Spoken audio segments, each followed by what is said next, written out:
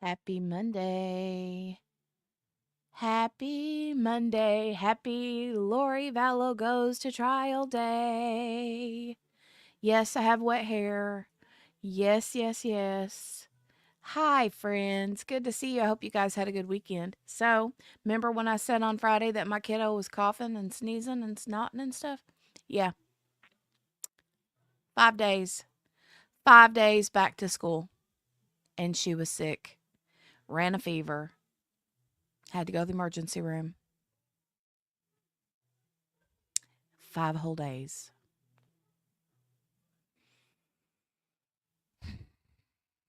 So, anyway, they ran a COVID test, they ran a strep test, they did a chest x ray because of her prior history with pneumonia.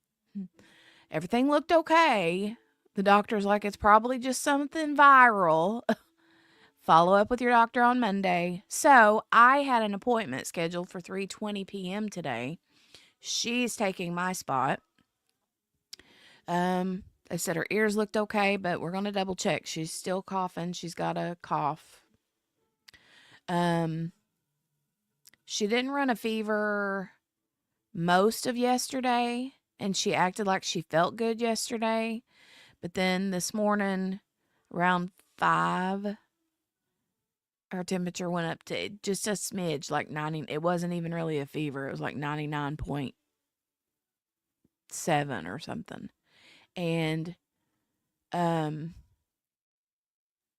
we gave her the Tylenol. So she isn't running a fever right now, though. But she does seem a little bit more tired today. But yeah. I'm sorry, Donnie. Paisley got bronchitis and pneumonia from daycare. Oh my gosh. I'm sorry. Hey everyone, let me say hey to everybody that's popped in. Gail pops in saying, "What's kicking, chickens?" I like that. I never heard that before. Super cute. Hey Sherry. Good morning. Akasha, hello. Well, good afternoon. Hi, Miss Sherry Jones. Hello, hello. You got your coffee ready? So do I. Mm. Hmm. Definitely on to the stronger stuff by the end of this trial, right? Hey, Margaret. Margaret says, I ain't missing this one for nothing. I know it. I know it. Let me see. Let me see. Hey, Kayleen. I know. Sucks, right? Sucks. 5 whole days. And boom. Hey, Tony. Hey, everyone. Working will be listening. All right. Work and lurk away, ma'am. Work and lurk away. Moved on to Monster. Oh, so you are not, what are you saying, Akasha? You went from coffee to a Monster drink? Is that what you're saying? I was trying to get out of the shower quick enough and get my hair dried, but that didn't happen. So, um,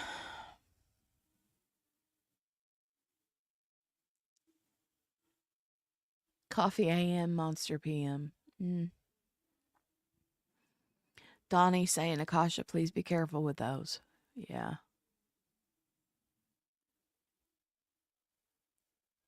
I know. There's no way I could have one because regular coffee, we know what it does to my blood pressure, right? All right. Here we are. We are live. Turning the volume up. Superior Court, Maricopa County. They're in front of the courthouse. I don't know.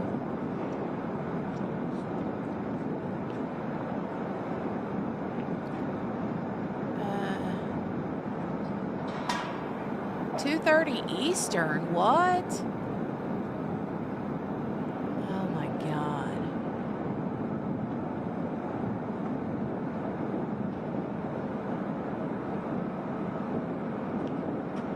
Well, I thought that it was at 2 o'clock also, but then they changed the stream to like 12:30.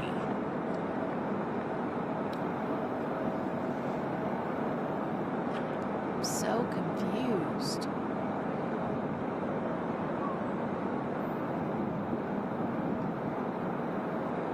Plus the delay. Lord.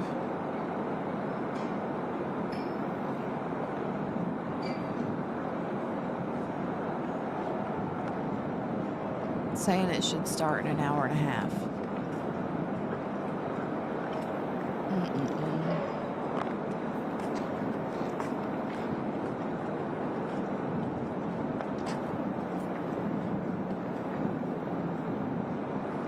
Akasha says I do drink it with ice, so I get my water. Hi, Katie. Welcome, Katie. Hello, hello. Look at that pretty cat.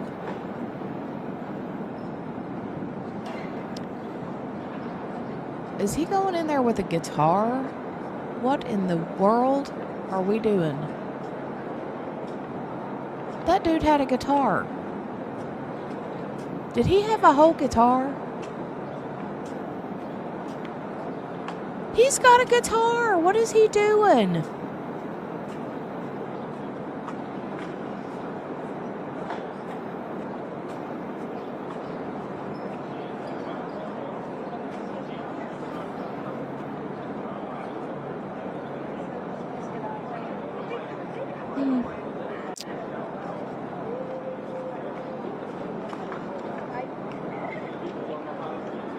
He's gonna sing a Portal Potty song.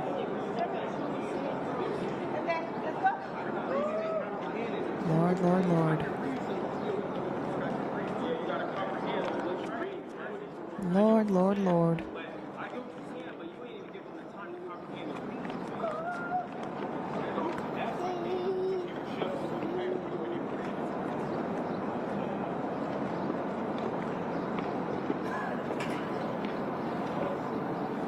These guys are like, are they all here to see us?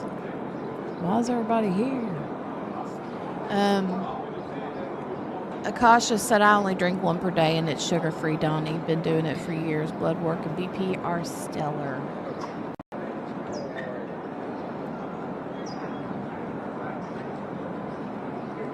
Yeah, don't drink 6 a day. I've got one of my sisters. She drinks the rock stars like they're water. I mean, I don't see how her heart just hasn't just went kapow.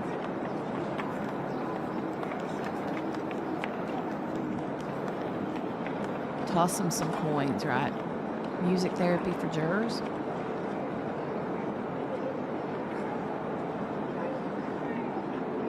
Ooh, look at that. Margaret's been a member for 8 months. 8 months. Wow. Thank you. I love those chats. Those not super chats. Those membership milestone chats. I love those.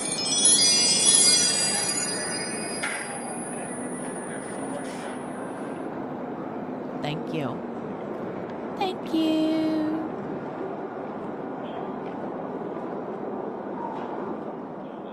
Turn the volume down a little bit on that. Thank you, thank you. I appreciate you, Margaret.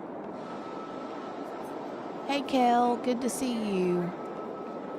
Hi, friend. 1 coffee, 1 Monster with ice, undecided number of White Claw with ice. Oh, no, I could do the White Claw.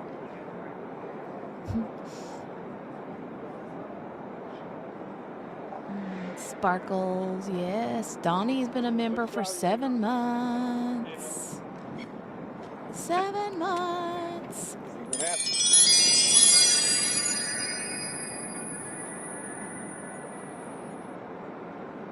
Oh, I love it. I love it. Oh, well, what are we going to do for an hour and a half? I don't know. I don't know. And here's the thing. I really don't know what I'm going to do because I had planned on canceling my 3:20 p.m. doctor's appointment today because I was supposed to have gotten blood work for my thyroid on Friday. And that didn't happen because lo and behold, when I went outside to leave to go get my blood work for my thyroid so it would be ready to be read today at my appointment, my van wouldn't start. The battery was deader than a doornail. So I didn't go. And then lo and behold, kiddo started running a fever that night, and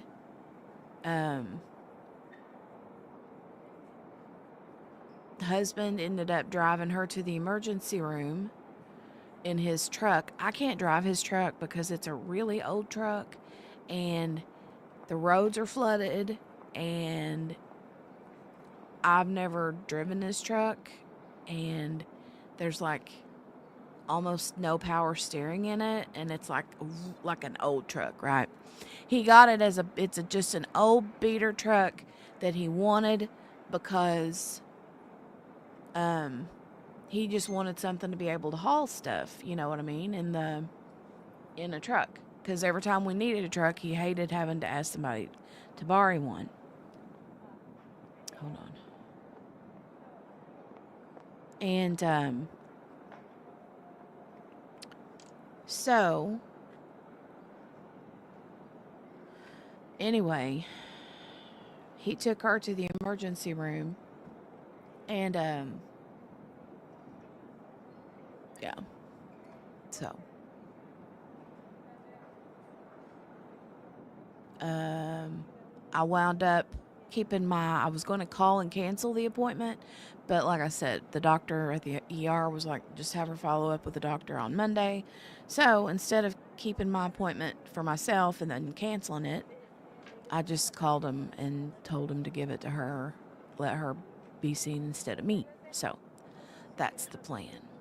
And that's at 3:20, so that means I need to leave here at 3 p.m. That's in 2 hours. If they're not going to be streaming for another hour and a half, then what I'm probably going to have to do is get the stream going and then leave you guys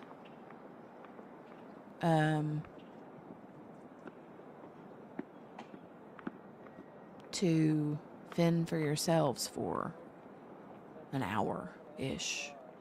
And which means, you'd have to be sitting through breaks and all that kind of stuff. And I would have totally done this one on the members only because of the timing of it. But I was like, I can't do that on members only. There are too many people that are highly invested in this story, in this case, in this woman, this monster. So Gail said dishes done, ready for this poop show. Well, the poop show ain't apparently going to start for another hour and a half. So exactly, Akasha. Sometimes you just need a truck. Right? Can't tell you how much stupid stuff I crammed into the back of my Impala throughout the time I owned it. Honey, I tell you what, I can get stuff in just about, my little grocery getter van. Wow, 30 more minutes, I think. Michelle, they were saying like an hour and a half or something.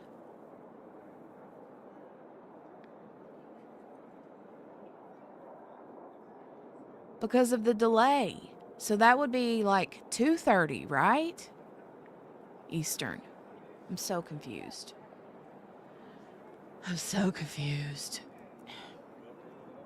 And then I was reading on Twitter that Nate said 1:30 Eastern. So then with the 30-minute delay, would that mean 2? I don't know.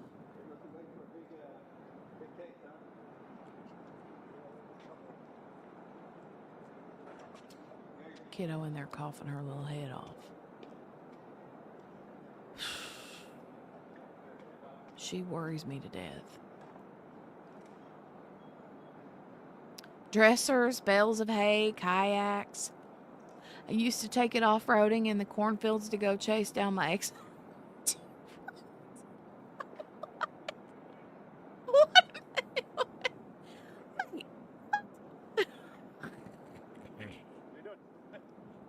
Ready for my interview? Yeah. All right, good. As long as you don't say WrestleMania, then I'm good. Oh my God. I didn't take the time over the weekend to clip that WrestleMania part, but you think I'm not going to. That will have a permanent home here on the channel. Like, I'm going to have that. She does win the internet today. Yes, she does. True story, she said. True story. Dressers, bales of hay, kayaks. I used to take it off-roading in the cornfields to go chase down my ex-husband, too. Impalas are great cars. I mean, cornfields?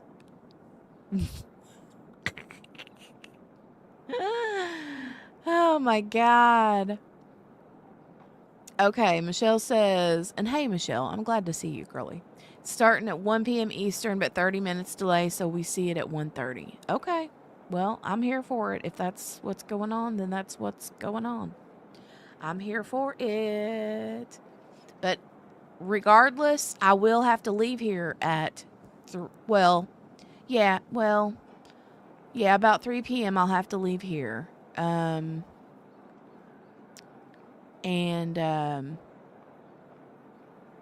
leave you guys, like I said, unattended for a little bit. So, which means you'll have to entertain yourselves through the breaks and lunch, depending on if they have a lunch. I don't even know how things are going to go today. It would be awesome if they went on lunch break about the time I need. Well, wait, okay. So they're 3 hours behind us, is that right? Because I read earlier that they were on mountain time also. But I know everybody was saying that they were on. Hold on, I gotta put my reading glasses on too.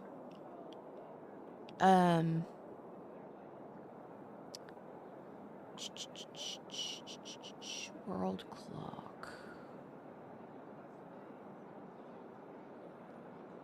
Maricopa County. AZ. Oh, I have to give it a city. What's the city that this is in?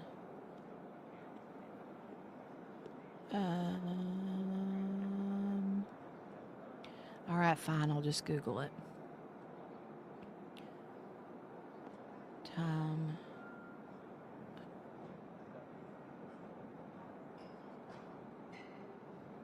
Zone is Maricopa County, AZ.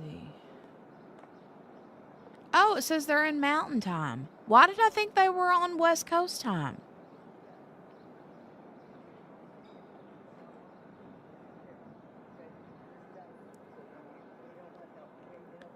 Arizona is on Mountain Standard Time. Arizona does not observe daylight savings time with the exception of the Navajo Nation. All of Arizona is in the Mountain Time Zone. Huh. Okay. Well, good thing to know. Good thing to know. I was for sure. I think, Margaret, it's your fault, ma'am. I think you're the one that told me, and I believed you. Oh. It's 10:09 a.m. For you. For them, it is 11:09 a.m.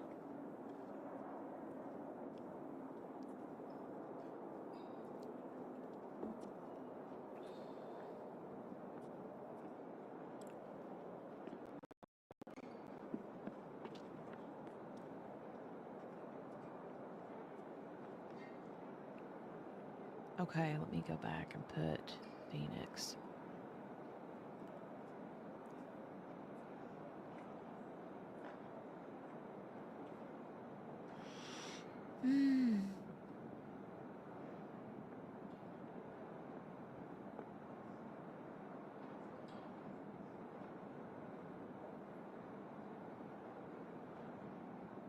Margaret, what time is it for you right now in California?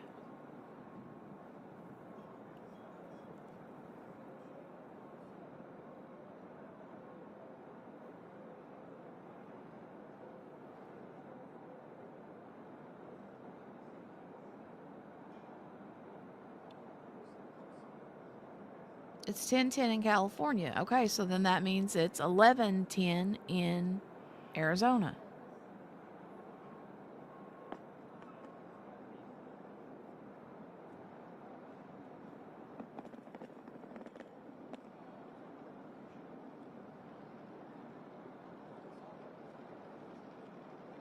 How if they're on mountain time? I'm so confused.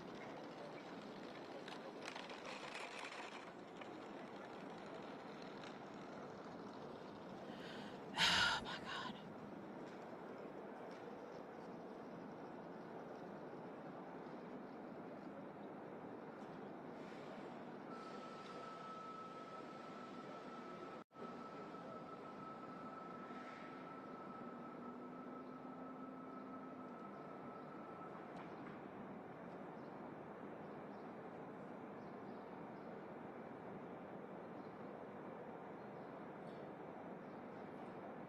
When we fall back, they don't. That's what I thought, Donnie, but according to my phone, it's saying it's Phoenix, Arizona, it's saying it's 10:12 a.m. But I thought mountain time was 2 hours behind Eastern.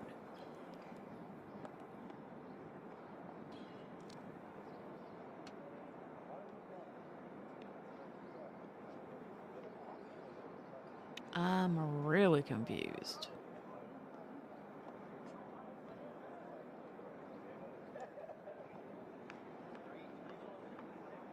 I thought all the time that Pacific was 3 hours behind, Mountain was 2 hours behind, Central 1 hour behind, and Eastern blah blah blah. My head's spinning too. Hey Kylie's mom, good to see you. Great time for me to show up. We don't do daylight savings in Arizona. Okay, but Kylie's mom, I want to know.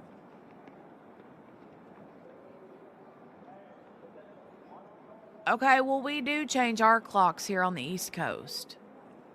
A whole new world. We change our clocks here, so. And then California changes their clocks the same time we do, so they still stay 3 hours behind us. If they didn't change their clock,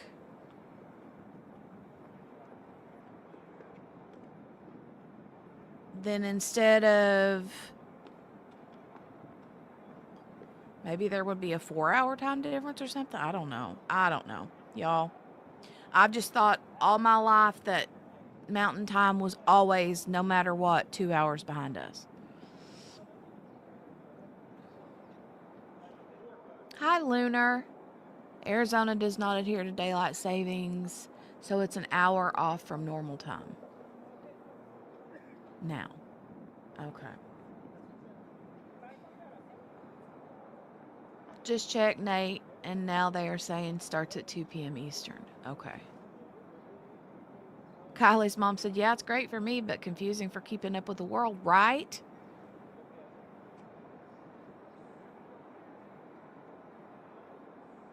Right, Akasha, I know. Same here. California is always 3 hours behind. That's why I thought Arizona was always 2 hours behind.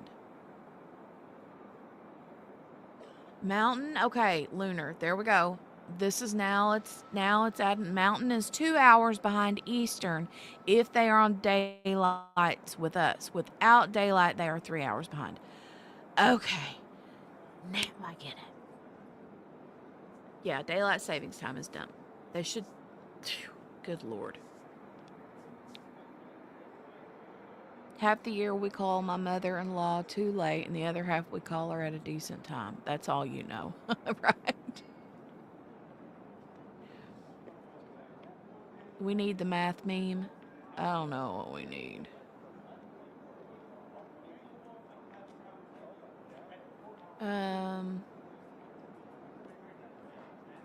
That dude that walked down the stairs before that man and woman did, he looked like Derek Levasseur. Do y'all know who Derek Levasseur is? I don't, it's not him, but I wouldn't think. But it looked like him. La la la la la la la. But the rest of the mountain time still changes. So stupid, so stupid, stupid, stupid. Morgana says I need a Pop-Tart. I'm hangry. Lunar says I deal with GMT all the time, so DST messes with me all the time. Used to go on off GMT due to having lived on a boat for a few years. Oh, cool. What time is it in Japan? Quick, hurry, go. Hey, Ween, baby. How are you, dearie? Hey, Ween, baby. Isn't Japan always like exactly 12 hours difference or something? Hey, Cherie. Hi.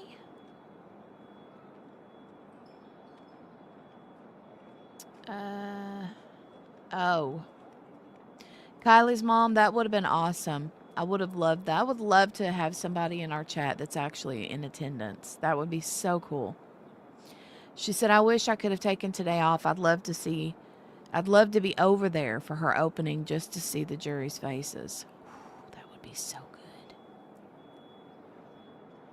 Wouldn't that be so good? You know what? I was here and I think people said that people were lining up outside the courthouse like 7 o'clock this morning or something. So, I don't know what time you'd have to get there to make sure you got a seat. Margaret said I would go, but I'd either be an hour late or an hour early after listening to all of this rigmarole. I know, right? You guys, while we're waiting, I would love it if you would hit the thumbs up button. I would really super duper appreciate it. Big ol' mucho macho. Please hit that thumbs up. It really helps. It makes YouTube, it tells YouTube, hey, people like this video, so let's share it to other people that don't know we're here. I would love it.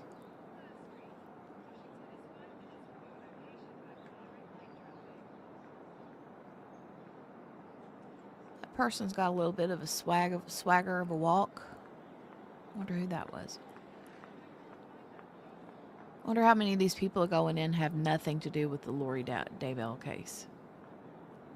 Or are not there for anything to do with Lori Vallow.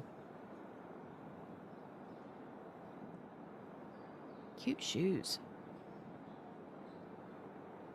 Cute shoes.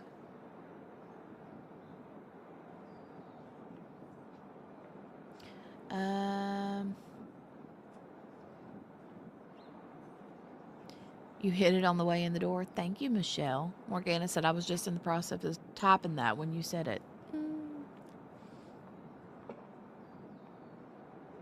Look how warm it must be there. Hold on, I'm hearing some audio.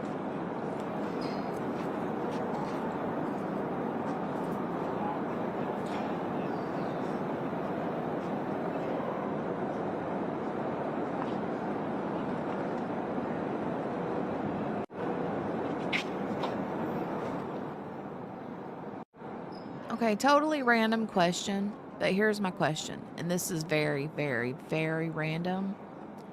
86 in Phoenix today. Ugh.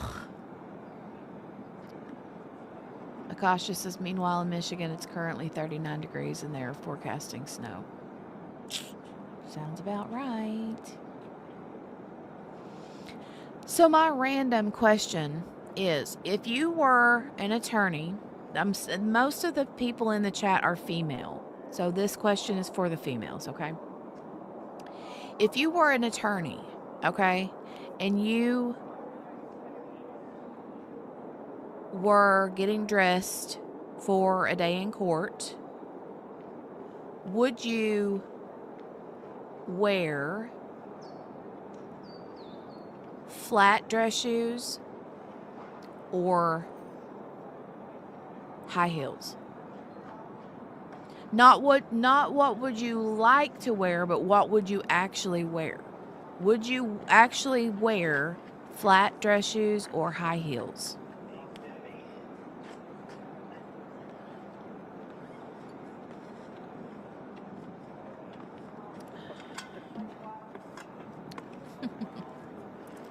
Super random question, I know, but hey, it's things like that that I like the random things. Ooh, Donnie's already got the heels out. I know, Morgana, we have sunshine today, right? Lots of flats. Akasha says flats. Sherry says always flats. Kylie's mom said flats for sure if it's a full court day. Margaret says flat to mid-height because you are going to be on your feet all day. Donnie's got the red hot heels. Sherry Jones says flats. Akasha said maybe even boots if I can get away with it. I would break my heels and ankles too. Now, back in the day, yeah, I could wear heels. But now, no. I couldn't even get through the house in a pair of heels without breaking my neck, I don't think. Ween Baby, the question is, if you were an attorney and you were getting ready for court today, would you be wearing flat dress shoes or high heels? Gail said, in my younger days, high heels. High heels. Now flats or Skechers. Michelle said high heels in my 30s, but flats, tennis shoes in my fit. Right? What is it? The older we get, some women still wear them. I can't. I get plantar fasciitis, and that's a hard no for me now. Nope. Flats to and from. That's a good, yeah. Morgana said high heels only if you want to see me bust my A55. Chunky heels, maybe. Yeah, I mean, even those, though. I went from like standard high heels, regular high heels, to a really chunky high heel. And even those, oh my God, by the time I quit wearing heels, those were the only ones I could wear. And even those, my feet would burn like fire. Couldn't do it. 3.5 inch, good Lord.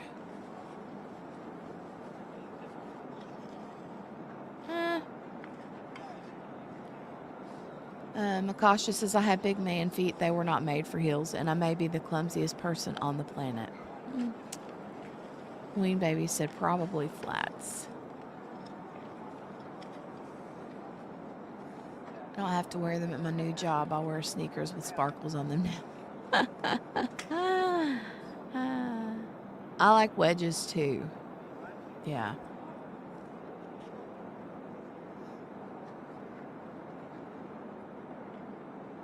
Oh God, Michelle, I cannot imagine.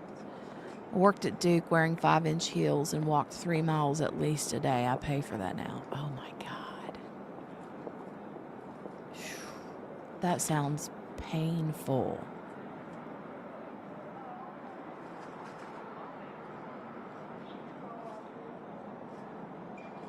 There's no way. If all I had to do was sit in the heels, maybe.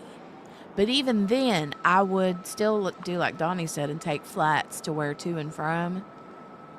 And then once I got set down you know, in the courtroom, I would take my flats off and put my heels on. But if I had to stand a lot, I would go right back to my flats. There's no way. I wouldn't be able to concentrate on doing a good job if I was in foot pain.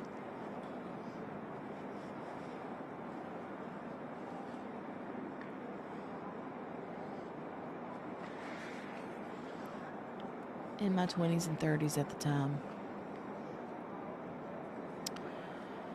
Hey. At my old job, my heels came off after lunch and my slip-on sneaker shoes came on. Good deal.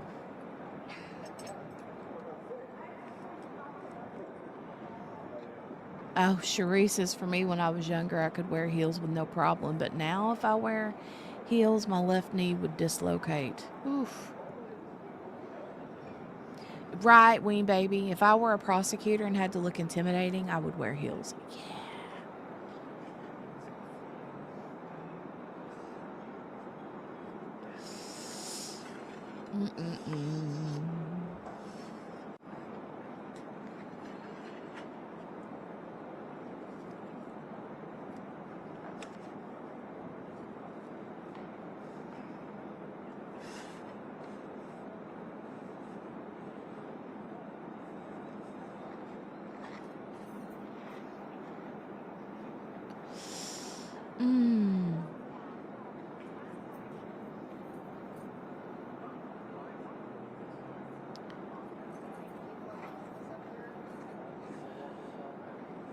Oh, wow, Donnie.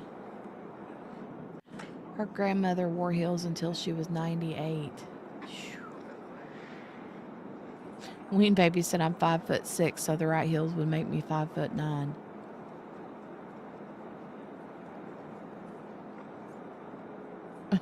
Akasha.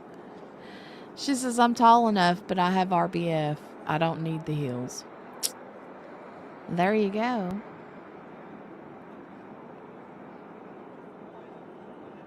The best legs, Donnie, right?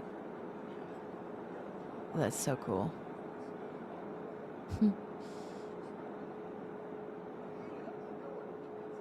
So cool.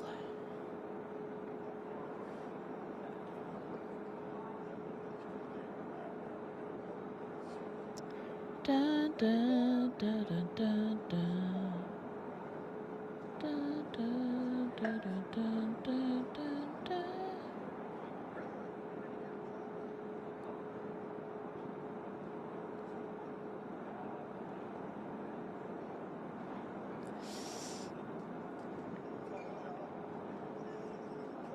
RBF, yes.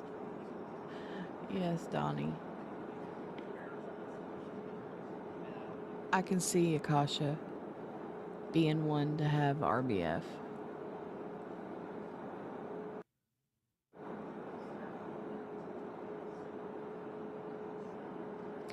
Doomsday Cult Mom. Doomsday Cult Mom.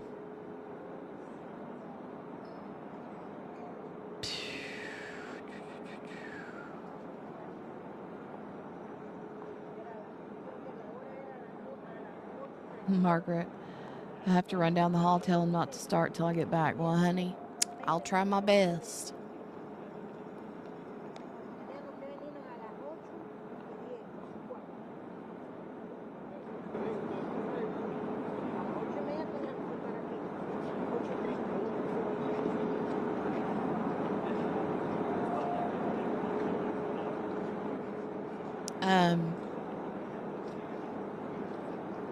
Akasha, she says, I dare someone to tell me to smile. So here's what I would do. I would walk up to you and do the Pillsbury Doughboy poke in the belly.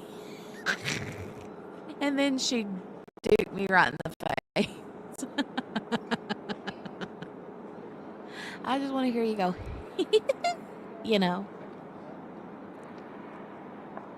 Donnie says, I remember my 20s, I wore heels to my job at the nursing home. The floors weren't carpeted. My right heel buckled and spilled coffee on the big wig from corporate. Oh, my God.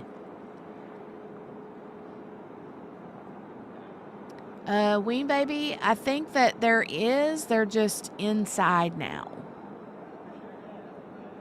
Hey, C. Morales.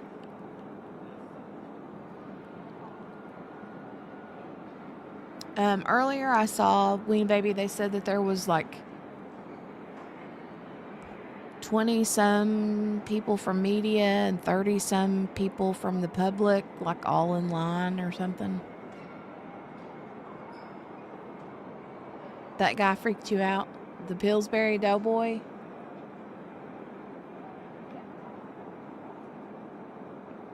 Right, Donnie? Yeah, I would have been like, yo.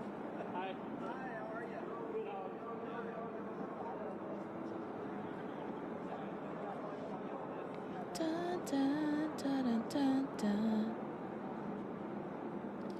Dun, dun, dun, dun, dun, dun, dun. Hold on a second. I'll be right back.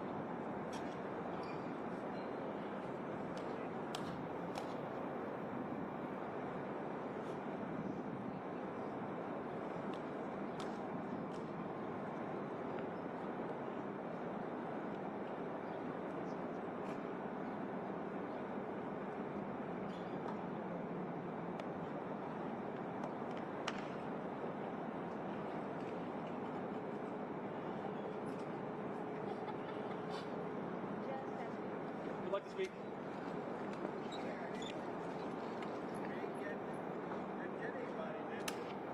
No, this is at the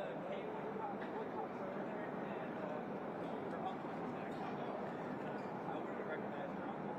I would have recognized the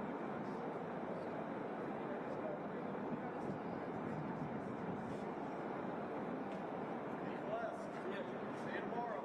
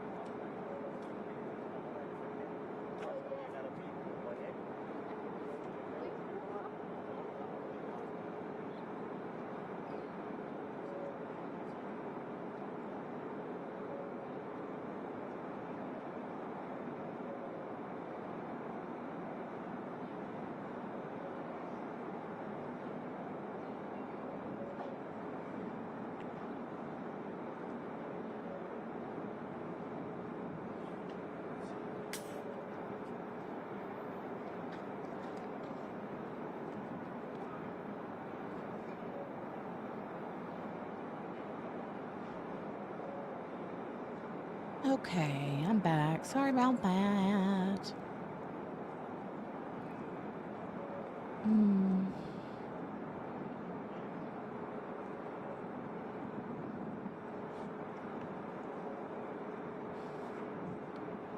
Let me see. Oh, I missed the guy with the red hat. That's what you were talking about that freaked you out? Okay. Ooh, it's like that cameraman that got right up in our faces on a break. Yes. And he did the whole...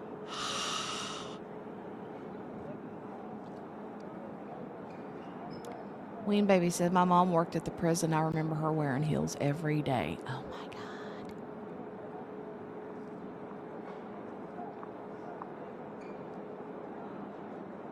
Wow. Boogeyman. All right, Donnie. All right, Donnie.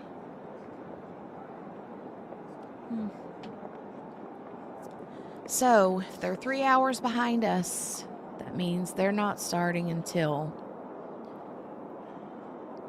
about 10:30 for them. And then add in the 30-minute delay, would be 11, 12, 1, 2. Okay, that's 2 p.m. Eastern. So, I wonder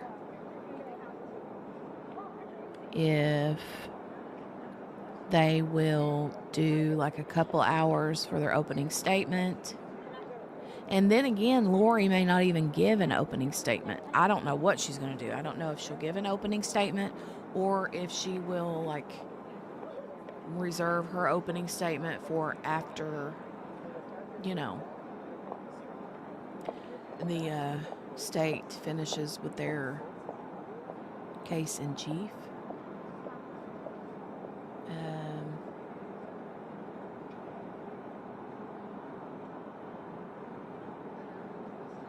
So, hey Gina, no, you have not missed a single solitary thing. They have not, the cameras have not entered the courtroom yet. So, we're supposed to be starting soon. But, Gina, in case you missed this, if you were just getting here then, about 3 o'clock Eastern time, I have to leave to take kiddo to a doctor's appointment. Because guess what? 5 days in school, only 5 days in, and she already got sick. Been running a fever off and on through the weekend. So, she has to go to the doctor. And that appointment is at 3:20, so I have to leave here at 3 p.m. Eastern. And my plan is to leave the stream running while I go. So if they go on any sidebars or breaks or lunch or anything like that, you'll have to 3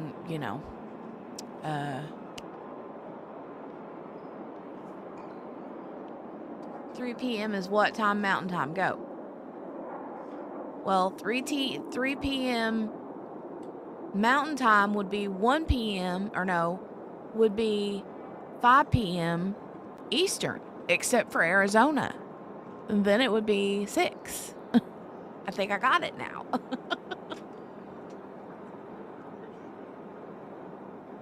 Oh, okay. Kel says, I have the court TV live stream on my phone and people are saying they are in the courtroom waiting on one juror. One juror. Hey, Miss King. Hello. Yeah, I've been checking Twitter off and on.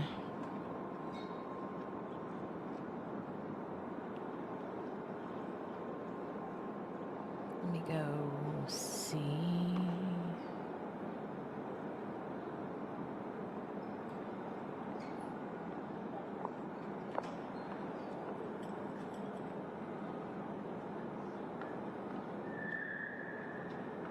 Stupid clocks, right?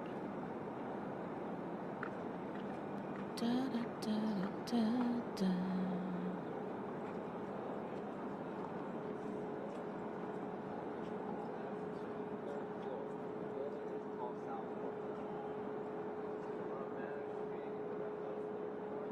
Oh, wow.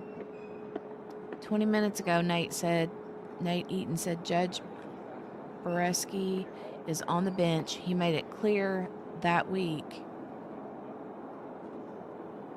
Maybe he meant to say last week, that he wants to start on time.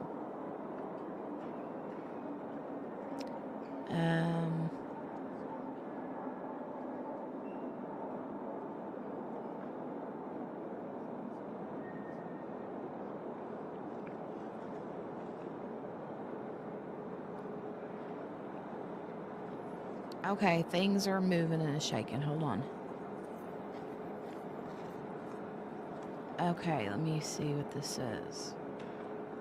7 minutes ago, Nate Eaton says sidebars in this trial are different as Lori is the defendant and can't approach the judge. The prosecutor, judge, and Lori all put on headphones with microphones attached and speak to each other while white noise is played in the courtroom. 8 minutes ago, Lori says she can't give more information without giving away her entire defense. Judge says witnesses can't just be called to talk about the weather or whatnot. His relevance that day is to an intervention that day on me, the family.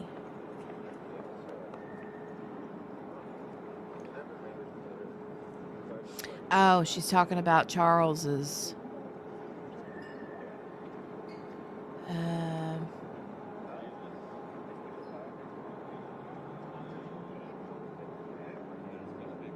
Don't want to spoil anything, but Lori's not happy about someone being in the gallery. Ugh. Says Lori says she can't give more information without giving away her entire defense. Judge says witnesses can't just be called to talk about the weather or whatnot.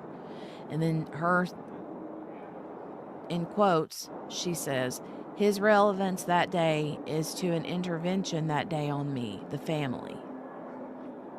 And then the judge requests a sidebar. The intervention being where Charles is wanting her to go into a medical facility to be checked out.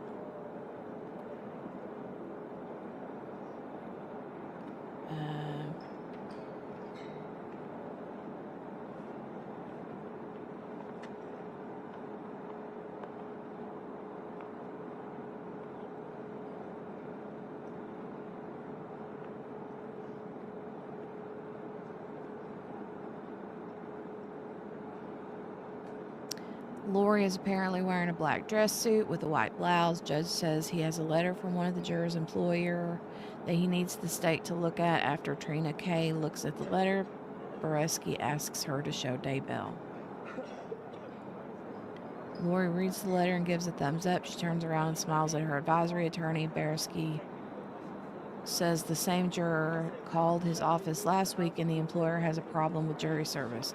We do have alternate jurors, Boreski says. Trina K asks that the juror remain on the panel. Lori has no objection to him being dismissed.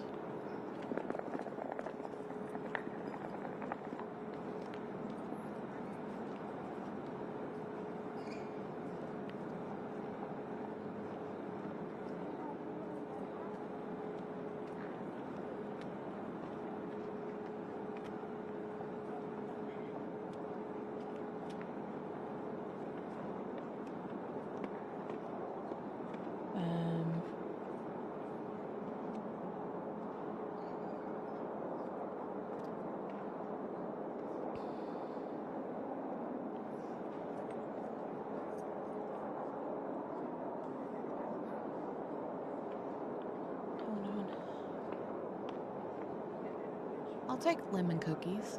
Yes.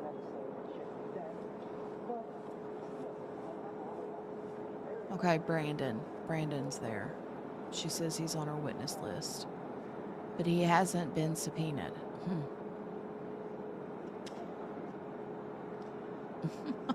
Margaret.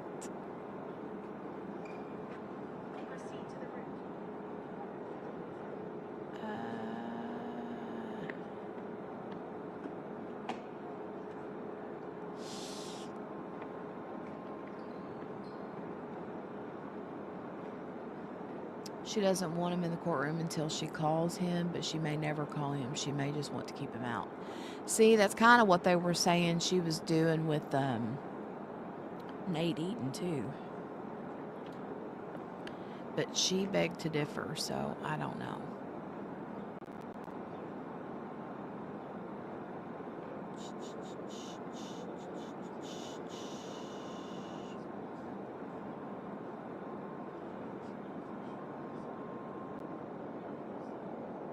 Yeah. He's like, well, you can't just be talking about the weather or whatnot.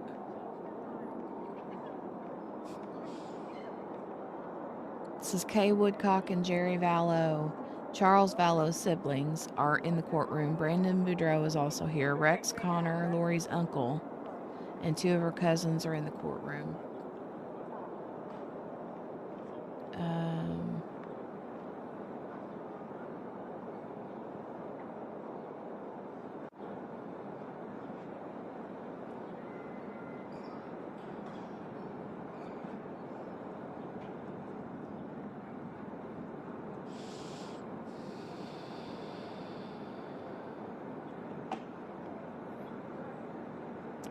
Boreski will speak with a juror during the lunch hour and says he can write a letter to the man's employer. Someone's phone goes off and the judge tells everyone to silence their phones.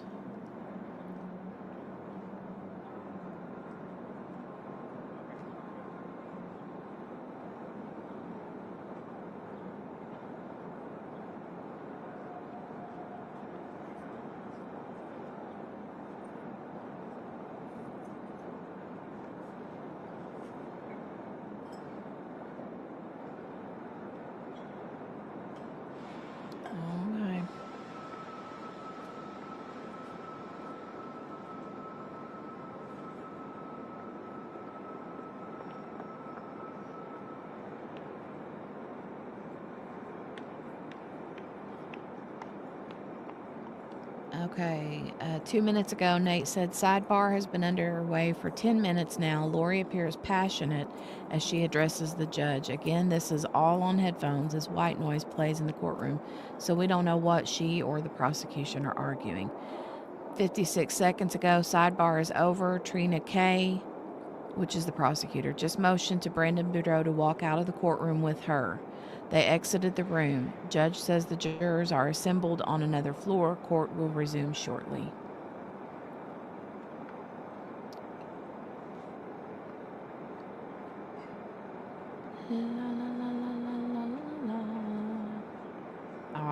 This is a tweet from Kay Woodcock 21 hours ago. Kay is Charles Vallow's sister.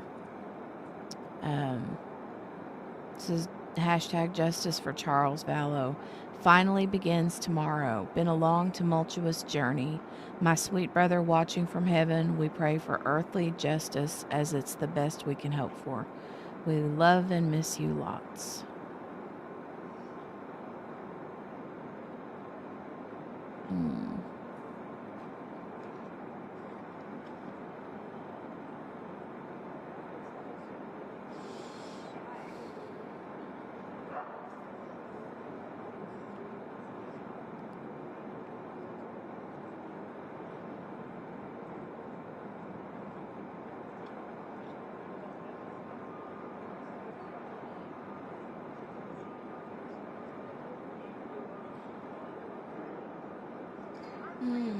She has been through so much, right? Hopefully not, but me too. You gotta watch my email better.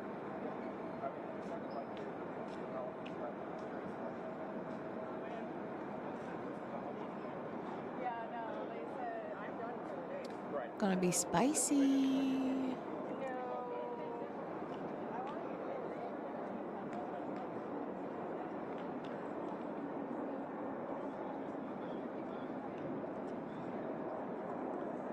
Brandon's left the courtroom. She may have won that one. Apparently, Tony, he is on her witness list, but he didn't have a subpoena. So, kind of the same way with the same thing happened with Nate Eaton. But the judge ruled that he could stay there because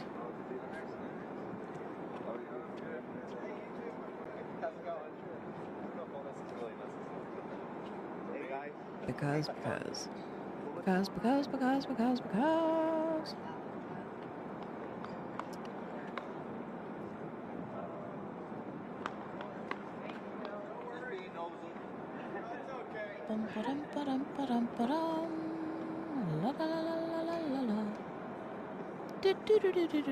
Sorry.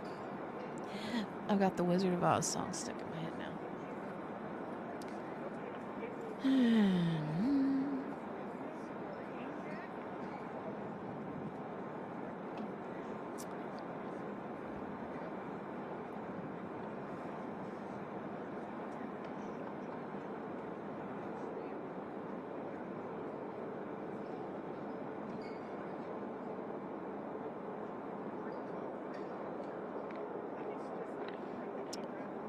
Tony says she's just up to her tricks. The intervention was between her family, not Brandon. I know.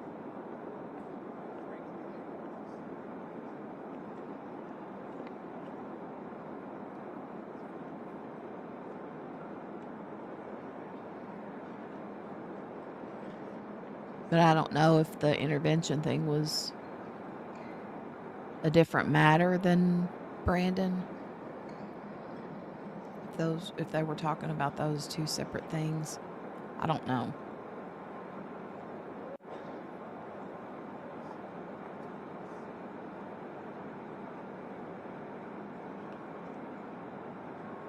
Anything for drama.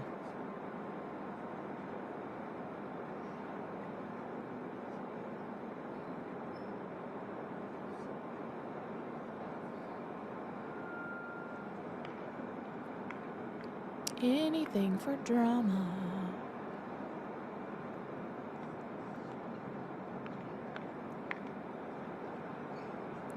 Okay. Well, hopefully they get started very, very soon, like in just a couple more minutes, because we've been alive for 1 hour and 9 minutes and 47 seconds. So, and I have to leave in about 1 hour.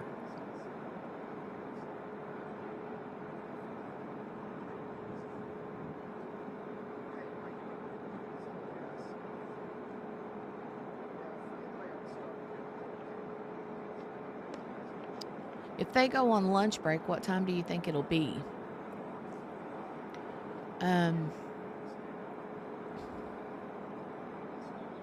Because they're getting a late start to the day, but I don't know what time the jury got there, you know? So they've probably been waiting for a little bit too.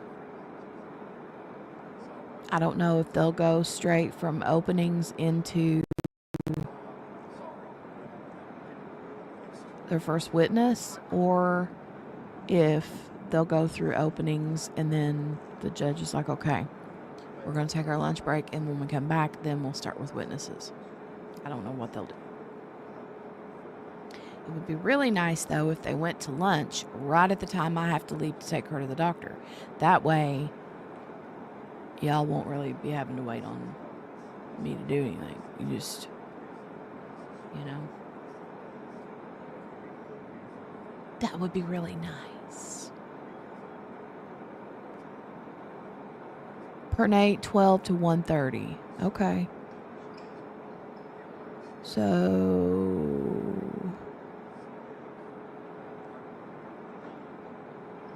it's 2. It's 11 there.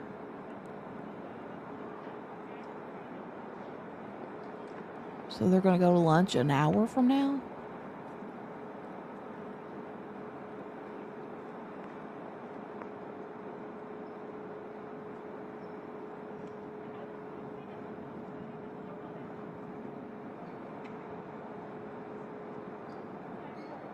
Hmm.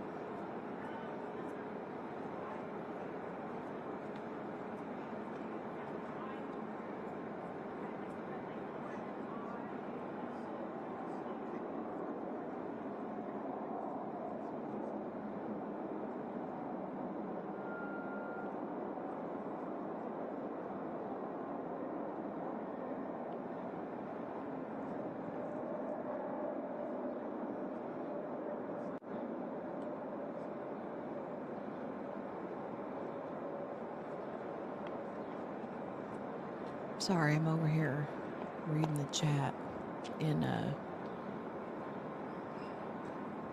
Court TV. On Court TV, they're in the courtroom, but you don't see anything but blinds. So, oh, here we go. Oh yeah, baby. Reviewed the letter. Oh, here we go. Go ahead and just give it to my courtroom assistant. Thank you.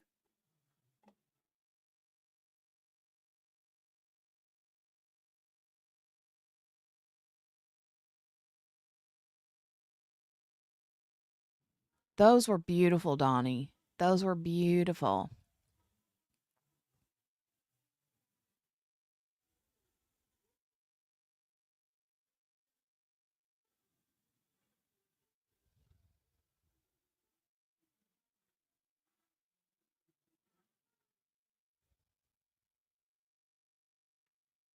They were gorgeous.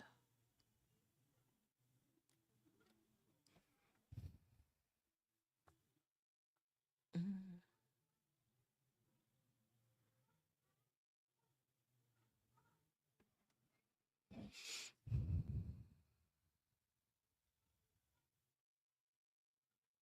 I noticed there were two different kinds, Donnie. The one in the middle looked like different than the other two.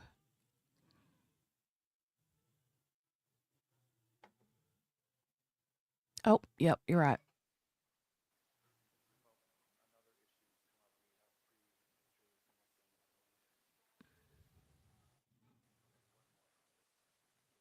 I'm not hearing anything. Because we're getting a little bit later start, I'll Now I do. juror 3 after into the lunch hour individually about whether it's really him versus his employer, and offer to write a letter if he needs one to his employer about the requirements of jury service, and just sort of feel out that situation a little further, but we'll keep them on for right now. Please silence all phones. As I said, we are still missing one juror. As soon as those jurors all get here, we will proceed into the opening statements. Judge, I did email the court staff about an individual, Brandon Boudreaux, who would like to be present. He's in the courtroom currently. He has been noticed by the defendant back on March 6th as a potential witness. He has not been subpoenaed to date.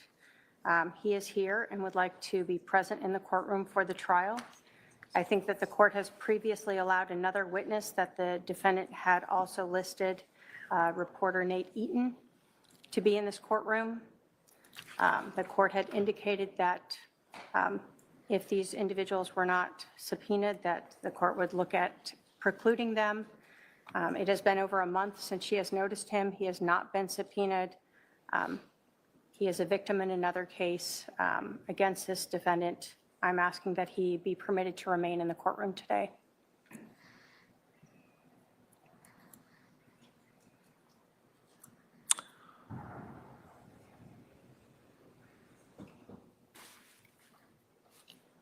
All right, let me hear from the defendant. Your Honor, our subpoenas were with OPDS, so I do not have any. We're looking for some confirmation for when those went out.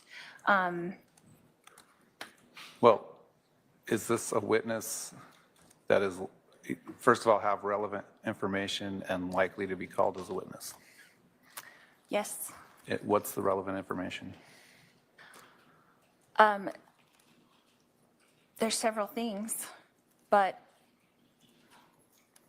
he will be called to talk about things that he was involved with my husband during that time. Well, has the state interviewed this witness? Or potential witness?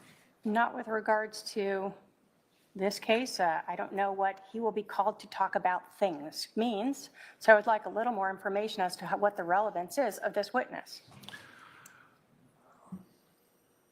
He has to have relevant information, which, as I've said, is testimony that makes a fact more likely or less likely. That's an issue in the case. So what fact would he testify about that make it more likely or less likely? Can you give me some sort of specific information that you would expect him to testify to? Yes, Your Honor. His communications with my husband up to the date of his of this incident. What would those communications be? And how are they not hearsay? They're his communications with my husband. That's how they're not hearsay. Okay, and what type of communications? Phone calls, text messages. I meant what substance? Can you give me some idea of the relevant information that he would provide to the jury that would help them make a decision?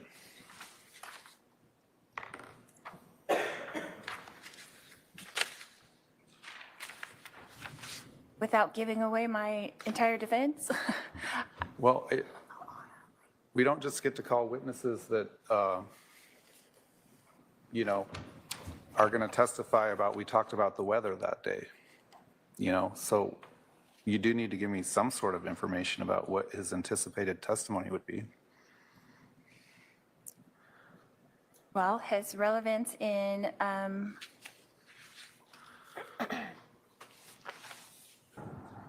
coming that day to do an intervention on me with the family, Is this witness, Mr. Boudreaux, is in the courtroom? Yes, he is, Your Honor. All right.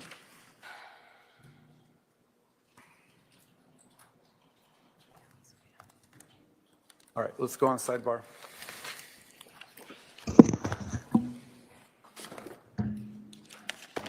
All right, they're going on their sidebar. They're going on their sidebar. I wish I could fast forward it.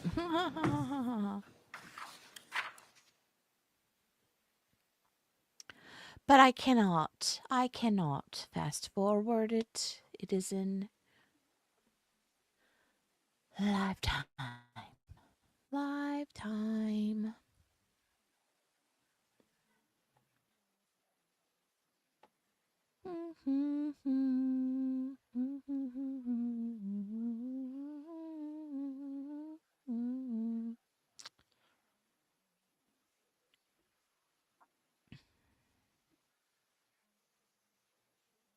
Sherry says I'm already getting frustrated.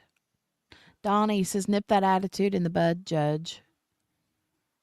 Oh wait, do you mean his attitude or nip her? Nip her attitude in the bud. Yeah, Cherie, it's gonna be Sidebar City in this crazy city.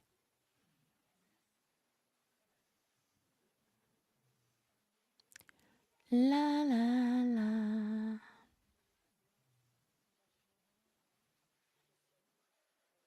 Mm-hmm.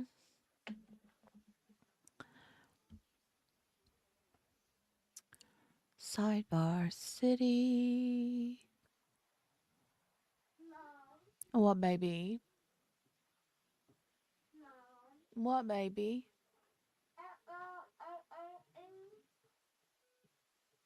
Hold on a minute, you guys. What?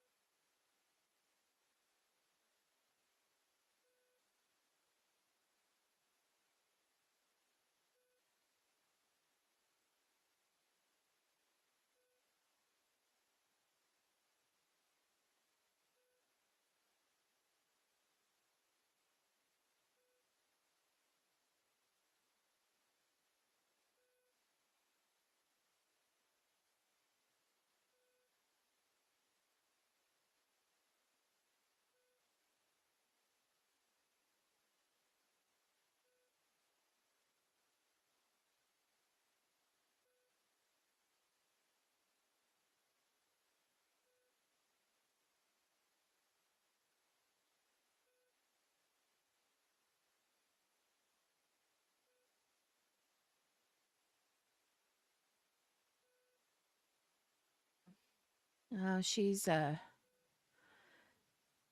being a little needy today. God love her heart.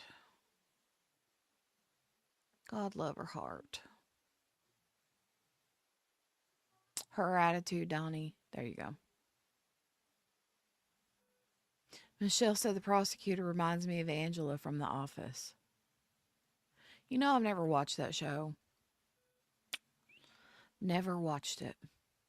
I know. I know. I know.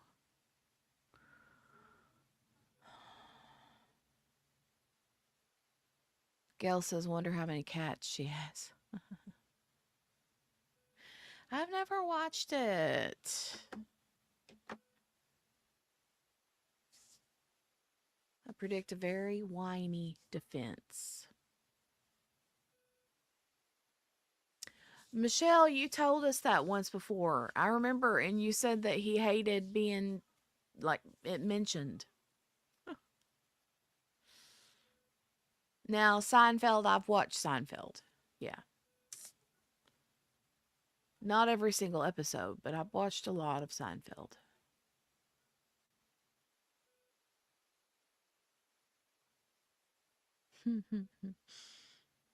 That's funny, Michelle.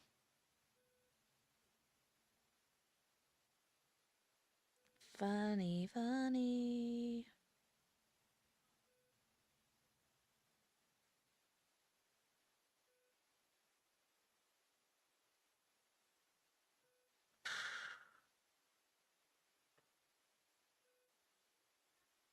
What, baby? What? What, honey? You can make two. No. What?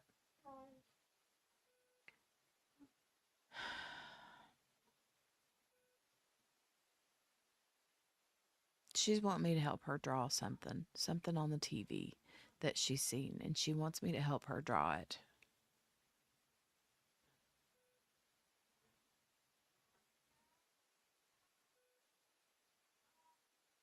She's mom, mom, mom, mom, mom. I have to leave in about 45 minutes to take her to the doctor. I need to run and get her dressed real quick and get myself dressed too. So, what, baby? What?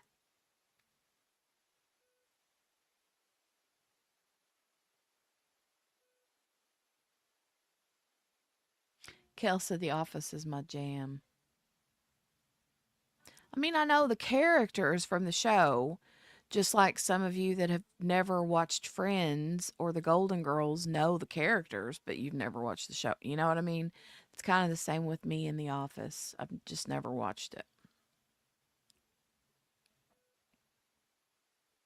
Never watched it.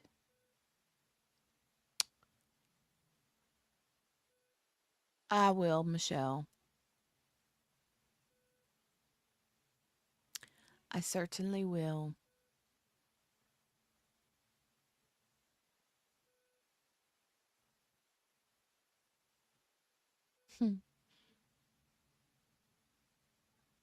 Uncomfortable, awkward, inappropriate humor. Kel or Margaret says we watch the occasional rerun of The Office when it's on. Oh. God, I feel like this trial is going to be like pulling teeth on some days, like right now. Ay, ay, ay.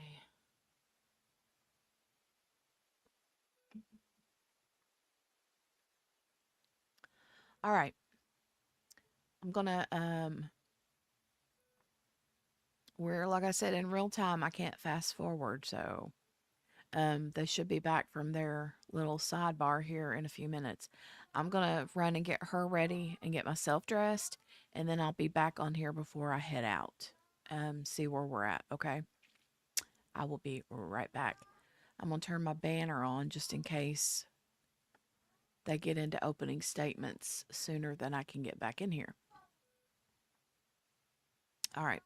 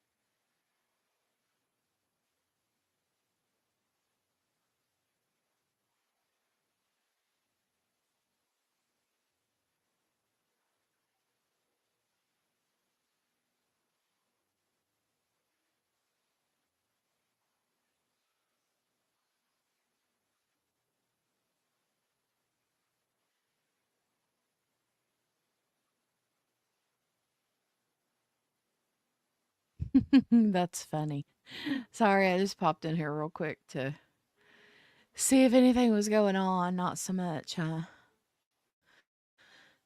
Not so much. I asked her that too, Michelle. I asked Donnie when she changed her name the other day, and she didn't answer me because it was Donnie, not Wahlberg, forever, and now it's Donnie, not Osmond. If she did answer me, I missed it. I'll just say that. Oh, shoot, I gotta plug my phone in. I'm such a procrastinator, you guys. If I have to go somewhere, I wait till the very last minute. Like, I have to leave in a half an hour. And I'm just now getting myself dressed. I'm half partially dressed. I have bottoms on and still my pajama top. But anyway. Hi, hi, hi. Donnie says they're going to Nashville this weekend. I need to check the weather. Well, I hope it's going to be pretty weather for you. I hope. We're supposed to get a cold snap. Not fun. This is the longest sidebar ever. Good gravy. Okay, I'm going to go get the rest of myself dressed and get her dressed. I'll be right back.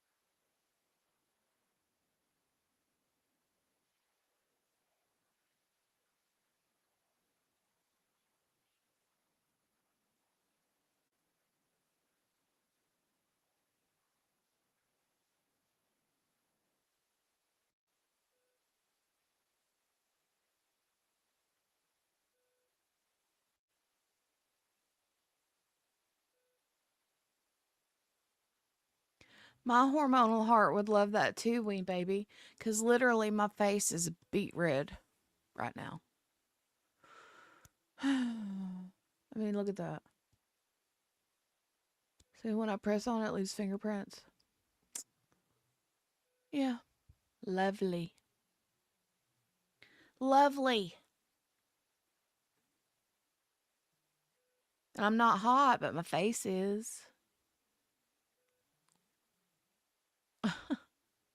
This one has LED lights in it so I can see my craft projects.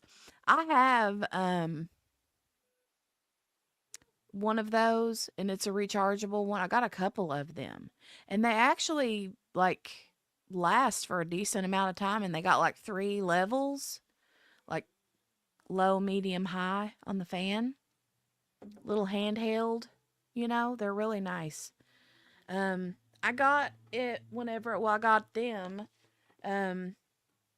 when Kiddo was in the wedding. You guys remember that?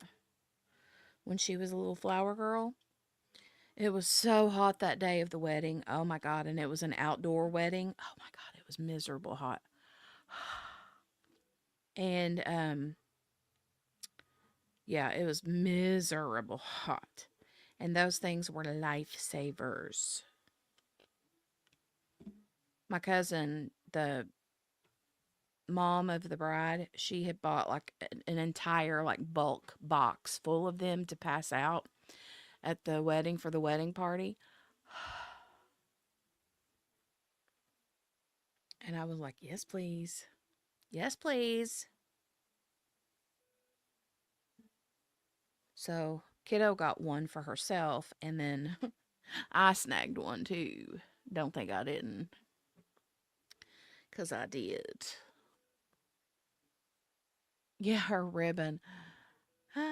Just don't hold it too close to your hair. I learned that the hard way. I keep telling her that. I'm like, don't get it so close to your hair, ma'am. Don't do that.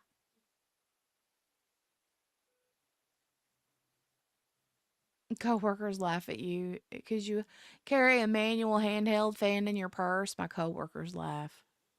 I sit there all day fanning myself. I just grab random things to fan myself with, like this foot mask that I still have yet to use. It's, I just literally though, I have a small electric fan that I keep on my nightstand, and I keep one on my end table in the living room too, next to my recliner, and they are on 24/7. If I sit down, they're on my face. On my face. I could see you though doing the pow thing with the fan and like how they do that. Pow.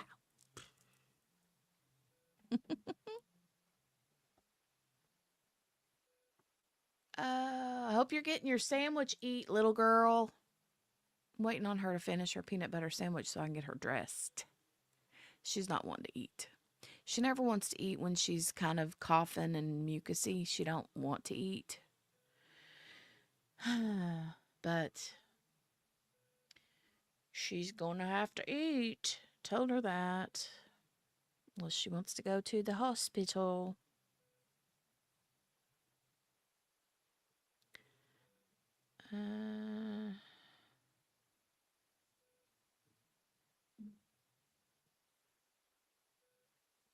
Sorry, husband's messaging to let me know he's on his way home. I thought that this break was only like 10 minutes long. It's been like 30.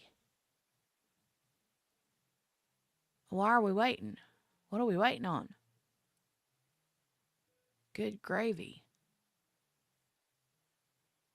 28. Yeah, it's been like 30 minutes now. Michelle says I'm convinced she got zapped. Kasha. She says I do that with my makeup fan. It makes my bird scream. Lori has to apply her Kool-Aid. Chill. Oh, she's like, hold on. I gotta sprinkle some Kool-Aid powder out. Use some spit to mix it up and put it on my lips. Yeah, we are on a 30-minute delay, but they've already started. So the first thing they did was went into that sidebar. But the way I thought that they acted was like it was only a 10-minute sidebar, and it's been a 30-minute sidebar. So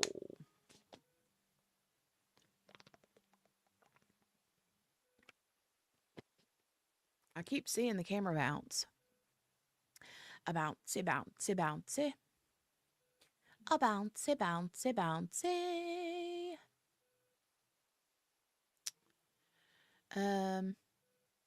I'm going to change my banner real quick to say something. I'm going to leave the viewer discretion advised may contain graphic content. I'll leave that up, but I also want it to say that I am away from my computer and will return momentarily, so that somebody don't accidentally pop in here and be like, wait, is there nobody here? It's because Lori's fighting the zapping. I would love to see them tackle her like they did Taylor Shabusiness. Oh my God. That was beautiful.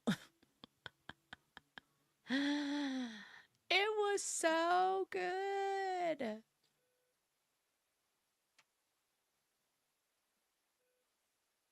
Akasha said, my guess is that the judge isn't giving Lori the answer she wants, and she is not letting it go.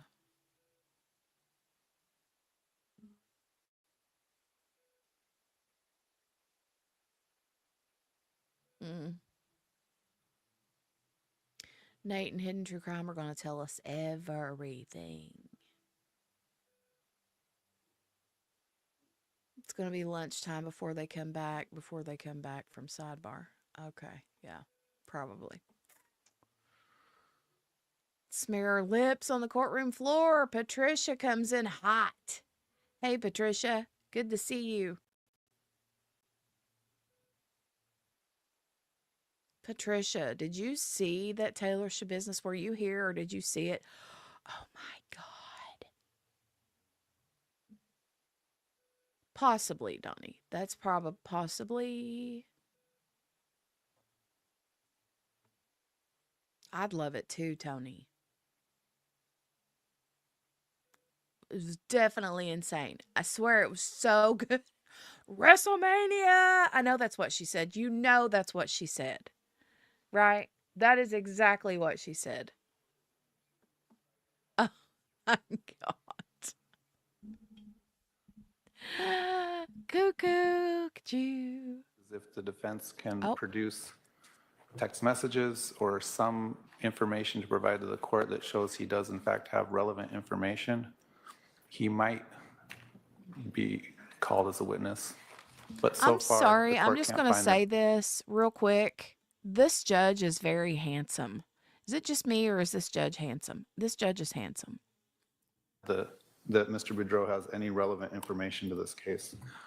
Therefore, Mr. Boudreaux struck again without prejudice. I'm going to make from my the husband witness listen list. to it too. He can remain in the courtroom. We're going to bring the jury in. The other matters that were raised by the defense, we'll talk about at another time when the jury is not waiting.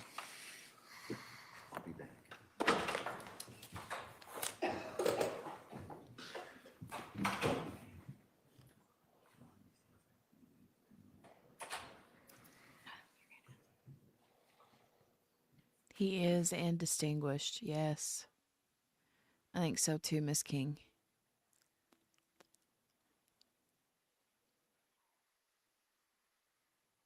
Did he say he could remain? I really missed it. I missed it.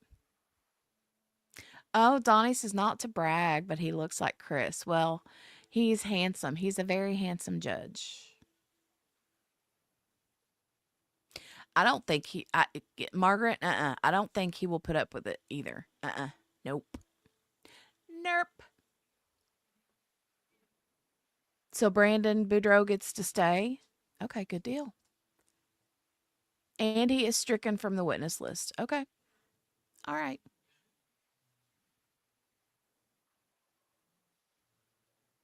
All right.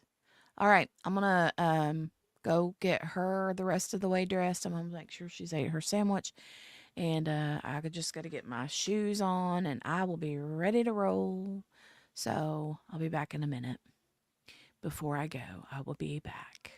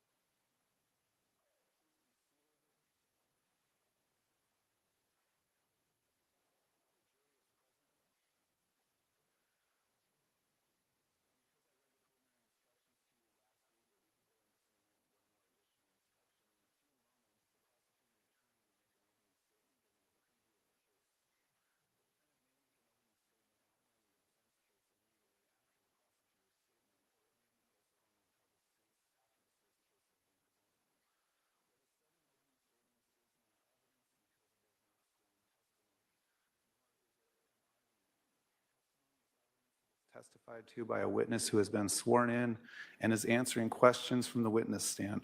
Therefore, it is important to remember that what is said by both the prosecutor and the defendant in opening statements and later in closing arguments is not evidence. The purpose of an opening statement is to help you prepare for anticipated evidence. The state can proceed. Thank you, Your Honor. Are you going to use, yeah, put a mic over there.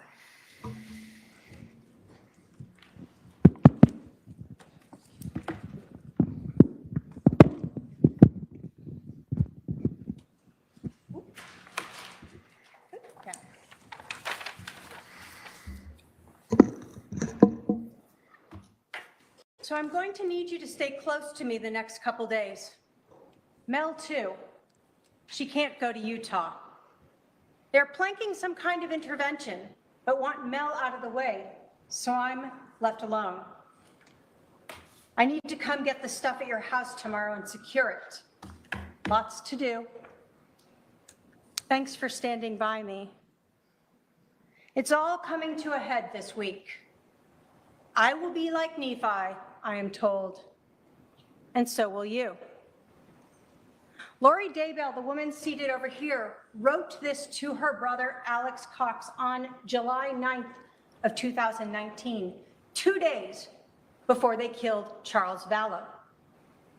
But to understand why this is so meaningful, why this is relevant, you have to understand the context. So let's talk about it. In July of 2019, Vallow Vallow was married to Charles Vallow. Vallow Vallow lived here in Arizona, Chandler. Charles Vallow lived in Texas. In July of 2019, Vallow Daybell was Vallow Vallow, married to Charles Vallow. In July of 2019, Vallow Daybell, Vallow Vallow wanted to be Vallow Daybell, wife of Chad Daybell. And in July of 2019, Vallow Vallow wanted to keep the same lifestyle that she had with Charles. And she could get all of this if Charles was dead. She could marry Chad Daybell and become Vallow Daybell. She would get a $1 million life insurance policy from Charles Vallow. She would get Social Security for herself and their son, JJ, as a child of a dead spouse. And all of this would be true if Charles Vallow was dead. So what about Nephi? Well, Lori Vallow, Chad Daybell, and Alex Cox all believed that those who disagreed with them were dark, possessed by evil spirits, sometimes called Z's or zombies. Sometimes they had names for these evil spirits like Ned. Lori, Chad, and Alex used religion, the Church of Jesus Christ of Latter-day Saints, and a story of Nephi, a prophet, who was directed by the Holy Spirit to kill Laban, to obtain brass plates and secure the long-term prosperity of Nephi's descendants. Lori used this religion and the story of Nephi as justification to kill Charles Vallow, just like Nephi killed Laban. On July 9th of 2019, Lori Vallow invoked Nephi when she messaged Alex to provide them with that religious authority to kill Charles. After months of trying to get rid of him, they were finally ready to be like Nephi.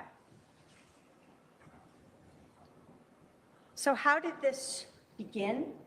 We go back to 2018. Lori Vallow met Chad Daybell. You will learn that in November of 2018, that Chad Daybell came to Arizona for a Preparing the People conference. And he and others stayed at Lori and Chad's house. Charles was actually out of town with JJ. Lori and Chad acted as if there was nothing between them, but nothing could be further from the truth. By January of 2019, Lori Vallow claimed that Charles Vallow was possessed by an evil spirit that she called Ned. You will see text messages where Lori and Alex refer to him as Ned. During this trial, you're going to hear from some women who initially were close in Lori's circle.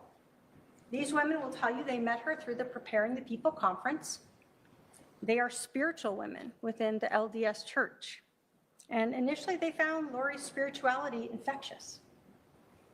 But the more they listened to Lori, the more they started to find concern with what she was saying. One of them called it red flags. Lori began saying things like she didn't need to repent, that she was beyond that. And you'll hear from these women that that goes against everything that their religion follows. Everyone must repent. You will hear from Serena Sharp that in March of 2019, she attended a girls' weekend with Lori and some other women. They went to the temple, they had lunch, they did volunteer activities, and then Lori asked them to do something a little unusual. She told them that her husband was possessed by an evil spirit, and she referred to that as Ned. She told them that Charles was no longer in his body. She asked them to come together and try to cast out this evil spirit. Serena will tell you that she didn't ask Lori what would happen to Charles if that evil spirit went. She only knew that she had said Charles was already gone. She didn't know if he would come back or his body would just die. Later that month, on March 26th of 2019, Alex Cox texted his sister, Lori Vallow, and said, quote, "Ned is still alive, just confirmed." Lori responded, "It's not Ned. It's a new one. Ned is gone. No one has seen him, right? Just talk to him, question mark." Alex said, "Correct. Charles' body is alive." "What did you learn, question mark?" And Lori responded, "A lot. Still working on it. We'll call you later."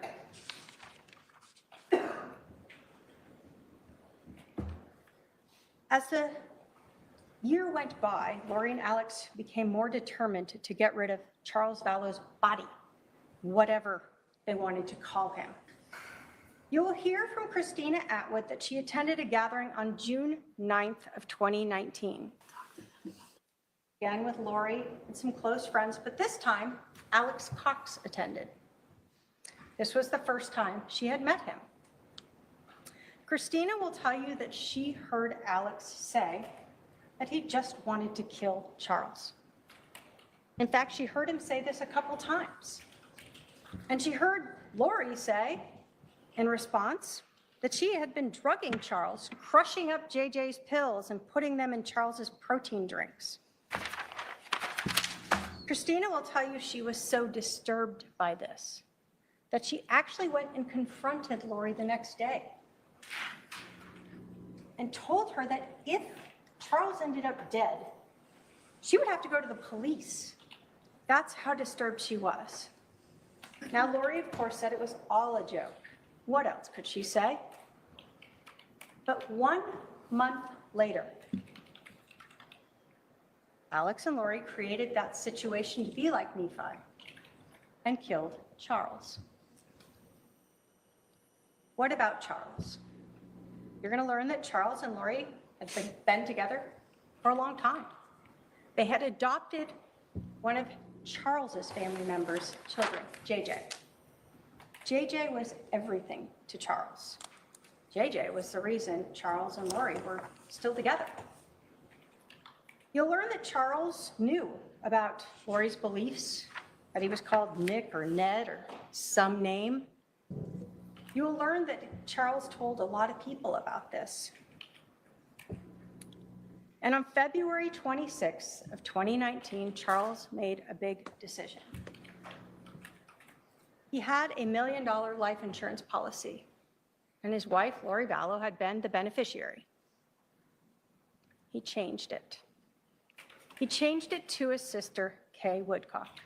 You will learn he did not have to notify Lori about it, and she had no idea. You'll learn that Charles desperately wanted to bring Lori back to the Church of Jesus Christ of Latter-day Saints. You will learn that he was close with Lori's brother, Adam, and he was reaching out to him during this time period. You will hear from Adam. Adam will tell you that he himself had heard the defendant say things that were outside the LDS religion, that she was translated.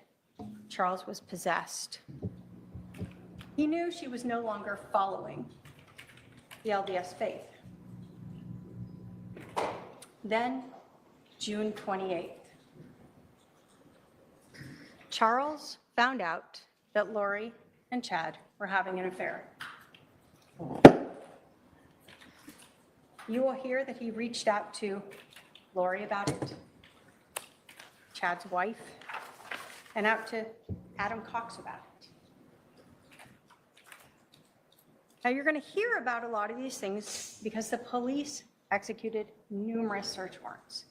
You're going to hear that they executed search warrants on cell phone records, cell tower records, and iCloud accounts.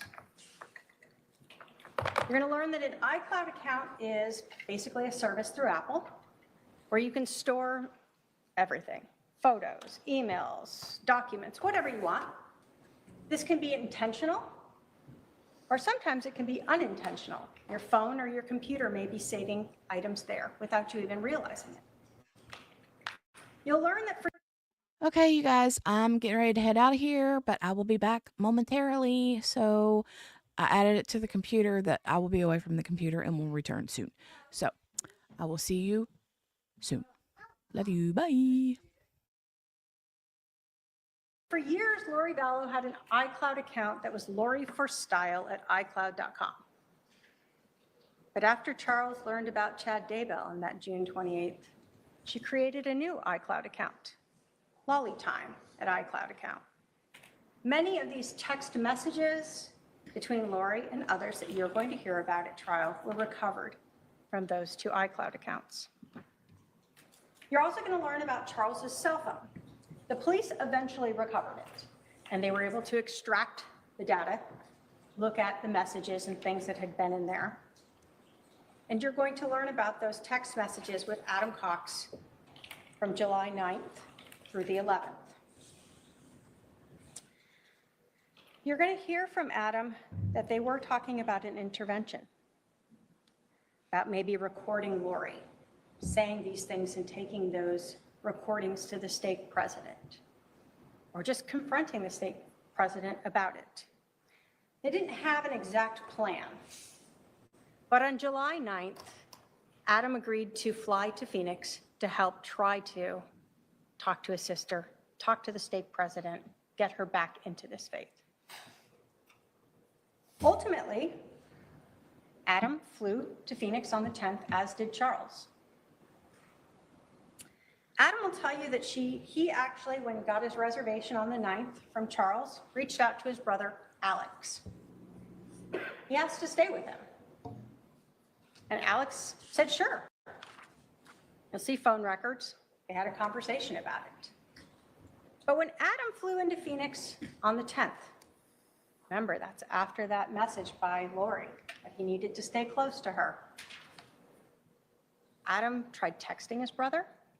Adam tried calling his brother, and Alex didn't respond. Adam didn't know that his brother Alex had been summoned to help his sister Lori be like Nephi, that it was time to kill Charles. The text messages from Lori to Alex about that intervention that she knew about and being like Nephi show that by the evening of July 9th of 2019, Lori knew that Charles was trying to have an intervention. An intervention. In that text message, remember, she said, they are trying to have an intervention. She knew it was Charles and others. She also told her brother he had to stay close for the next couple days because she knew that she was going to be seeing Charles on the 11th when he came over to pick up their son, JJ, to take him to school. She told him, it's all coming to a head this week. I will be like Nephi, I am told, and so will you. A few minutes after Lori had texted Alex that message on July 9th that they were going to be like Nephi, Alex called his sister Lori, and they talked for over 56 minutes, planning how they were going to get rid of Charles. Alex would stay close with his gun, and he and Lori would be like Nephi. July 10th of 2019 is a day before Charles was killed. We know from text messages that by 7:18 p.m., Alex was already at Lori's house. He brought a garbage bag with some clothes and an orange duffel bag with his .45 caliber handgun and 2 extra magazines of ammunition. He was prepared. We also know that the evening of July 10th, Charles sent a message to Lori letting her know that he would be over at 7:30 a.m. the next day to pick up JJ, to take him to school. Lori and Alex knew exactly when this murder would happen and where it would happen. They just had to make sure that Charles stayed in the house. You'll hear that on the evening of July 10th, Charles spent his last night alive on a date. He had been on several dating apps and appeared to be moving on. You will hear from his date, Nancy Jo, that she and Charles had met on an LDS dating site a few days before. You will hear that she had talked to him and texted him for hours. Sometimes they would talk for 3 hours on the phone. Nancy Jo will tell you that Charles told her about everything of his relationship, his wife's beliefs, everything that was going on. And he had told her about this change to the beneficiary of his life insurance. She will tell you it sounded like a lot of drama, but she still was interested and wanted to meet this person, and so they met that evening for dinner. She'll tell you that she understood on the 11th that Charles would be picking up his son, that he was actually going to meet a realtor about finding a place to rent here so he could be closer to JJ, and that he was going to try to get in touch with Adam to meet up. And then they were supposed to meet later in the day. She will also tell you that she actually told Charles, kind of joking, but in a way to end the drama, why don't you just tell Lori that you changed the life insurance policy so she knows it's not her? Nancy Jo will tell you the next day, she texted Charles. She called him, and she actually thought he had ghosted her. She didn't know he was dead until a few months later when she saw something on the news, photo of him, and actually learned that he had been killed on July 11th. So let's talk about July 11th. That morning, Lori Vallow was up early and she was texting with Chad Daybell. You'll learn that we do not have those text messages. They were not saved in the iCloud, but we have them from the phone records. Alex was already at Lori's house with his gun, and everyone knew that Charles was a punctual person and would be there around 7:30 to pick up JJ so he could get to school. You're going to learn that, like many people, Charles had left his GPS data locating service on his phone. So that means when his phone is moving around, it was constantly documenting with GPS the location of the phone. During this trial, you're actually going to see this data mapped out. You'll be able to see Charles come to the house, and then you're going to see his phone leave with the defendant and what she does all day with it. What we know is that Charles arrived at Lori's house at about 7:35. He texted Adam Cox and told him that Alex, or Al, is here. You'll see from photos that Alex's truck was parked in the driveway. Adam responded, "Really, I wonder why he never called me back."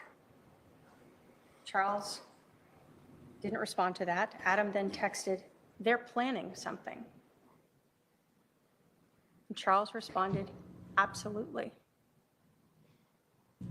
Adam told Charles, "I was supposed to spend the night at his house last night. She probably blocked that." Charles told Adam, "What you do is up to you." Adam then told Charles he was going to reach out to Alex and ask him to come get him and see what Alex would do. And in fact, he did text his brother.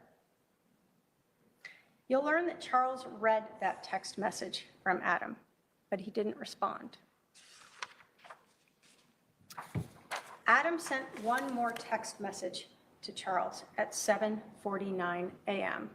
on July 11th. He told him that he and his son were going to go play basketball at 8 p.m. to look for a specific church leader who was usually there and have a conversation with him. Charles Vallow never read that message, but you will learn that Lori and Alex did. Charles went to the front door of 5531 South Four Peaks Place, a house that he had rented for his wife, Lori Vallow, a house that he paid for. Charles would have had to knock on the door, alerting Lori and Alex that he was there. He got JJ, put him out in the car, and then Lori Vallow created the reason to keep Charles from just leaving with JJ. Lori Vallow wanted to stop this intervention. Lori Vallow wanted to stop Charles and Adam from trying to take her Temple Recommend away.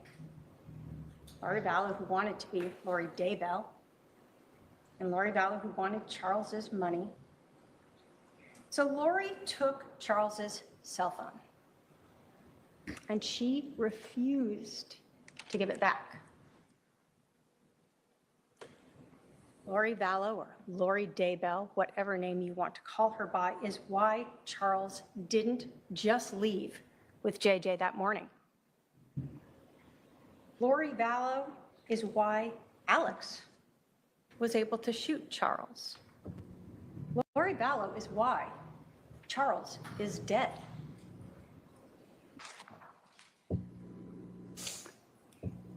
I want to tell you a little bit about the scene, this house, so you can understand what's happening here. When you walk in the front door, there's a big room. It was empty, no furniture.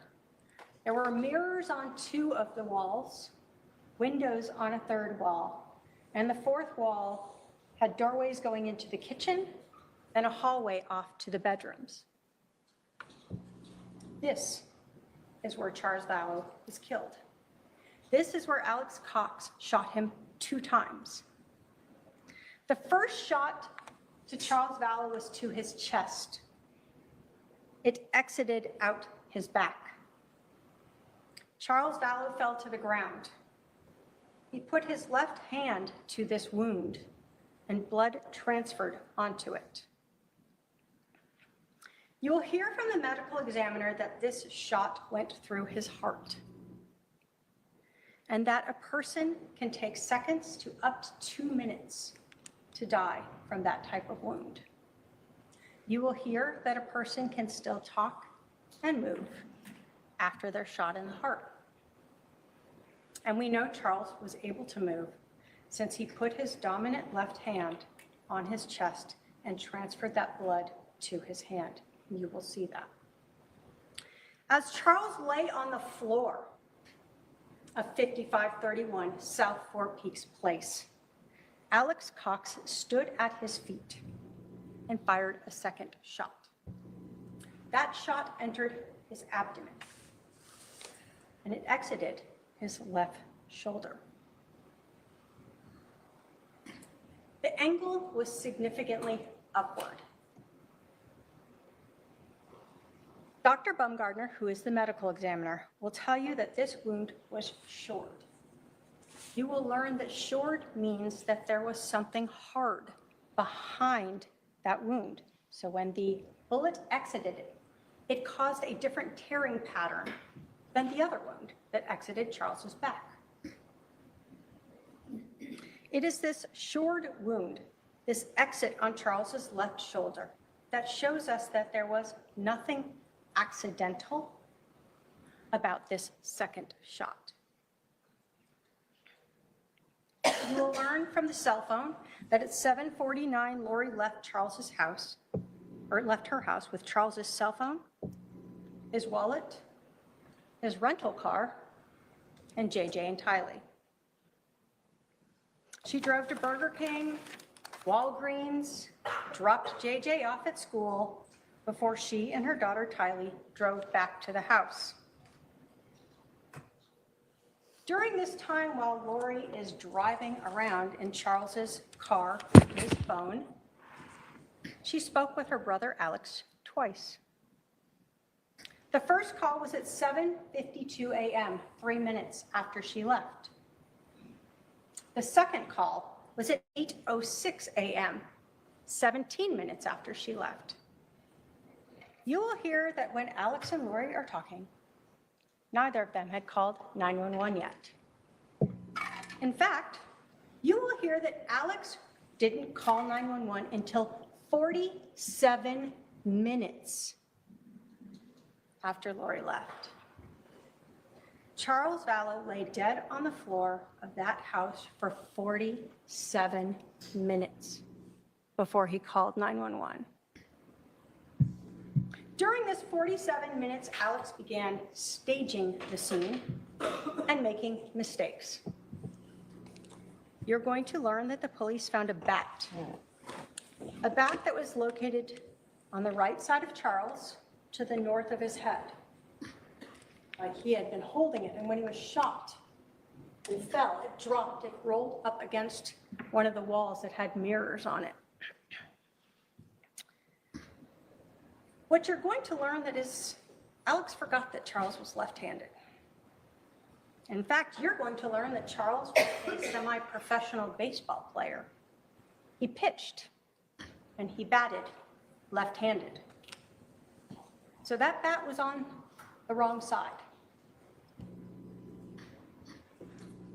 Next, you're going to hear about an injury to Alex himself. Lori had told police that Charles hit Alex in the head with this bat before Alex shot Charles. Classic self-defense. But in all cases, we must look at the physical evidence because it doesn't lie. And the physical evidence doesn't have a bias or a memory loss. Sometimes it's the lack of physical evidence that doesn't lie. So again, we know that this room where Charles was shot had no furniture, mirrors, 2 walls. You learn that although Lori claimed that Charles hit Alex with that bat and then Alex shot him in self-defense, that Alex's gun had no blood transferred on it. Alex was allegedly struck in the head with a bat by a semi-professional baseball player. Doesn't go unconscious, and he never touches that injury. Pulls out a gun, is able to shoot this man twice, and then he takes the gun down a hallway and puts it into a room. Never apparently touching his head or this wound. And again, Lori says that Alex was hit with the bat in this room by Charles. But again, what we don't see is any blood on the floor. Charles strikes Alex in the head with a bat. They're grappling on the ground. There's not a single drop of blood on the ground in that room. There's pooling of blood around Charles as he lay there on the ground. There's not a drop of blood going down the hallway to where Alex put the gun. There's not a drop of blood in the room where Alex put that gun. There's not a drop of blood on the floor in the kitchen where Alex went to go wash his hands. There are no towels, sheets, clothing, napkins with blood on them, where Alex was holding his head and trying to stop this bleeding from this injury. You will see on body-worn camera, Alex Cox, who's on with 911, come out of the house. He will have a phone in one hand and his other hand up, and you will notice that he actually has a pair of sunglasses resting on the top of his head. You will see at some point, Alex sits down, and they ask him to move to another location. They talk to him for a while, and then you'll see him eventually touch his head a few times, and then he obtains a napkin or towel, something, and you'll see him at times rubbing his head, patting it. That is the only bloody item you will see. Those sunglasses on Alex's head. He is struck in the head by a baseball player while grappling on the ground. He then pulls out a gun and shoots his brother, puts away this gun, deals with his injury, and yet those sunglasses are still right there on the top of his head. No blood on the floors, no blood on the gun, no damage to the mirrors, bat on the wrong side. The lack of physical evidence to help support this self-defense claim. Next, trajectory. The medical examiner will talk to you about the trajectory through Charles's body. The detectives are going to talk to you about the trajectory through the room. Dr. Baumgartner will tell you that the trajectory of that first shot to Charles, the one that went through his chest, through his heart, and out his back, was front to back and slightly downward. It will be less than an inch downward. The detectives will tell you that the bullet from that shot, actually, as it exited Charles's back, ended up across the room in the baseboard. They pulled it out and recovered it. Both of them will say that this shot is consistent with Charles being standing upright with a person in front of him. The gun could be slightly down, or his hand could cause that little bit of downward angle. Dr. Baumgartner will tell you that that second shot that entered Charles's abdomen and exited his left shoulder, that the trajectory of that shot was front to back and significantly upward, 13 inches upward. Dr. Baumgartner is also the one who will tell you about that shored wound. What you will hear from the detectives, though, is that when they found Charles on the ground, off to the side of his left shoulder, was the other bullet on the ground, not embedded. They'll also tell you that when they finally moved Charles, they took his body away, they cleaned up the blood on the ground, and they noticed a defect in the flooring, in the wood, consistent with a bullet striking the ground. That defect was located where Charles's left shoulder had been. You will hear that both Dr. Baumgartner and the detectives found the trajectory. The wounds were consistent with Charles laying on the ground, Alex being at his feet when that second shot was fired. The physical evidence does not lie. Charles was on the ground when Alex Cox fired that second shot. The injuries to Charles, the location of the bullet strikes, the trajectory of the injuries both in Charles and in the house all show this was not self-defense. This was a staged murder scene. I told you that Lori Vallow left the house at 7:49 a.m., and we know this because of Charles Vallow's cell phone. The 911 call was placed at 8:36 a.m., 47 minutes later. The police arrived at 5531 South Four Peaks Place at about 8:41 a.m. Lori Vallow and her daughter Tylee returned to the house at 8:48 a.m. When the police first contacted Lori Vallow, they thought she had no idea that her husband was dead, that he'd been shot and killed. Initially, you will see body cam footage of an officer going up and just getting her information. Lori doesn't ask, why are all these police here? Why is there a fire truck here? Why is my brother sitting on the ground over there? Or is he okay? Instead, she comments about her neighbors. You'll learn that the police then pulled her aside to do what they call a death notification, to let her know that her husband was dead. Only to their surprise, she told them she knew, she was there. So at this point, the police knew they needed to take her to the police station and question her. You'll learn that Lori Vallow was interviewed by the police. She was treated very kindly. The police asked her what happened. Lori Vallow told the police that she took Charles's cell phone. She admitted that she was the reason that Charles didn't just leave and take JJ to school.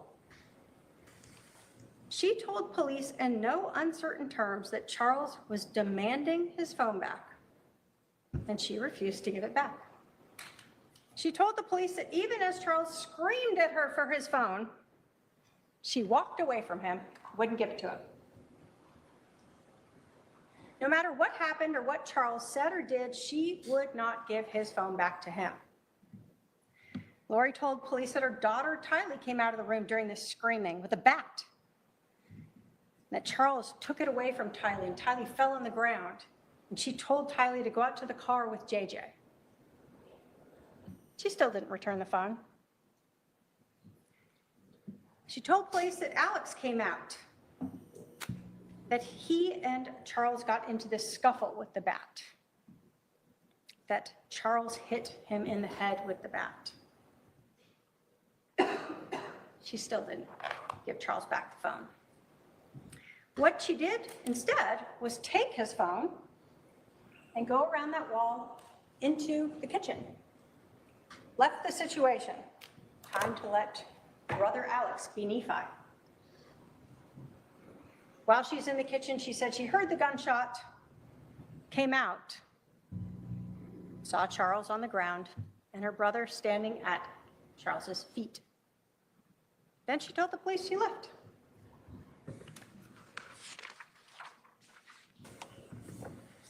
You'll learn that the police actually had no idea that Lori still had Charles's phone. Even when they're interviewing her, she still had it. Police are processing the house, looking for it. Where is it? I can't find it.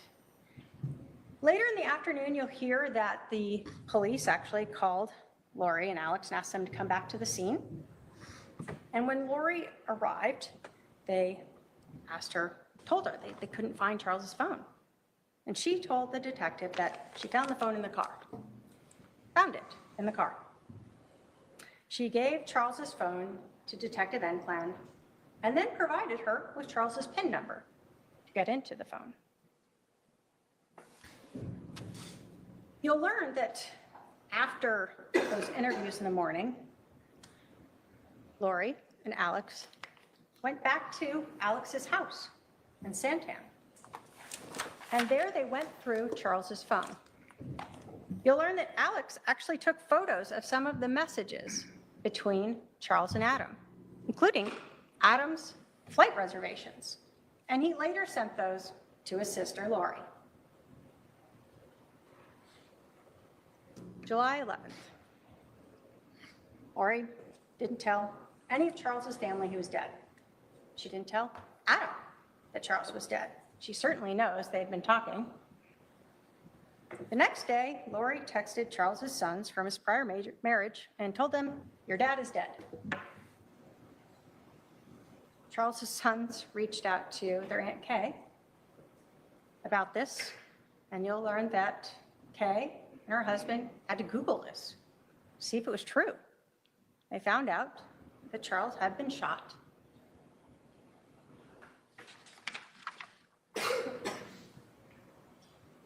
So what about the money? That life insurance policy. Charles Vallow had $1 million life insurance policy. When he got it, his wife, Lori Vallow, was the beneficiary. We know that Charles died on a Thursday, July 11th. That next Monday, July 15th, Lori Vallow called Banner Life Insurance. The call was recorded and you will hear it. She told the agent that Charles had been accidentally shot. It was an accident. And that she was the beneficiary. Both of those statements are not correct. There was nothing accidental about that shooting, and she was not the beneficiary. 3 days later, on July 18th, Lori Vallow learned that she was not the beneficiary. Banner Life Insurance could not and would not tell her who Charles had changed it to. But Lori was angry about it. And you're going to learn that on July 18th of 2019, there's another very important text message in this case. The first one on July 9th between Lori and Alex when they discussed being like Nephi. And on July 18th, 7 days after Lori and Alex killed Charles and Lori learned she is not getting $1 million life insurance policy, she sends a message to Chad Daybell. Quote, "So I talked to the insurance company. He changed it in March. So it was probably Ned before we got rid of him. You can't tell me who, of course, but it's done. I'll still get $4,000 a month from SS." In this text message, Lori tells Chad that it was probably Ned, that evil spirit inhabiting Charles's body, that changed the life insurance policy before they got rid of him, before they killed him. After Lori found out that she was not the beneficiary, she was so angry that she actually went through Charles's laptop, found the beneficiary change form, sent photos of that to Chad. She also confronted Kay about it. The $1 million she had expected to get was gone. But as Lori told Chad on the 18th, she was still going to get money from the death of Charles. Lori knew already that a month before going to see Social Security, how much money she would get for JJ and for herself as a caregiver as a result of Charles being killed. $4,000 a month. Ladies and gentlemen, the evidence in this case is going to show you that Lori Vallow Daybell conspired with her brother Alex Cox to kill her husband, Charles Vallow. When Charles let Lori know he was coming into town, she quickly got the pieces into place. Alex came to her house with a gun. Lori created the way to keep Charles inside the house so that Alex and she could be like Nephi. To kill Charles Vallow to better at least her life so she could be with Chad and she could live off that life insurance policy. As we go through this trial, you will see photos of Charles's injury, photos of the crime scene, and hear testimony that will prove that this was not self-defense. As we go through this trial, you'll be provided with phone calls, emails, text messages, and hear testimony that lays out the motive for this murder: money and Chad Daybell. You will see text messages and hear from people who Lori trusted and who were later pushed away, people who really don't want to be part of this trial, but were pulled into it by this defendant and her desire to get rid of Charles to be with Chad. People who heard Lori for months saying Charles was gone, possessed. People who will establish that this murder was premeditated. You will hear text messages from July 9th by Lori to her brother, Alex Cox, that he had to stay near her, that it was all coming to a head, and she would be like Nephi, and so would he. A justified killing, just like the prophet. And later, the text message to Chad where she told him that Charles changed the life insurance policy before they got rid of Ned. A confession by Lori of how religion and money were twisted to justify Charles's murder. At the end of this trial, the state will come to you and ask you to hold the defendant responsible for the death of Charles Vallow and find her guilty of conspiracy to commit first-degree murder. Thank you.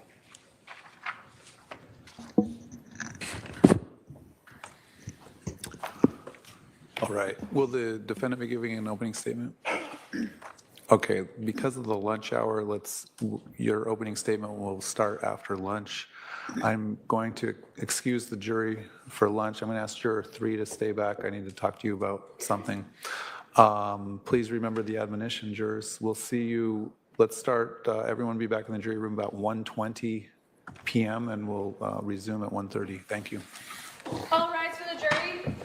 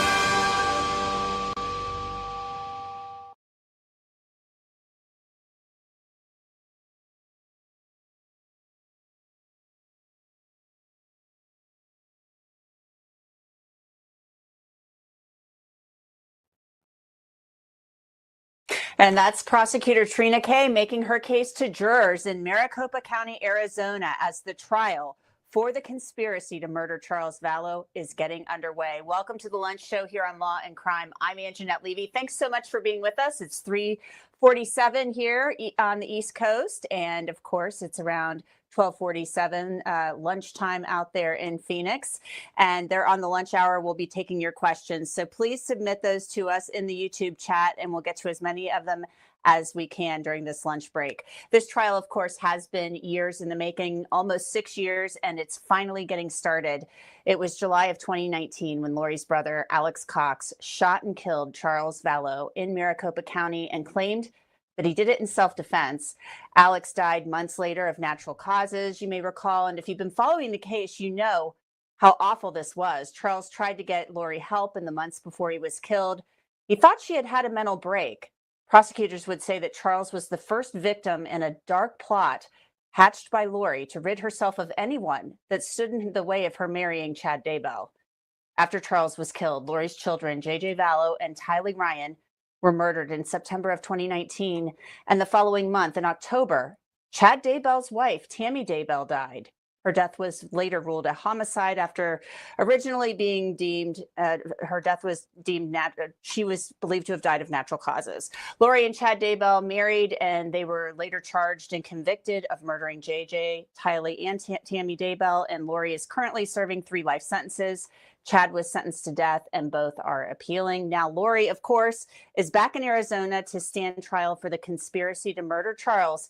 And she's representing herself. So we are going to get to see her opening statement after the lunch break. But first, I want to bring in Gigi McKelvey, who is on the ground there in Phoenix, Arizona. And with her is Tom Evans. He was a juror on Lori's trial in Boise, Idaho. But first, Gigi, I want to check in with you. And I want to hear what it was like to be in the courtroom as this trial finally gets underway and what the jurors were doing as Trina Kay made her opening statement. Well, I think that Trina Kay did a great job of keeping it very simple for these jurors who likely don't know much about this case. It's very convoluted, but they were all ears, all eyes on her. I think the way she explained it was very easy to understand, really just focusing on that life insurance policy as the motive, not bringing in too much of the religion. She did mention a couple of things that were said in text between Lori and Alex shortly before Charles was killed. But so far, this jury seemed to be very transfixed with her openings, which I think she did a great job. We're not able to see Lori very well where we are, but she seemed to be focused on the prosecutor as well in her openings. And so after we get finished with lunch break, it will be Lori's turn to get up and do her opening. So we're very interested to see what she's going to say. And I was wondering, your guest there, Tom Evans, Gigi, Tom, why was it so important to you to make your way to Phoenix for this trial? Obviously, you're really invested. You were a juror on the trial in Idaho. You're right. I was a juror in Lori's trial, and when that trial was over, I decided to write a book about my experience as a juror. And then a year later, I went to Chad's trial every day of that, and I've written a second book about that trial. And so now I'm working on book 3, and that's why I'm here. Oh, wow. Really? That's amazing. Now, Gigi, I know you have been covering the case from the very beginning. You're really invested in it, too. What's it like for you to see this case finally come to a head after all of these years? Because Charles was murdered back in 2019. It's been almost 6 years.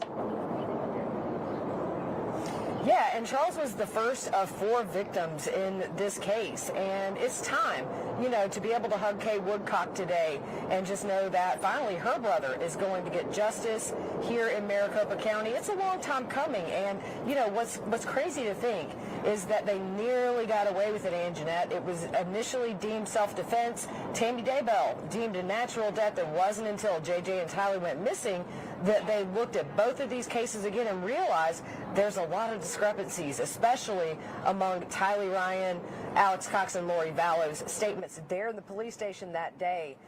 So it was nearly missed, but now, like you say, almost 6 years later, we are here in Maricopa County to seek justice for Charles Vallow, and it is past time. And Jesse Weber is here with me, too, Law and Crime host. Jesse, I'm wondering what you think of this. You've followed these cases from the very beginning as well. And Lori is going to be representing herself. She is representing herself. So we will see her opening statement after lunch. So now we are seeing this trial. Charles, the very first victim in all of this. We're seeing it begin after all of these years. What are your thoughts as we watched Trina K give her opening statement? To me, I thought it was pretty compelling. I thought it was a great opening statement. And look, in terms of, and I'll get through the points that I think were really strong in a second, but look, Lori Vallow Daybell representing herself, great idea. Great idea. I can't imagine what's going to go wrong. I was wondering if you would think that. Well, let me put it this way. First of all, any criminal defendant representing themselves is an incredible risk. But when you're dealing with Lori Vallow Daybell, who's already facing 3 consecutive life sentences, you wonder what she has to lose. But look, even leading up to this trial, she's already taken a number of losses. She tried to have certain witnesses from the prosecution excluded from trial. Didn't work out. Look, in terms of her defense, I'll get to that in a second, but let me tell you what I thought Prosecutor Trina K did very well. Now remember, Lori Vallow Daybell isn't charged necessarily with the murder. She's not charged with taking a gun and shooting Charles Vallow. She is charged with conspiracy. So the idea is she had to have an agreement with Alex Cox, her brother, to kill Charles Vallow. And what did we hear during the opening statement? Remember, openings are not evidence. This is a preview of what we can expect the prosecution to lay out. The text messages showing a plan between Lori and Alex, messages where it says, thanks for standing by me. It's all coming to a head this week. I will like nephew, I am told, and so will you. All this stuff about Charles being possessed, including text messages. That is very consistent with how she was ultimately prosecuted and convicted with respect to the death of her children. Lori allegedly drugging Charles leading up to his death. The $1 million life insurance policy that she didn't realize she wasn't a part of. And let me tell you, what I think was probably the most important text message explained during the course of this opening statement, where Lori allegedly sent a text message to Chad saying, I talked to the insurance company. By the way, this is after the death of Charles Vallow. I talked to the insurance company. He changed it in March.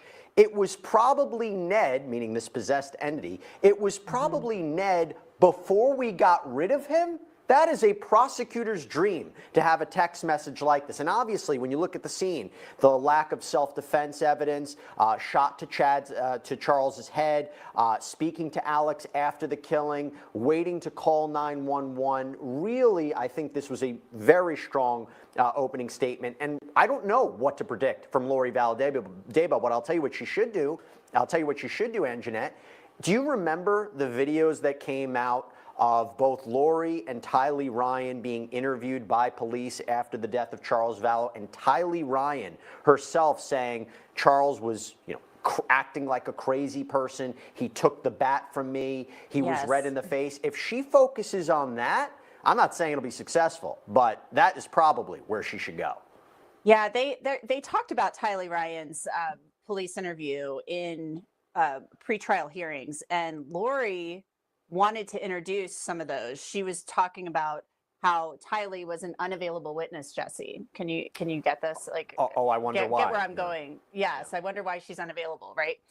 So she said she's an unavailable witness, and the prosecutor fired back and said, well, she's unavailable because, the defendant is convicted of murdering her and making her unavailable. So Lori is not going to be able to use those videos. Whether or not the state indeed does is another question. But, I think we will be seeing probably Lori's police interview from the state. So the judge said, go ahead, Jesse. And I don't mean to interrupt, but I'm just going to tell you, she is not a trained lawyer. She may be told not to say something. There's going to be a short leash. She might say it anyway, and that's going to be in the juror's mind. She may be restricted in what she can say and argue, but does she know the rules of evidence and about what she's not allowed to argue and not? So I'm curious to look at that as well, if she brings up something she's not supposed to. Yeah, it'll be interesting to see. And if Trina K tries to throw her off by objecting, if she brings up something she is not allowed to bring up. And another interesting thing, I don't know if you picked up on this, Jesse, but during the opening statement, Trina K did refer to her as Lori Vallow a couple of times. That probably really irks her. She wants to be called Lori Daybell. She does not want to be called Lori Vallow, and I think that was intentional. We're going to get to some questions now. So I'll throw this first one at you. Is the death penalty on the table, Jesse? This is Chris Mass from YouTube. Is the death penalty on the table in this case? I don't believe it is, unless No. I'm mistaken about it. I don't believe it is, which, by the way, I think it would have complicated the case, right? Because you have a situation where if the death penalty is on the table, A, it's tougher to get a jury who, has to look at the evidence. And even in cases where you would think it's a simple solution, a simple decision to say if somebody kills their children, somebody kills their husband, then they should be entitled to death penalty. Not so easy. Even if you have a death qualified jury who says, you know what, I think I can do it, they may not be able to handle it when it actually comes to that decision. And so that would actually elongate the trial. We know that Lori is not the person that has, Lori has mental health issues, and that would definitely complicate it as well. So if you're looking for a more streamlined case of conspiracy to commit first-degree murder, that's the way to go about it. I'm not surprised that the death penalty would not be on the table here. Yeah, and she faces, she can be eligible for parole after serving 25 years, but she's already serving 3 life sentences in Idaho. So, Gigi, let's bring you back in. We need to get some questions over to you. This is from Stace67. She is asking, I want to know more about the zapper on Lori. And this is the rack belt that the sheriff recommended and that Judge Boreski said Lori must wear in court so she doesn't have visible restraints on. So what can you tell us about the rack belt, Gigi? Well, first off, I can tell you with the last pretrial hearing that we had, it was kind of clear Lori did not want to wear the belt. She was pointing out they were going to have armed guards at the exits if she didn't wear it. So I would be nervous, too. It's essentially a wearable taser that goes around your waist, and you have one designated person from the jail, I believe, that has the button that could literally put Lori on the ground. I mean, those things, it's like wearing a taser all the way around your body, and it is a one-push thing. So if she gets out of hand and gets to where that person feels she's a threat to anybody in that courtroom, they can zap her, and down she will go. Yeah, it's just a simple remote control, and it's around her belt. And really, they could have ordered her to wear the vest, which is even heavier and would probably be more uncomfortable. But they can zap her, and it can be, from what I was reading, up to 50,000 volts. And it's an 8-second zap. I watched a video about it on YouTube. Let's get to another question. Air S from YouTube. This is from Air S is asking us on Law and Crime. I almost misread this, Gigi. Did Chad tell Lori that Charles is Ned? Is there any proof of that, Gigi? The origins of where the name Ned came from aren't exactly clear. However, we do know back in 2019, late 2018, early 2019, Chad Daybell was conducting Google searches, very specific. Ned Schneider, Louisiana, died 1996. So for me personally, I do feel like Chad Daybell was the one that came up with that name, although this fake evil entity in Charles had 3 different names over the course of all of this, Ned being the first, then Garrett, then finally Iplos. But to me, I think Chad, because you see those Google searches in the documents from the police department where he was searching this very early on after meeting her. Yeah, it's and we have Charles on body camera, which I'm sure the jury is going to see, and he's saying basically, she's calling me Ned Schneider, so he's trying to get his wife some help back in January of 2019, and it's all on body camera. It's all there. I think we should take a look now at some of the opening statement from Trina K. We cut up a little bit of this for you, so let's take a look at that, and Gigi will talk about it on the other side. The Church of Jesus Christ of Latter-day Saints, and a story of Nephi, a prophet, who was directed by the Holy Spirit to kill Laban, to obtain brass plates and secure the long-term prosperity of Nephi's descendants. Laura used this religion and the story of Nephi as justification to kill Charles Vallow, just like Nephi killed Laban. So Gigi, Trina K is laying it out there for the jury, this whole religious aspect of this, where Chad and Lori and Alex, I guess, that she said they don't have these text messages from that day between Chad and Lori, but Alex and Lori are talking about this and using these religious terms. So this is going to be part of this trial. Yeah, and I think the prosecutor's going to have to do a very good job of explaining it to these jurors as if they are not members of the LDS faith and have no idea who Nephi and Laban are, which are referenced in these text messages. Because I know for me personally, when I started covering the case, I had to do a lot of Google searches because I had no clue. So I'm not sure how much of the religion, I put that in air quotes, is going to be brought in, because you really can get thick in the weeds with that stuff. It's even for me, I've covered this case over 5 years, I still can get very confused. I think just enough to give the jurors a little bit of a taste that maybe this was driven by their religious beliefs that they essentially made up themselves would be enough. But to go too deep into it, I think would be a risk of losing that jury very quickly. Mm-hmm. And so I think Tom can probably attest to that, because that was part of, yeah. Oh, well, let's dovetail that over into Tom. Why don't you address that really quickly? Yeah, I think if they make this case too complicated, they're going to lose the jury. This case goes so deep. There's so many layers to it, and I don't think it's necessary in this case for killing Charles. I think it was necessary in Idaho when they were trying to prosecute her for the murder of JJ and Tylee, but not as much here. I think keeping it simple, keeping to the facts as they relate to Charles. Well, we will see. She brought up a little bit of it in opening, so we'll see if she gets how deep she gets into it once she gets into the evidence. Jesse, I'm going to go back to you now. This is from Hot Mess Mom TV from YouTube. I love that name. All of us moms, I think, can relate to that a little bit. Is the state able to bring up Lori's other convictions, or is that inadmissible?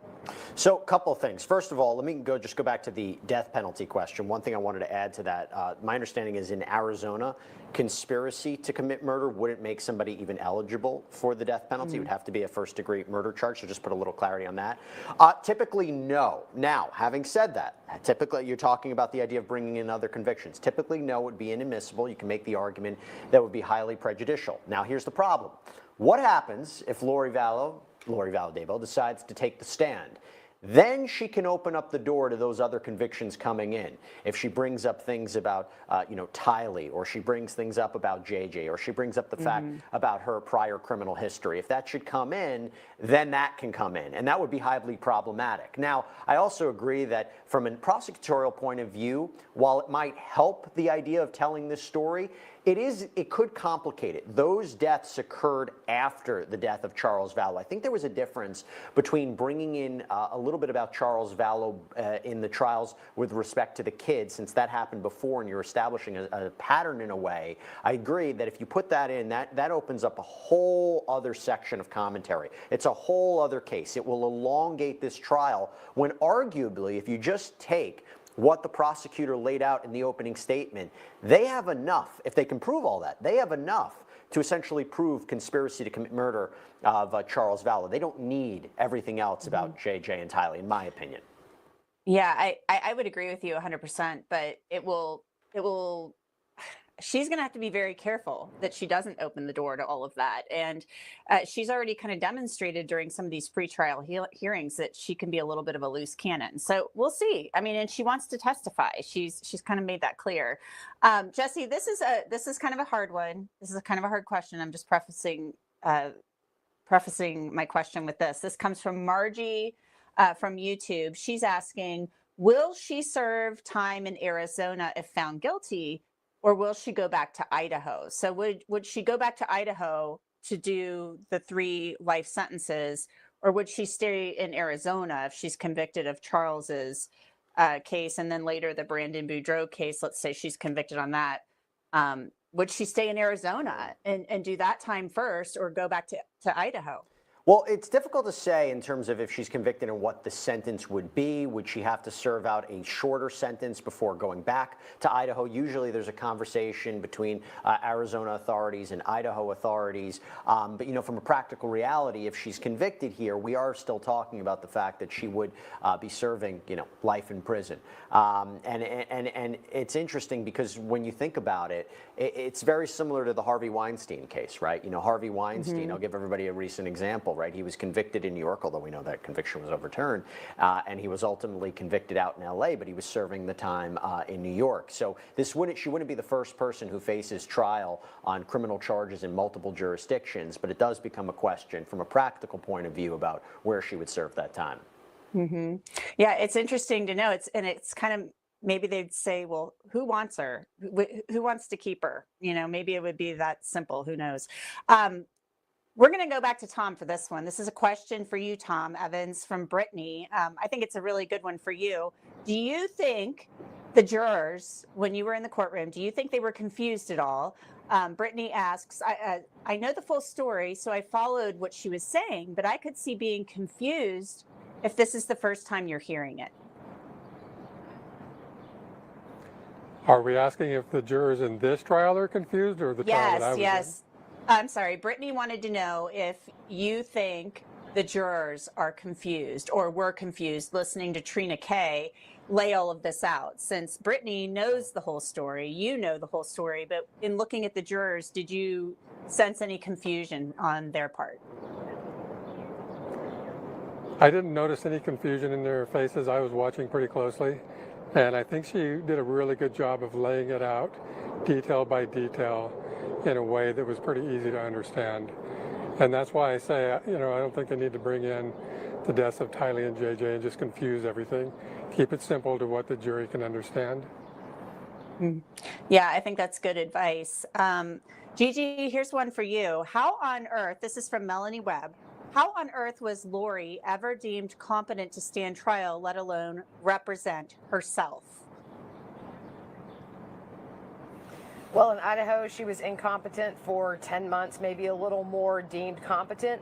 Also, in order to be able to represent herself, they did another psychiatric evaluation here in Arizona. She was deemed competent. It's really hard to fake those things. They know when you're malingering. And so, look, if you've watched her at these pretrial hearings, although we do see her emotion taking lead a lot, she's not doing the worst job I've ever seen. So I think that she is definitely competent enough to know what she's doing. I mean, these motions do have some research elements to them. She does have advisory counsel, but at the same time, it's not as big of a train wreck so far that I thought it would be. At least in the pretrial, that emotion is what's going to be her downfall if she lets it get to her. Yeah, it does seem that she, and this is why people usually have a lawyer represent them, it does seem that she does let her emotions get the best of her at times, especially in that hearing last Monday during jury selection. But we'll see how it goes for the rest of the trial. Maybe her counsel can rein her in a little bit. Here's another question for you, Gigi, from Pixie. How long does Lori get for her opening statement? Has the judge placed any time limits? Not that I know of. I don't, oh gosh, you know, knowing Lori, we could be here till the actual second coming if they didn't put a time limit on it, because she loves to talk and she may go off the beaten path. But I think that the prosecutor will probably be happy to object if we feel we're getting into stuff that's not relevant. So we'll see how it goes. I think that's the $1 million question. What is she going to put forth for that opening statement, and how long is she going to go? I will be interested to see how she organizes this and how long she does go, because Trina K's, you know, seemed like it was a good length. It was an appropriate length. Tom, we'll get another question over to you. This is from Roxy from YouTube. She asks, I have a question. Does religion influence jurors' decisions? No. As a juror, I can't speak for other jurors, but myself personally, I was not influenced by that. You kind of have, as a juror, I think you have your emotional side and your more pragmatic side, and the pragmatic side has to be what matters in that situation. So you just take the evidence as it is, forget about any political or religious leanings you might have, and just go with the facts. I'm going to turn back to Jesse now. Jesse, I think this is a really good question for you, and it's an exciting one because it comes from Scotland, which I think is really cool. So we have an overseas question, yes, from the United Kingdom. This is exciting. I love it when we get the questions from overseas. It's from Adrian Ferguson, and Adrian asks, how does Lori's side counsel work? How are they allowed to help her? Yeah. So it's a great question. And by the way, let me just say from a practical point of view, many times criminal defendants, who, by the way, it's their choice if they want to represent themselves, if they go back and forth with that and they choose to represent themselves, sometimes courts will say, look, you've abandoned your right to get help from counsel. Now, I don't think we're at this situation. She is allowed to present her arguments. She is allowed to call her witnesses. She is allowed to move forward with the legal strategy she wants. However, she can turn to her help. She can turn to her legal counsel for aid in certain matters about how to introduce an exhibit or how to, prepare a certain filing for the court. She does have them. And they're not supposed to necessarily be like paralegals, but they are her advisors, which, by the way, I think from a practical point of view, helps streamline the case, make it more efficient. But, again, it's either, you can't really have a hybrid. You can't represent, you're not co-counsel. You can't put the opening statement and then your lawyers then question witnesses. So you don't see that hybrid. She will be in the driver's seat, but if there are times she needs questions or needs help knowing about the rules of evidence or the local rules of that court, it seems that counsel will be by her side to help support her in that way. Definitely. And you see her from time to time, at least during the pretrial hearings, she kind of leaned over and the advisory counsel would coach her, counsel her. So we'll see how it goes throughout the rest of the trial. Gigi, I'm going to turn back to you on this question. This is from Barb Russell, and she asks, will Lori call Chad as a witness? Could you imagine? Oh my gosh, I would love to see it, but no. He was not on her witness list. She had 11 witnesses and then one expert witness. It's questionable whether any of her witnesses are going to be able to come in because they haven't been sent subpoenas and they haven't been interviewed by the state. So last week, the state filed a motion to preclude all of her witnesses, which would leave Lori Daybell as the only witness if that is granted by the judge. It's going to be something that he addresses as it comes up in the trial, probably closer to that defense case. But he was never charged in this. The prosecutors here in Maricopa County said there just wasn't enough evidence to really guarantee a conviction. Whether or not that changes, who knows? But to me, it would make it seem like they don't have enough right now to charge him. Why would he have anything relevant to say about this trial? Yeah, most definitely. And he was not on her witness list.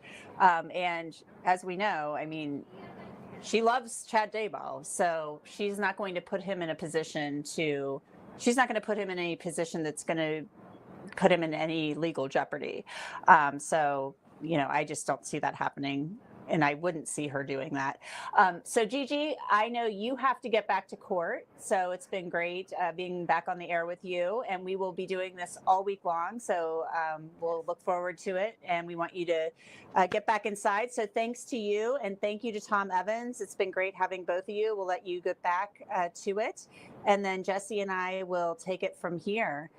So Jesse, I'm wondering what you are thinking we are going to see when the lunch break ends. I mean, I'm wondering what we are going to see when Lori gets up there, because she will be allowed at the podium since she has the rack belt on. That's a security precaution that they're taking.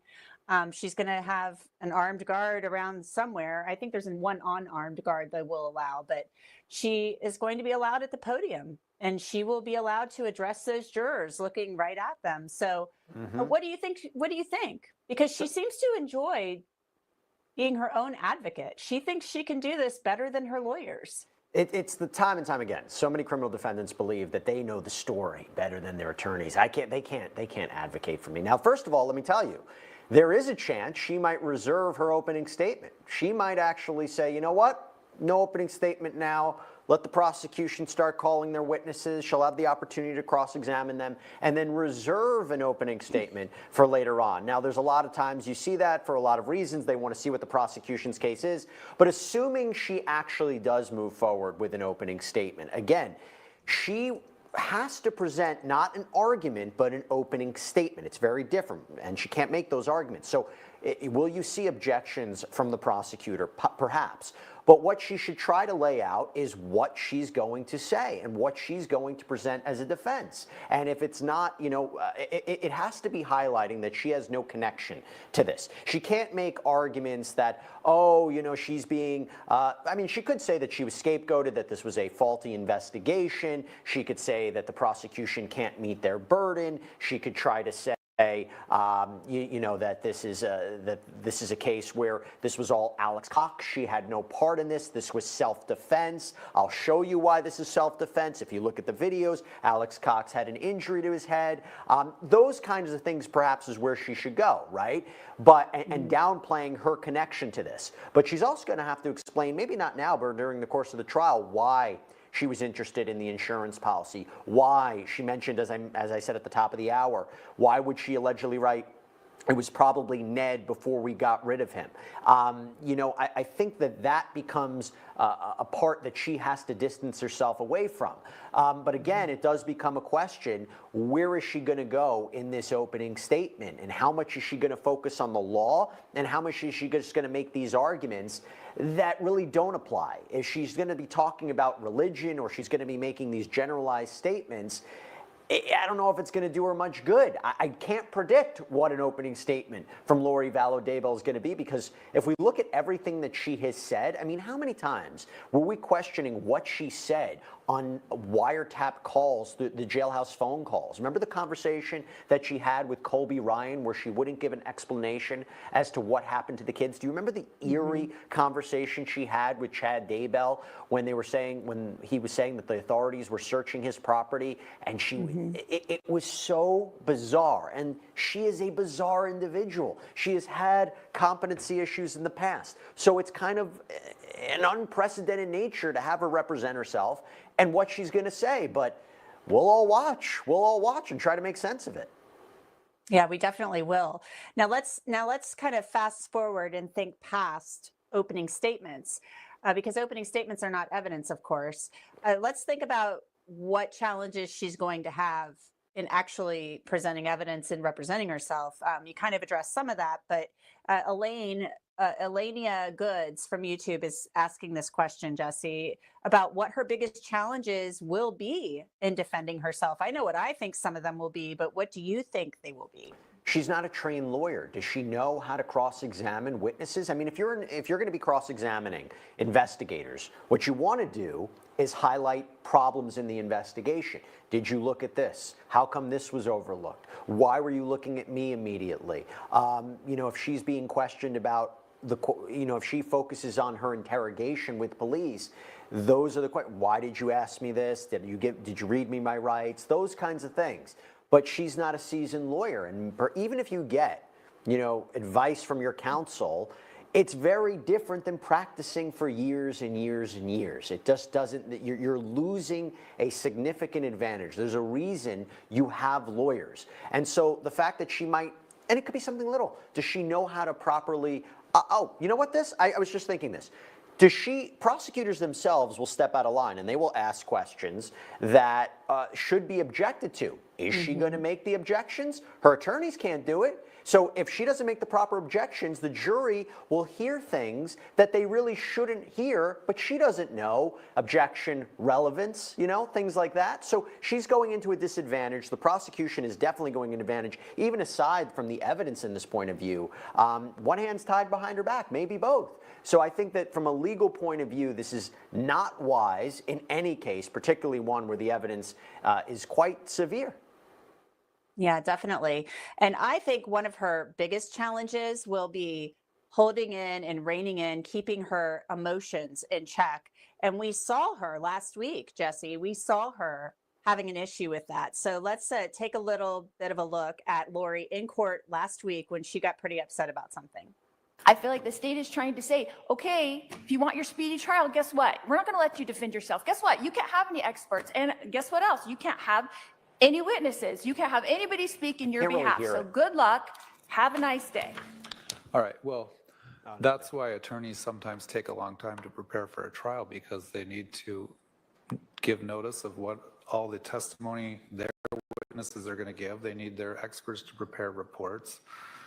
That's why your prior attorneys and your current attorneys were asking for more time to prepare the case.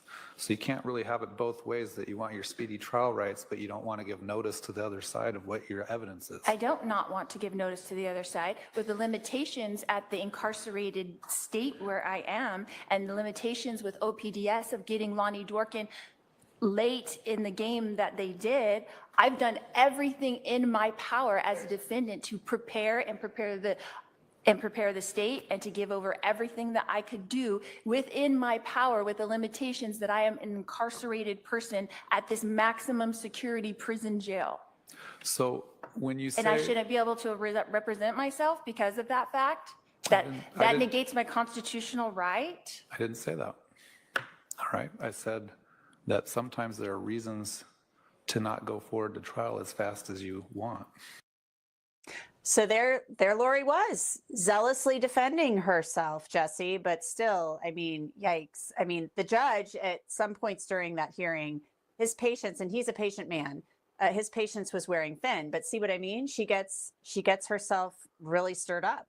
And she makes arguments that might be irrelevant. Look, here's the thing, too, I should mention. If you choose to represent yourself, you're not given a pass. Okay, the judge might allow a little leeway, but only so much. You made the decision to represent yourself. I'm going to treat you like I would an attorney of this court. So she has to know the rules of evidence. She has to know the limitations of her arguments. She has to be prepared. Now, I give her credit, right? So leading up to the case, she talked about whether a government witness was truly an expert, talked about the right to a speedy trial, complained about news coverage of the case, talking about the discovery. She seems to be somewhat, knowledgeable in certain aspects of criminal procedure. But again, she is not a seasoned lawyer, and that is going to work to her disadvantage. And I think the thing that we have to look out for in her opening statement is she going to be making relevant arguments that will actually help her defense? Again, this is conspiracy to commit murder. In order to defend against that, you have to say there was no agreement here.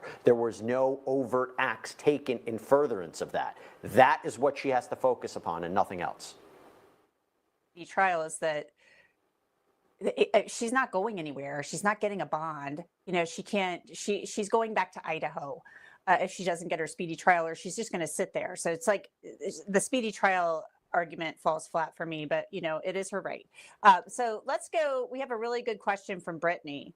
This is a really good question, Jesse, and I think I know the answer to it, and you probably know better than I do, though. This is from Brittany again. If Lori gets out of hand, can the judge make her advisory council take over? It's a great question. And by the way, is it just from Brittany? Like just Brittany? Like just share? Like yeah, just Brittany. Just Brittany. Okay, good for you, yeah. Just Brittany. I'm reminded of a situation of the Darrell Brooks case. We all remember that, right? You remember that? And I do. Grounds. Right. I'm waiting for that moment here. There's a difference between forcing you to have counsel represent you versus if you yourself are representing yourself in this case and you become combative, you do not follow the court rules, you may forfeit your right to actually represent yourself. And there does become a question of whether or not you will impose defense counsel upon you. But remember, there is a constitutional right by which a defendant has the right to represent themselves and have counsel. So it does become a tricky area. But if she steps out of line, the court will definitely have to step in and advise whether she cannot, forfeits her right to actually be present in that courtroom for certain points, or whether or not there needs to be defense counsel for her. Yeah, and I wonder too, does that mess up the entire record then? I mean, you're switching horses in midstream. I mean, I just don't know how that would work. I mean, it wouldn't be the first time that we see a change like that, but obviously, and by the way, you wouldn't be able to argue a mistrial for your own bad behavior. True. So you can't say, oh, you know, I was, this all was chaos in the courtroom. Yes, I caused it, but, you know, I had to have new counsel brought in, or I was stepped out and, you know, mistrial. No, if you cause the issue that creates a mistrial, you're not going to be able to use that to your advantage. You can't use it as a weapon. Ineffective assistance of my own counsel. I don't think there is such a thing. Okay, so let's go to another question. This is from Cindy. I think it says Cindy T1. If she takes the stand, Lori, and all indications are that she is taking the stand, will she be allowed to question herself or just do the narrative? Usually it's the narrative. And what was the case that I saw? I'm forgetting which one it was because we cover so many here, but it was the guy out in Las Vegas. Yes. Remember that narrative format? Yeah. Hey guys, I'm home. I've got my coffee. Fresh hot piping hot cup of coffee. I'm gonna hit the play button back though, and I have to call the pharmacy and make sure her medication's in. Looks like the beginnings of an ear infection. The doctor said that her ears look a little red and inflamed, so we're going with treating the ears. And no school for her till Thursday. And chest sounded good. Lungs sound clear. All that jazz. So thank God for that. But yeah, I got to go call real quick to make sure that her medicine is ready to be picked up. And if it is, husband's going to go grab it. So I'll be right back. You provide a narrative format. It has to be, you can't just, you know, go off track, otherwise there'll be objections. You give a narrative format about what happens, and then you subject yourself to cross-examination by a seasoned prosecutor. And there are no, you know, there's no protections really. You open yourself up, as we talked about before. But yes, she can give a narrative format. That'll probably be the most streamlined way to do it. Sometimes you can prepare certain questions that are asked, but usually I think for this case, it would probably be a narrative format. Let's go back to some other questions. I'm scrolling through. Danielle Hefner from YouTube. I'll take this one really quickly. This is an easy one. Anyone know if Chad Daybell is actually on death row? Yeah, he was sentenced to death, and you know, you automatically get to appeal when you are sentenced to death. So wait, just one thing I have to add. We have great producers, Anjanette, and I stand corrected. I thought it was the narrative format. Apparently, the judge will not let her testify in a narrative format. She has to submit questions ahead of time to her standby counsel. So I stand corrected. Okay. So thank you to our amazing trial producer, Kathy Russin, for that. She knows a lot more about this. Okay, got it. Thank you, Kathy. Yes, thank you. And thanks, because I don't think I was aware of that one either. So thank you so much. We have a question from J&J's Mom 47 from YouTube. If Charles was the first murder, why is the trial just starting now? Well, there are several reasons, Jesse, but I'll let you start, and then I can always chime in too. Well, I think it was the way this investigation unfolded. I mean, it started with the disappearance of the kids. And then when their bodies were recovered, it led into everything else. You know, once you figure out what evidence that led to her being convicted of the children, you see this was there was always weirdness. There was always weird aspects of the story. His death. The alleged shooting of Brandon Boudreaux, or towards him, the attempted shooting of Brandon Boudreaux. There was the death of the children. There was the death of Tammy. But you first dealt with the death of the kids, and then Tammy, and then you realize, then she was ultimately indicted after that. So it just became a timing. It wasn't as if she was indicted for the conspiracy to commit murder of Charles Vallow first, and then the children. It was the way the timing of this all shook out, and she was already in the middle of the trial, or it was already leading up to the trial of the kids. Well, and let's think of the timeline here. You know, I mean, Charles was killed in July. The kids, were killed in September, Tammy in October. And really, I mean, I remember this. I remember working in local news and reading this story every Saturday morning about these missing children, right at the beginning of COVID. And it was just how the whole thing unfolded, as you said. And it almost seemed like they were suspicious about Charles's death, but maybe didn't have enough to charge it. back in July, August of 2019. I mean, that's kind of that's the feeling I always got from covering this Yeah. case. They couldn't say definitively that maybe it wasn't self-defense. And then Alex Cox dies of natural causes. I mean, it was just, as you said, the way it unfolded. And let me also say this, the way that they prosecuted her in Idaho for the death of the kids was very consistent with how they're prosecuting her here. They're not saying that she was the one necessarily who killed the children, that she physically killed them, but through text messages, conversations, phone calls, witness testimony, it was the idea she was a part of this plan. And if you accept that this was all a pattern going on for several months, that the death of the kids, the way she was a part of that, is allegedly the same way she's a part of the death of Charles Vallow. Yeah, definitely. I mean, they didn't say that she was the one that physically carried it out. But I mean, they were church. I always said they're her children. If your children are gone and you don't know where they are and you're doing nothing to find them, you've got a lot of explaining to do, a lot of explaining. We have a question from, oh, I already did the question from J&J's mom. I apologize.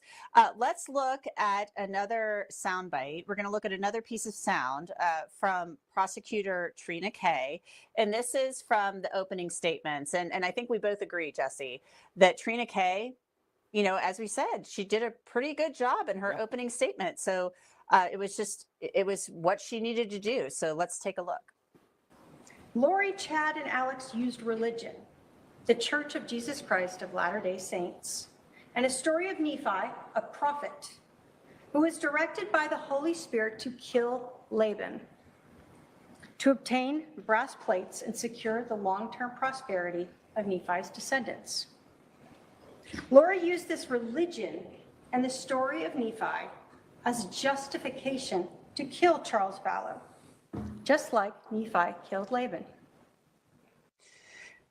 And, you know, Jesse, this is kind of was my thought about this a lot of the time covering this case. It wasn't necessarily that they were religious, but possibly using religion and their beliefs to justify what they wanted to do.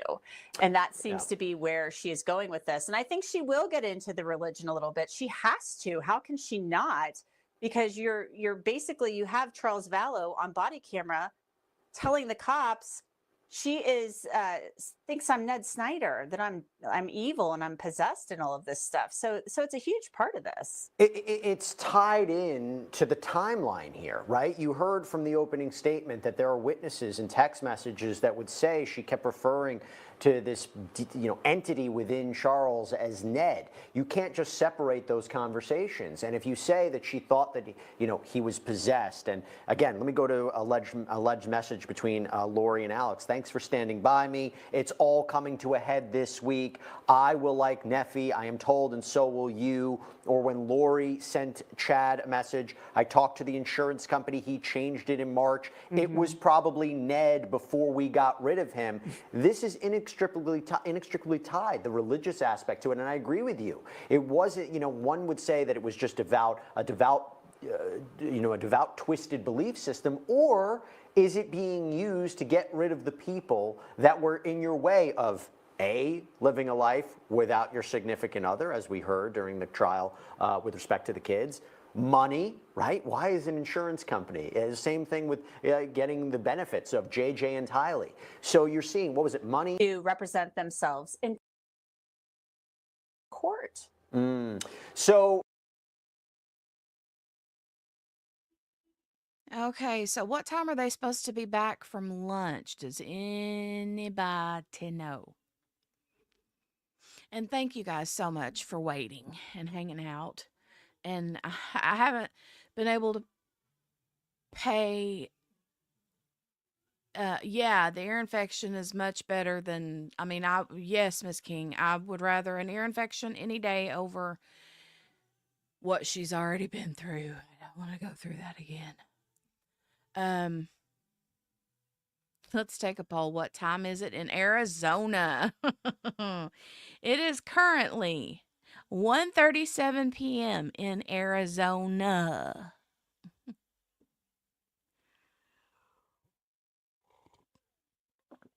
Oh my God. That first sup or two after of a fresh hot cup of coffee always just, oof. Husband is on his way to get her medicine. And she's in there piled up in the chair watching Bluey. And yeah.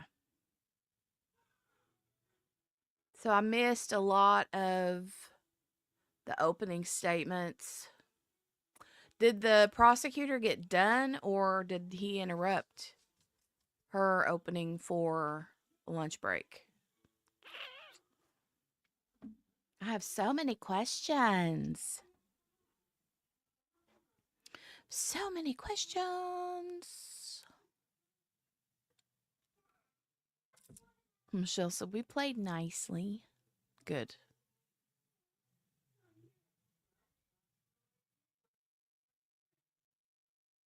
La la la la la la la la la la la la la. Margaret says, is she going to do an opening now or wait till she puts on a defense? I don't know.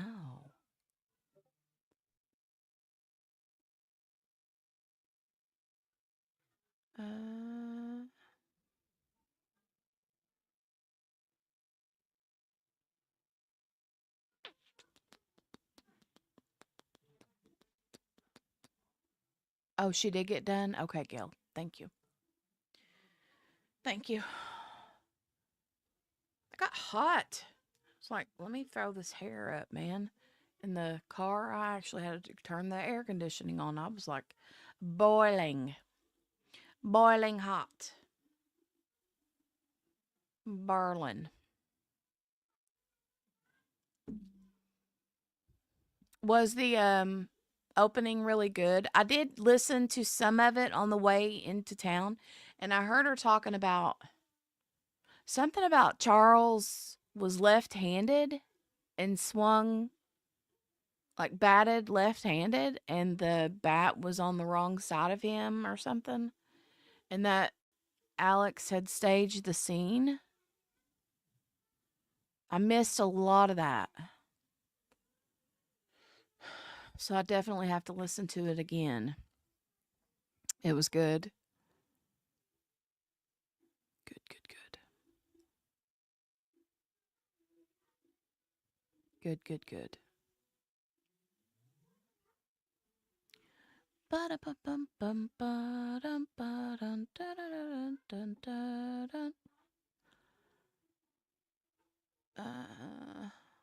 Jesse has such great hair.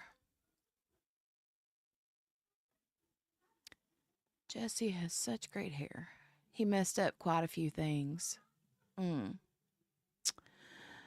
Lori says that he did. Lori said he always messes stuff up, right? Maybe she should have picked a different yes man.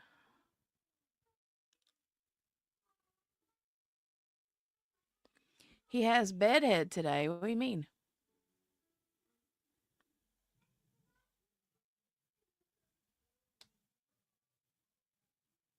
His hair looked really good.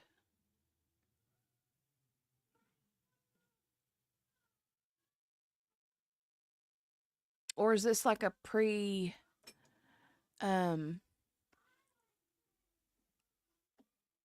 previous recording or something? Got the volume turned off. I'm Antoinette Levy. Again, thanks for being with us, and we'll see you back here later and tomorrow. Have a great day.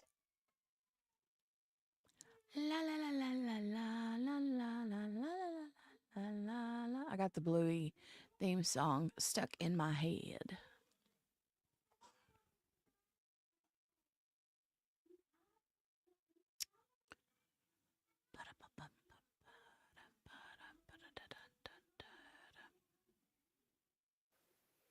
Oh, oh, oh, oh, oh, oh. We have a seal. We have a seal. We have a seal.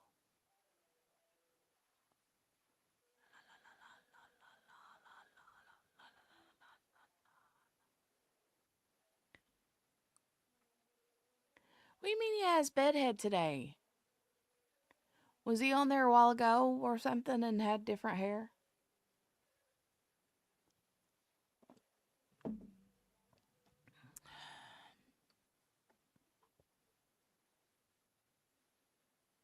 Hey, Mary Lou, watching from the break room.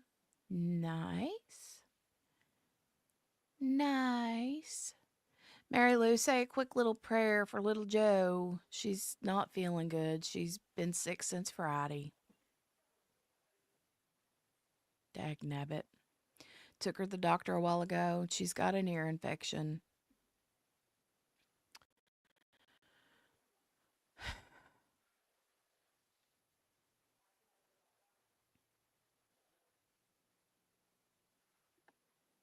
Mm-hmm, mm-hmm, mm-hmm, mm-hmm. Did anybody say what time they were supposed to be back?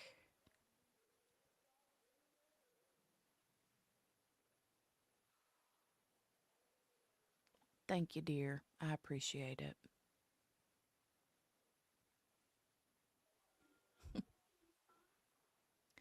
Margaret, Queen of the Poll.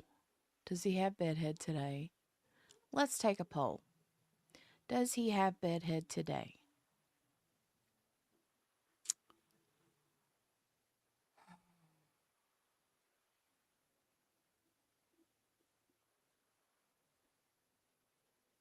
Mm-mm-mm.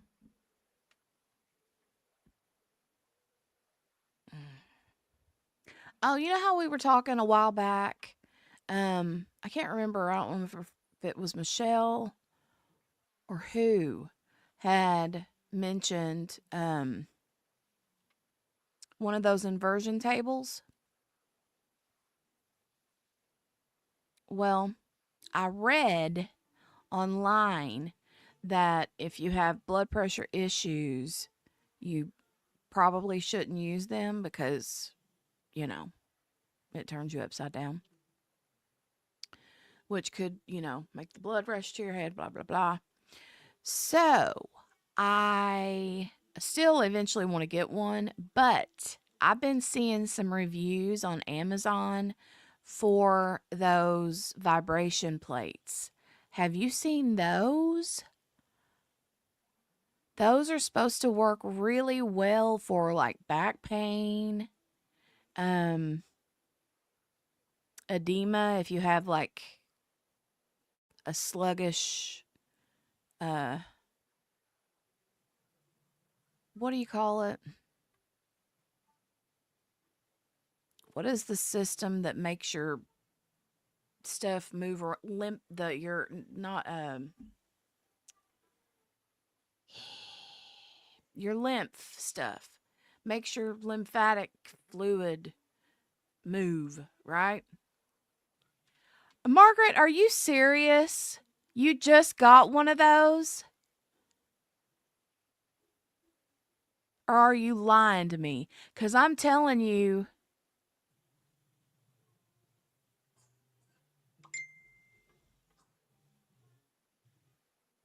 Ah! Mickey, my sister is stalking the ever-living crap out of me. She just sent me a message and said, talk to my other sister. She has a vibration plate. Chance loves it and he wants one. Does it help with his back? My back is freaking killing me, man. Mickey is stalking hardcore. She just sent me some messages. You got it Thursday, Margaret? Have you used it yet?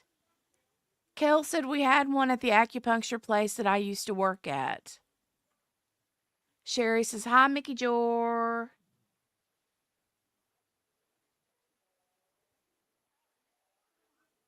And Michelle said, oh, God, Margaret's using it for something.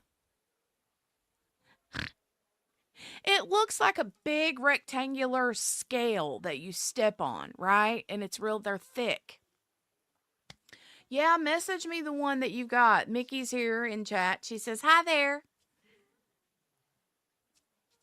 Well, I've been reading lots of good things about them, and I'm like wanting one, right? I think I want one because they say that they're really good for it. Just like, it kind of puts me in the mind of, you remember those things back in the day when you would like turn it, it would like put a belt around your legs and you would flip the switch and it'd be like,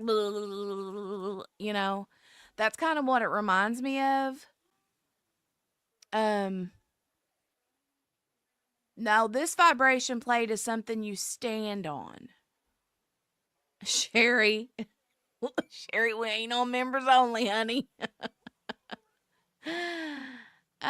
Makes your lower back feel so much better. Sherry coming in hot. Y'all have done tore Sherry Jones up, and she needs to be, I need her fixed. You've done broken her. Broke her.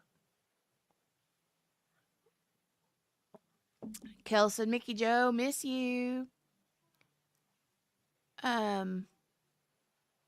Sherry has been corrupted. Well, the ones that I was seeing, Margaret, how much? Well, I mean, you can tell me in private, what you paid for it if you don't want to like blast that information. But I've seen that they're anywhere upwards of like, you can get one for like $80 or $90 or something. But then there is another. They said that there is, see, Miss King, I've heard that it was really good for the lymphatic system. And I struggle with that because I swell easy, right?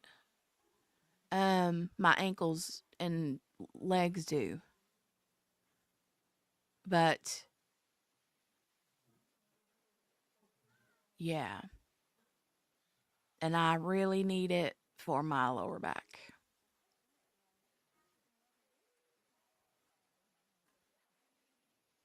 But I've been looking at them and they're like anywhere from like the good ones are anywhere from like $150 to $300 or more. I'm like, good gravy. My back felt better and I could feel my core engaging. My mom used one for her feet for edema and it worked well for her. Okay, well, good. Good, good, good, good vibrations. Mickey said, miss you too, Sherry. I've just been chilling. Kel said, it's good for that. The acupuncturist's mom would come in. The acupuncturist's mom would come in and put her feet on it while sitting in a chair. It was still good that way. Yeah, I've seen lots of ways you can use it. You can actually like do all kinds of exercises on it.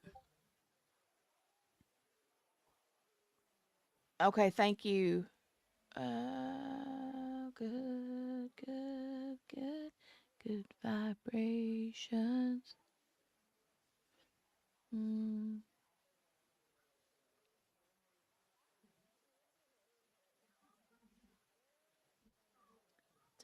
The brand that I've been looking at is called Life Pro, LIFEPRO.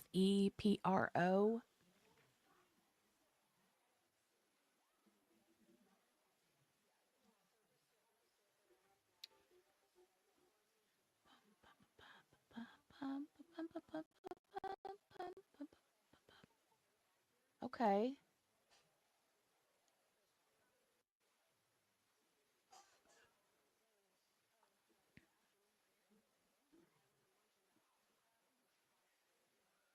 Kel said, how loud is it?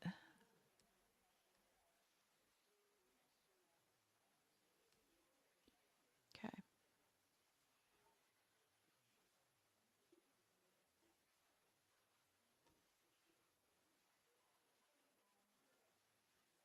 Bum, bum, bum.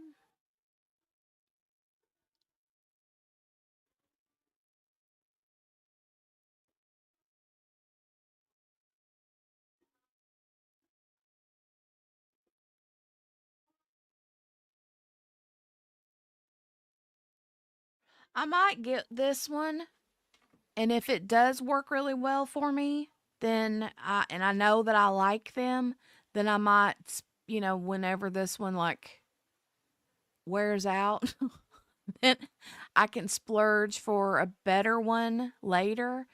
Because they say that the Life Pro ones apparently vibrate this way, the up and down, sideways, and like forwards and backwards.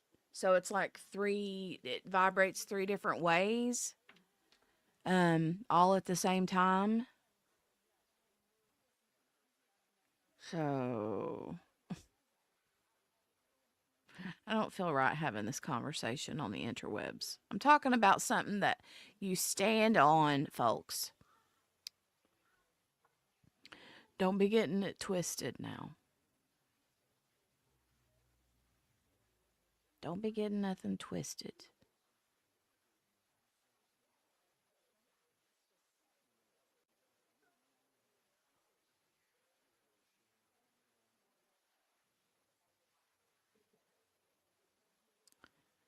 Uh,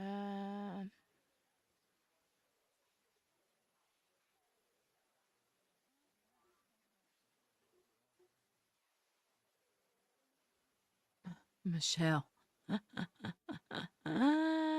Donnie said the vibration plates are amazing. That's what we've been talking about, and I want to get one. And Margaret literally said, I just got one Thursday. And then my sister messages me, private messages me, boom, bang, says my other sister has one and my nephew loves it. And I'm like, y'all are just. Sherry said, I'm dying to say things, but I'm going to be quiet.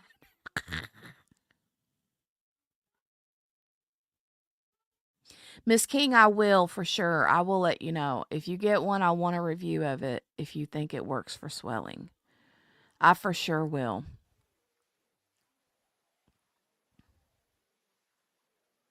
Sherry's in timeout, said Margaret. Michelle says, say it, Sherry. Margaret's like, You used it for ALS.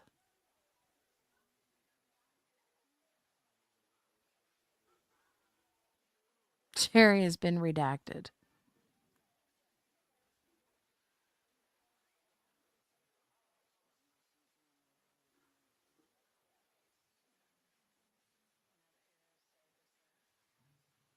Sherry said, Michelle, I'm already in trouble. Lord, Lord, Lord. Well, I might buy this. This one's, I mean, I want to see you use it though, Margaret. So at some point today, be expecting to message me, and I want to see the usage of it. Bye, Mary Lou. Thanks for coming and hanging out. And yes, keep little Joe in your prayers, please, and thank you. I would really appreciate it. Because I don't want her to I want her to get better, not get worse. Do it on a live. I might, Michelle. I might do that. Maybe me and Margaret can both be on them at the same time and do a live stream too. Lord, that would be something to see, huh? That would be something to see. Mm-hmm. Mm-hmm.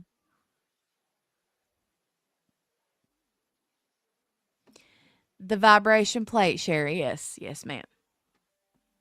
The vibration plate that is used for not what you're saying. Oh my God.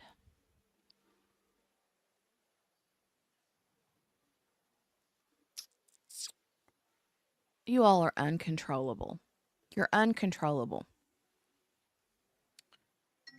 Oop. Oh. That was my Life 360.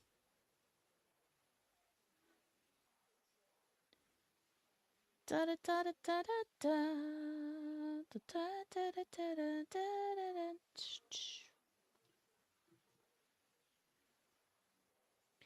Da da da da da da da.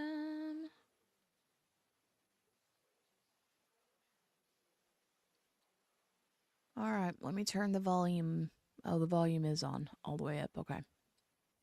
I thought maybe I had it lowered. Margaret said Sherry has to have a seat. There's the handsome judge.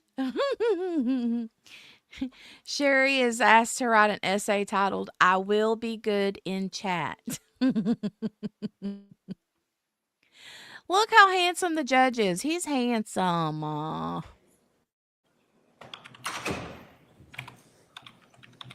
Afternoon cafe has gone off the rails.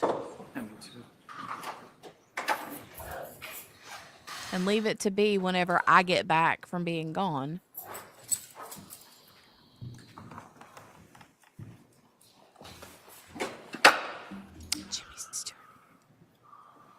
All right, we're on the record. State of Arizona versus Vallow Daybell. The attorneys are present. The defendant's present. The jury is not present. We ready to bring in the jury? Yes, Your Honor. All right. Let's bring in the jury. Bring the jury.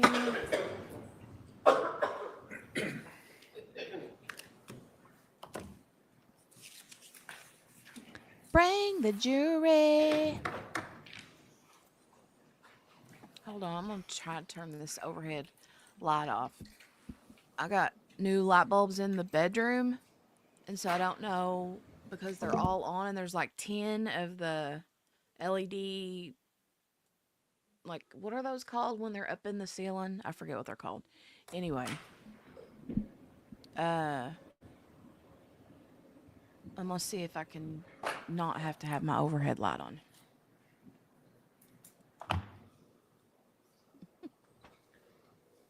Oh, is that okay? Or nah? Yeah, they're all on. Okay. No, they're not track lights, but they're the...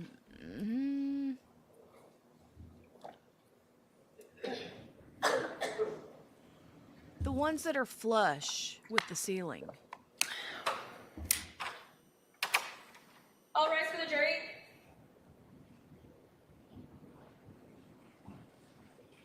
Can lights. Maybe that's it.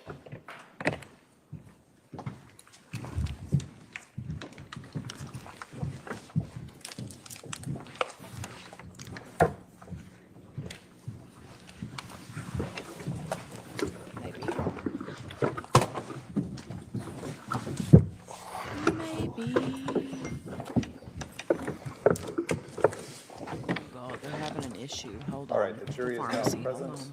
Please be seated.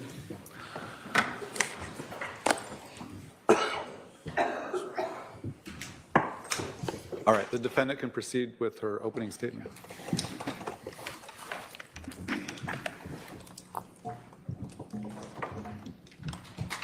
Maybe it is recess. Maybe that's what it's called. Oh, here we go. Ladies and gentlemen of the jury, I have been charged with a crime, a serious crime. And the only question here is, did I commit this crime? Conspiracy. Conspiracy is an agreement between two or more people to commit a crime. Okay, so you see, okay. There has to be an agreement. There has to be a plan. The evidence in this case will show that Charles Vallow and I got married in February 2006. It will show that it was my fourth marriage and Charles' third marriage. At that time, we each had 2 children. I had Colby, who was 9, and Tylee, who was 3. Charles had Cole, who was also 9, and Zach, who was 7. The evidence will show that our family moved from Austin, Texas to Chandler, Arizona in 2009. The evidence will show that Charles and I adopted our great nephew, JJ, who was born in 2012. It will also show that Charles and I were married for over 13 years and were raising 5 children. The evidence will show that I was a licensed cosmetologist and worked as a hairstylist for 20 years while we lived in Austin, Texas. The evidence will show that Charles was a licensed life insurance salesman and worked as an independent contractor, selling life insurance policies and annuities, and owned his own business. The evidence will show that Charles and I purchased life insurance policies early in our marriage, and Charles had them issued to the maximum amount possible to each of us. The evidence will show that Charles was 17 years older than me.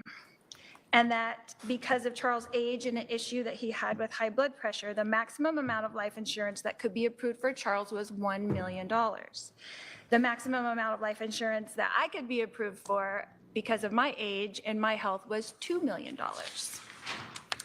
The evidence will show that throughout our 13-year marriage, that we always had life insurance policies. When a 10-year policy lapsed, Charles would shop for another company who would approve us for the maximum amount of life insurance.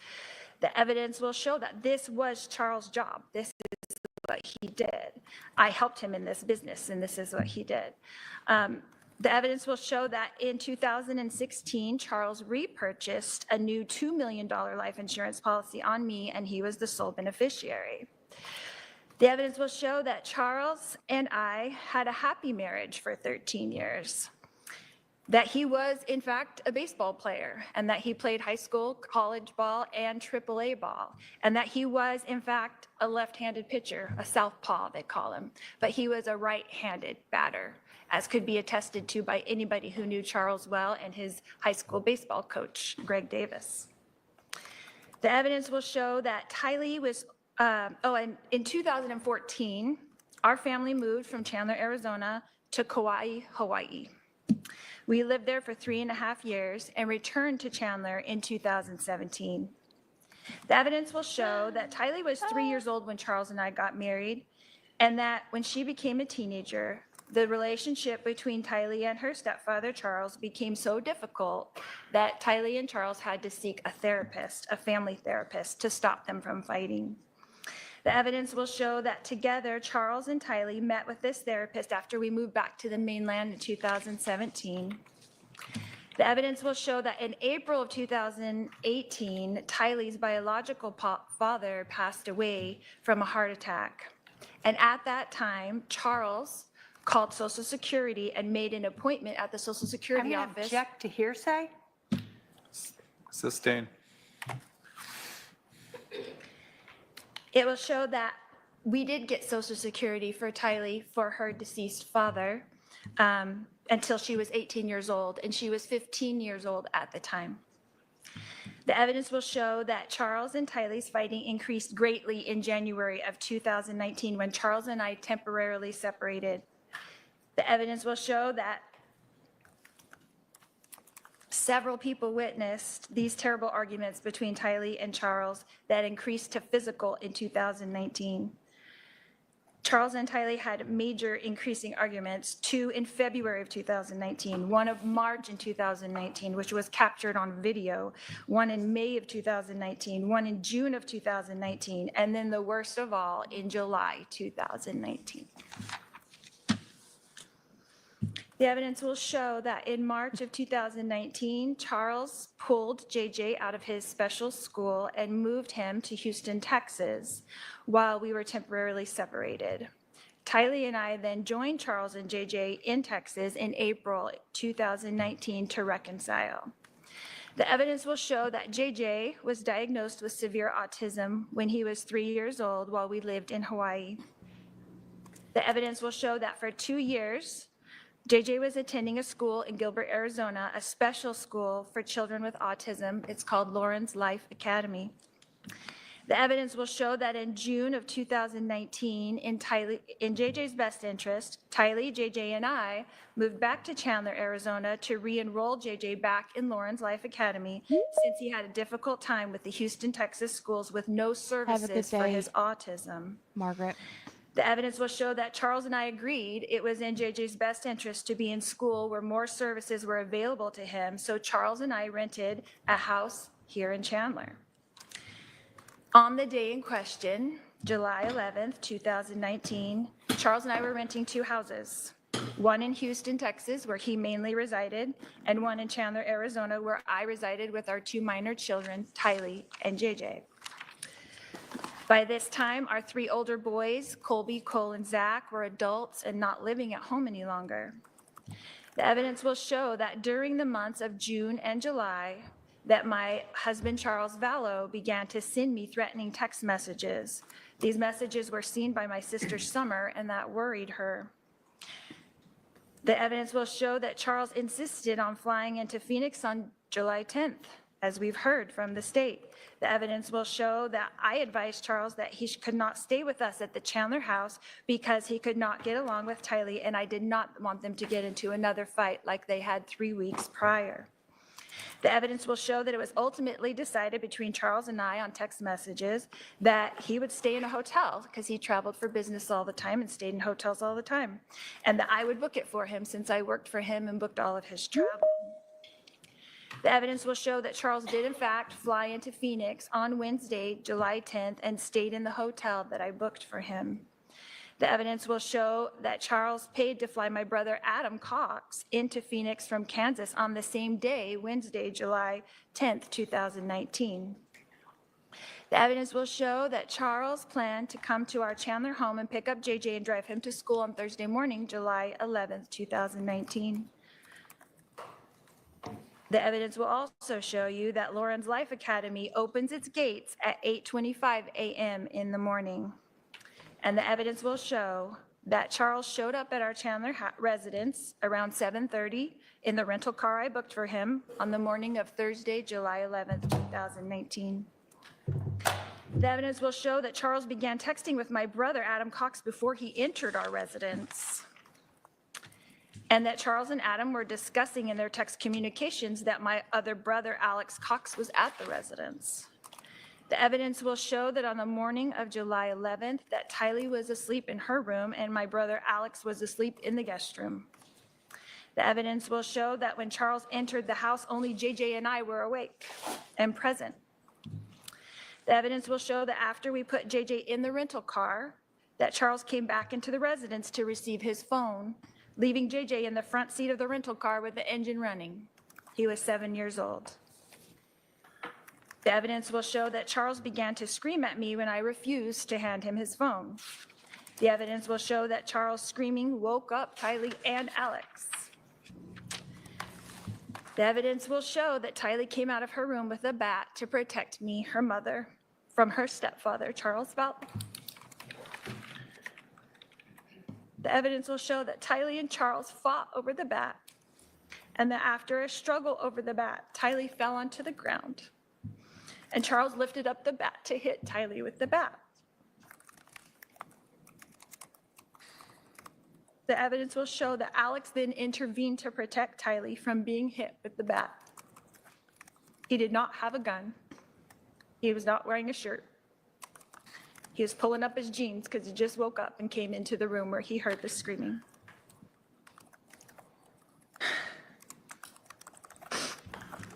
The evidence will show that Alex and Charles got into a physical struggle for the bat and fell onto the ground. The evidence will show that Tylee, who was on the ground, was lifted up by me and sent outside to get away from the struggle and to protect JJ, who was still in the running car, in the rental car in the driveway.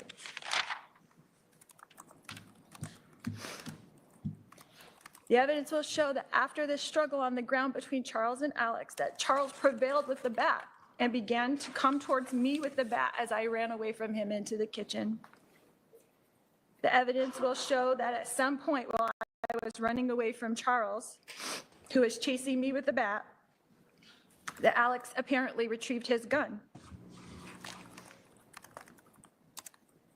The evidence will show that I ran outside to the children and that Alex shot Charles in self-defense.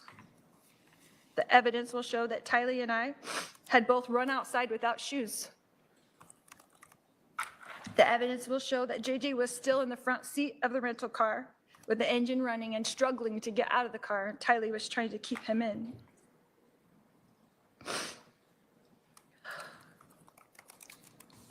The evidence will show that Tylee and I got into the rental car with JJ and drove away.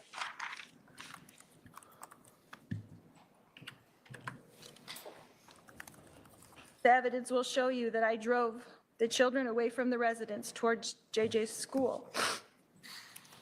Can I grab a tissue? Yes. Is the evidence going to show all this, Lori? Because, yeah, in order to say the evidence will show, the evidence needs to show. And you ain't got no evidence that says any of this. Liar. Liar. The evidence will show that I drove the children through the Burger King drive-thru that Charles had promised JJ. Now there's evidence of that. The evidence will show that we continued to drive towards JJ's school and that the gate was not yet open at JJ's school. So we drove a block west of the school to a Walgreens where I ran in to purchase flip-flops for Tylee and myself so that we could walk JJ into school on the hot pavement.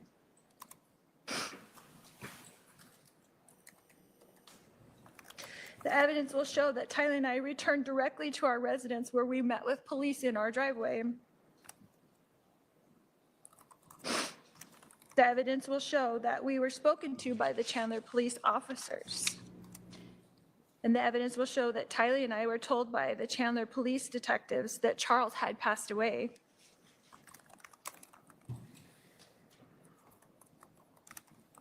The evidence will show that we were put into a police van and driven to the Chandler Police Department.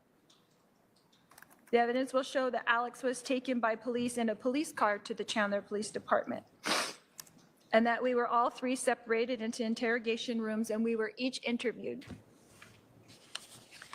The evidence will show that next, Tylee and I were brought back together into a room at the Chandler Police Department and were introduced to a victim's advocate who was very kind to us.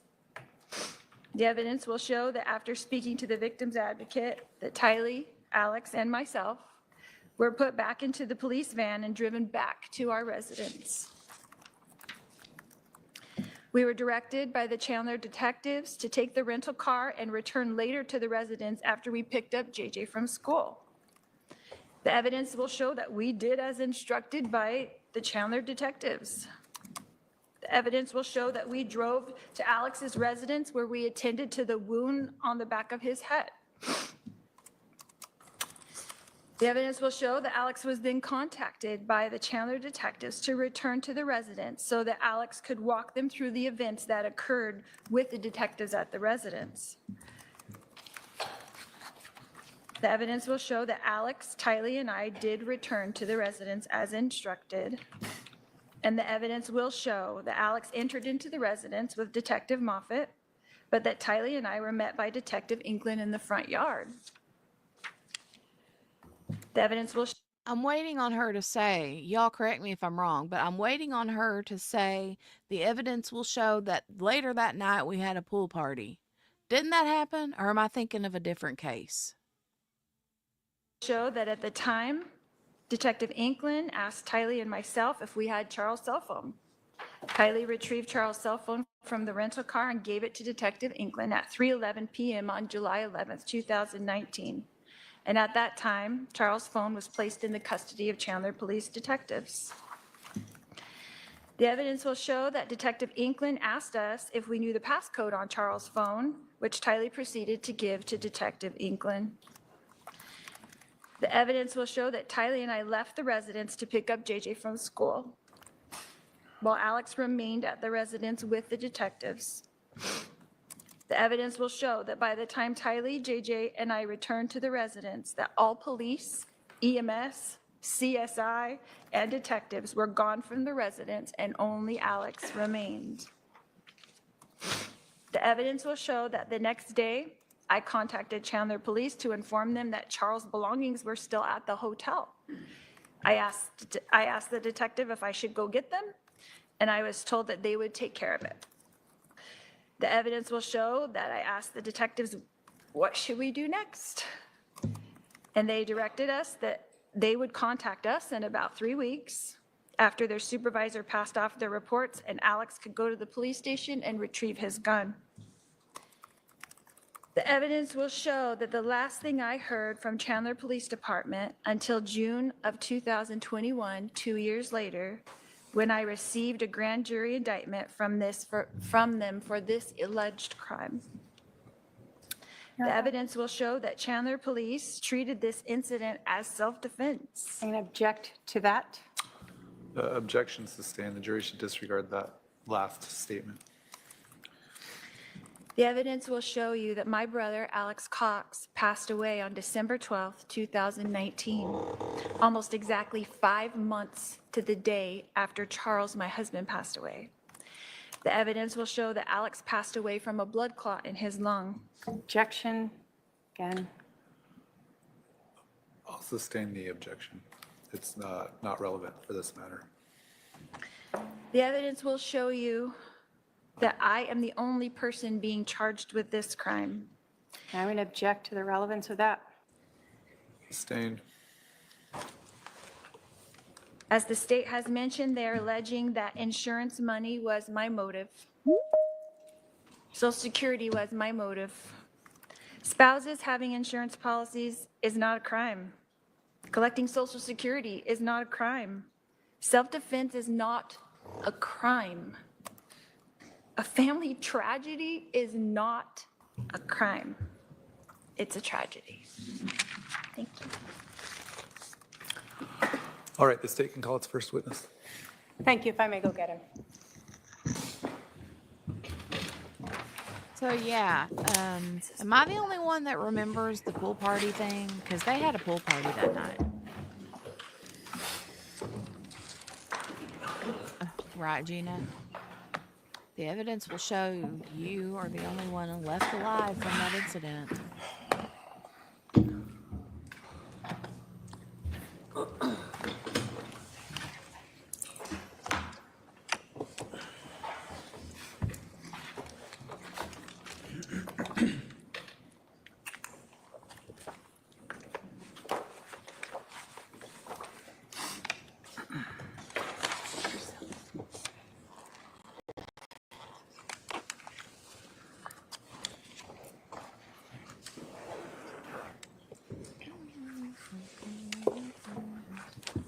This judge is like, what in the name of God are we doing?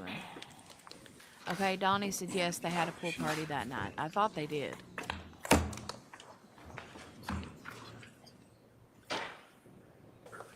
Yeah.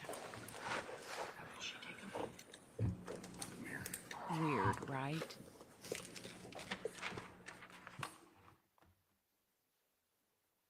Judge is like, I could be golfing right now. Alex, other brothers, her parents.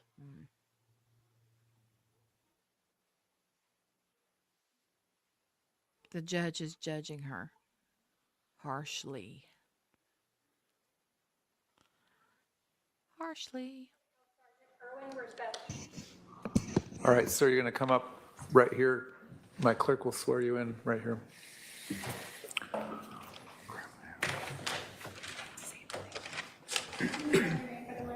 W-I-E-R-Z-V-I-C-K-I. And your first name? I-R-W-I. Thank you. Do you solemnly swear the testimony you're about to give will be the truth, the whole truth, and nothing but the truth, so help you God? Yes, sir. All right, you're going to have a seat up here.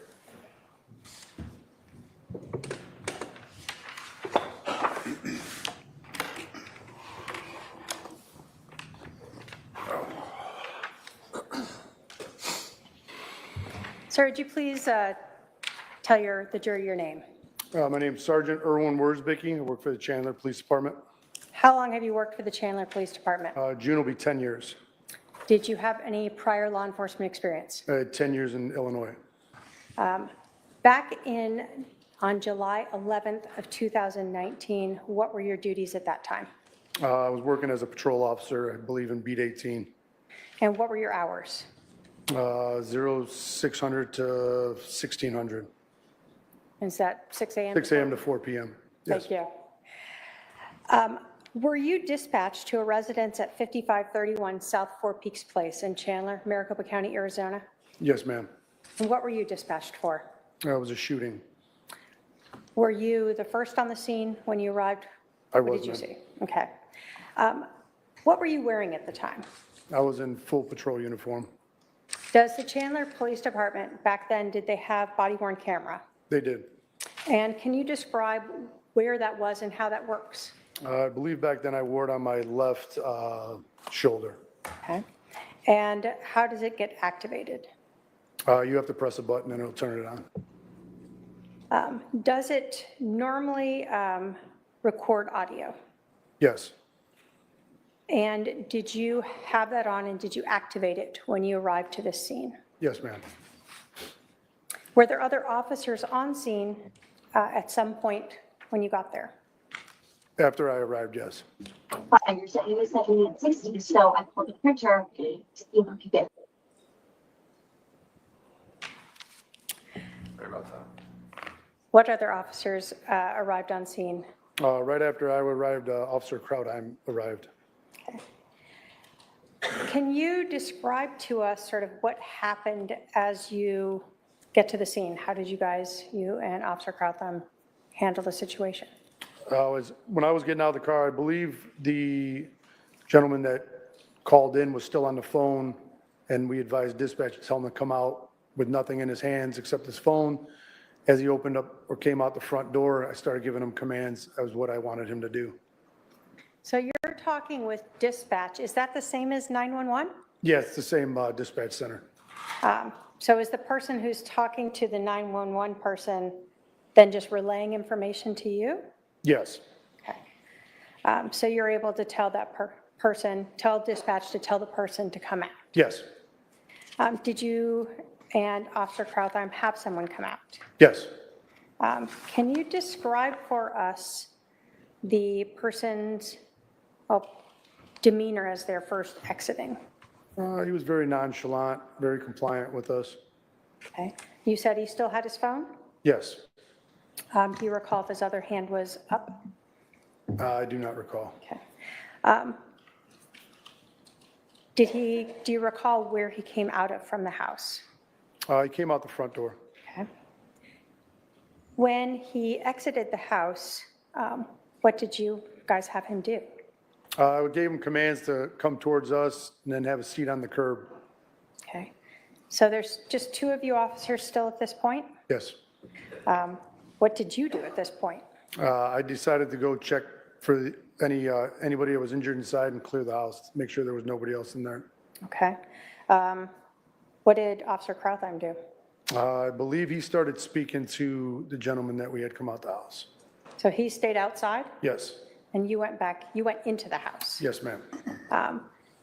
When you talk about clearing the house, can you tell us what that means? What do you do? I just wanted to make sure that if anyone needed aid rendered to them, we could render aid to them, or if there are any more suspects in the residence, that we could try to apprehend them. Does that mean that you walked through the entire house? I believe so, yes. Okay.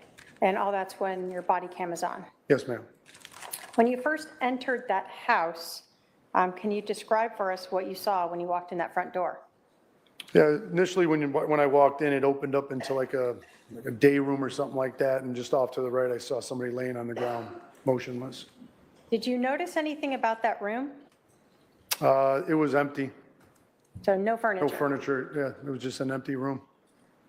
The person that you saw to the right, male or female? Male.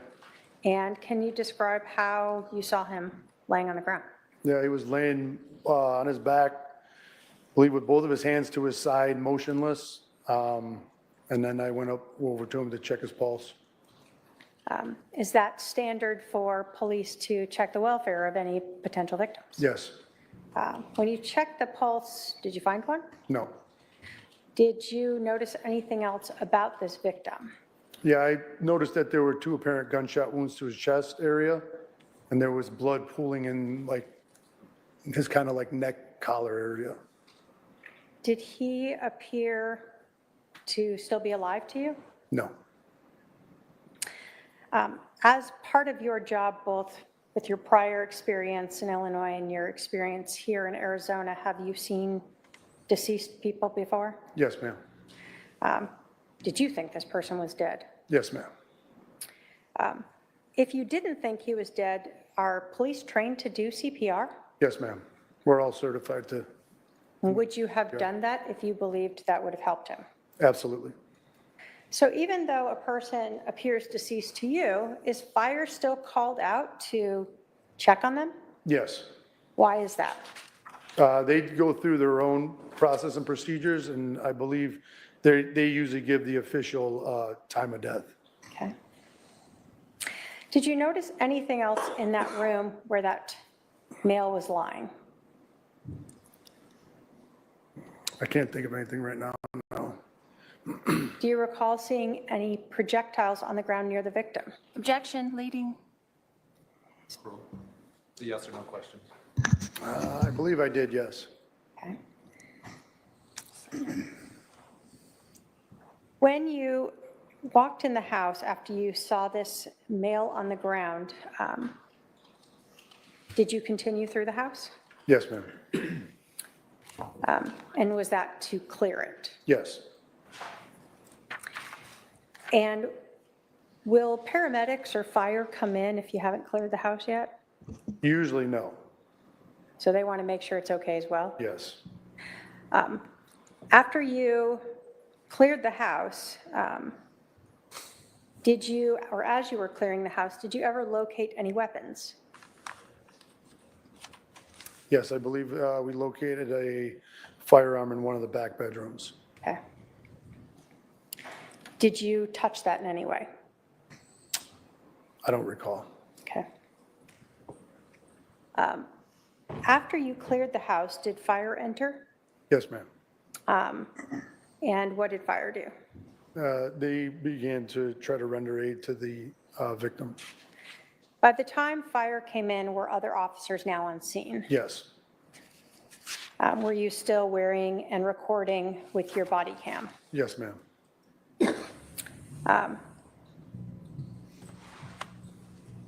Does the body cam, you told us that it's on your shoulder. Does it always show where you're looking? No. So your eyes or your head can be turned to a different direction than what the camera is actually Yeah, showing? if I was turning talking to the judge, my camera would be facing the crowd. I want to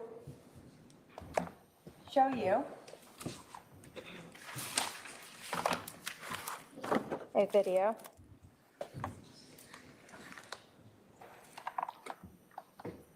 And if I can have my paralegal bring that up and have him identify it.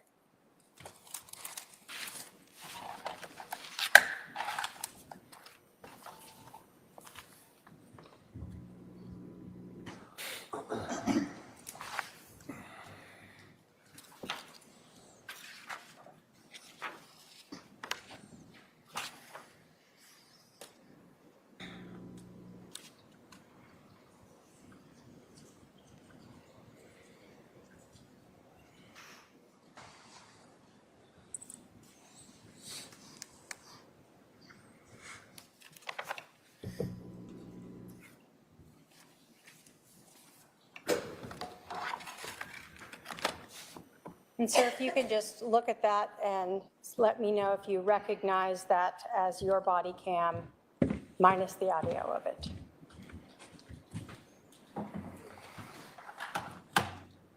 Yeah, that's my body cam. Do you recognize that as you in it? Yes, ma'am. And you have previously watched that? Yes, ma'am. Okay, Michelle. Have a good night, honey. Bye. See you tomorrow. Your Honor, the state will move to admit exhibit number 2, I believe. Exhibit number 2 into evidence. Any objection? No objection. Two is admitted. And Your Honor, if we may publish it. You may.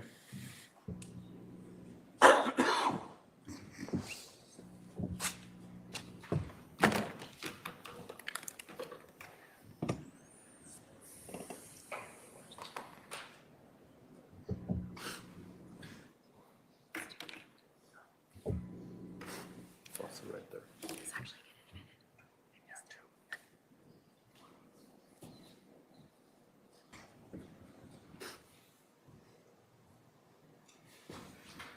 So this is the house you're walking up to, correct? Yes, ma'am. As you're talking to dispatch? Yes.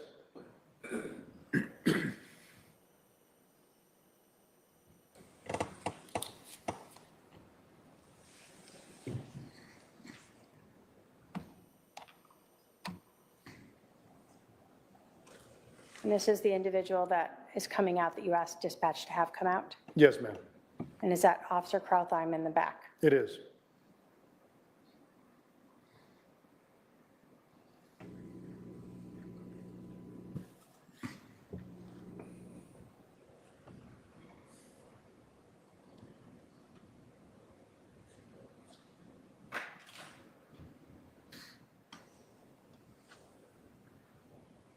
Are you announcing? Yes, ma'am. Is that standard? Yes. That where you checked to see if this male had a pulse? Yes, ma'am.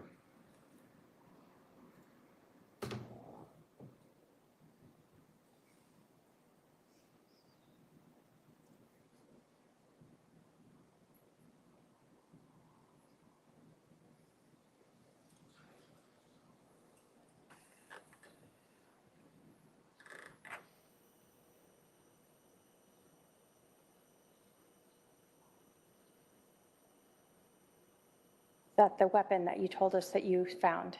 Yes, ma'am.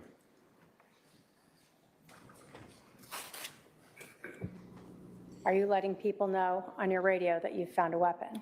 I believe so, yes.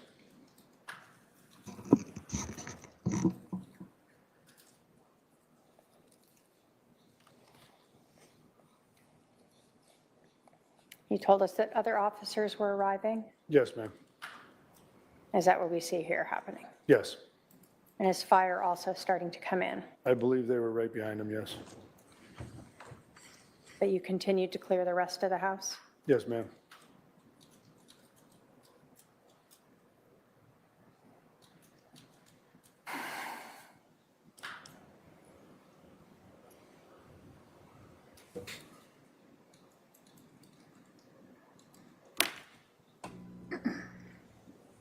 So what do we see there? It appears that the fire is rendering aid to the victim, or attempting to. Were you walking around trying to find identification for the individual on the ground? Yes, ma'am. Were you able to ever find an identification for him? I was not. So no wallet laying around, No. no ID in his pocket? I didn't check his pockets, but no, I don't think fire found one. So you're kind of talking with them to let them know who this is as well? Yes, Because they're documenting it. yes.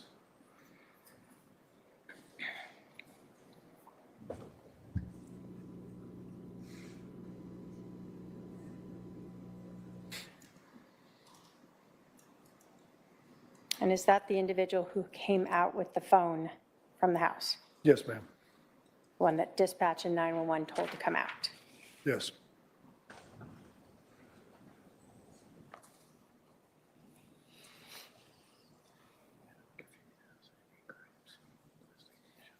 She's liable to, Morgana.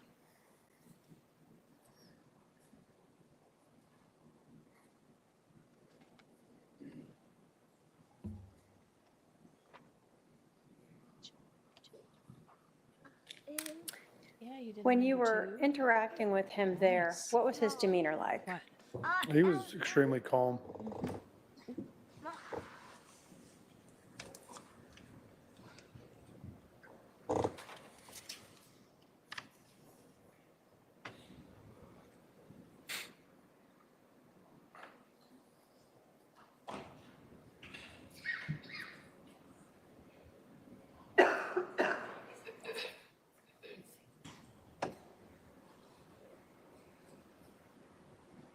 You told us that you were looking for the wallet for this individual. Did it seem unusual to you that you couldn't find one? I wouldn't say it was unusual. I didn't know if he lived there or not, so I just kind of looked around to see if there was anything laying around.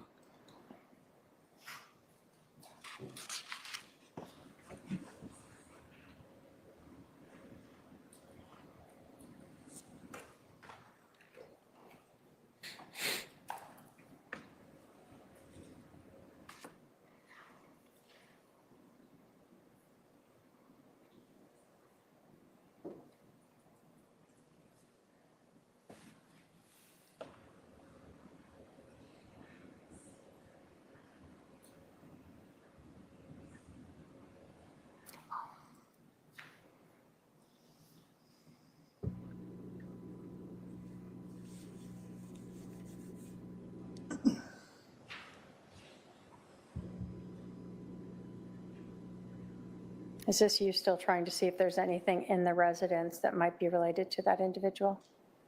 I think I was just giving Officer Cohen a recap of what I had already went and looked through.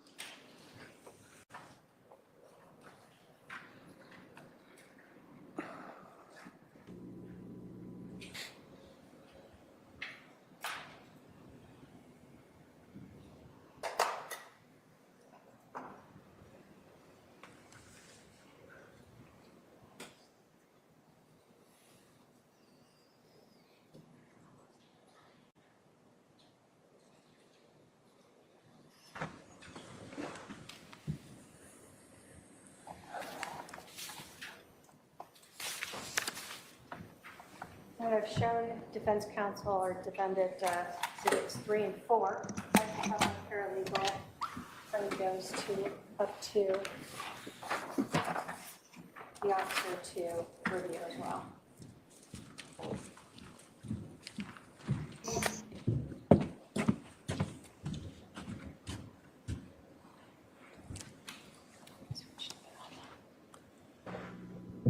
Do you recognize those as sort of screenshots of 2 different views during your body cam footage? Yes. State will move to admit exhibits 3 and 4. Any objection? No objection. 3 and 4 admitted. And if I may publish them.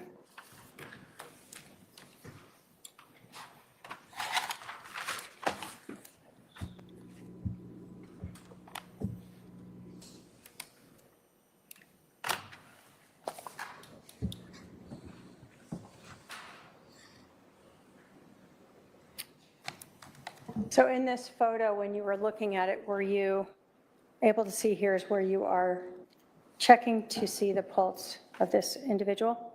Yes, ma'am. And did this also reflect what you had talked about of the blood pooling that had run towards his neck area? Yes.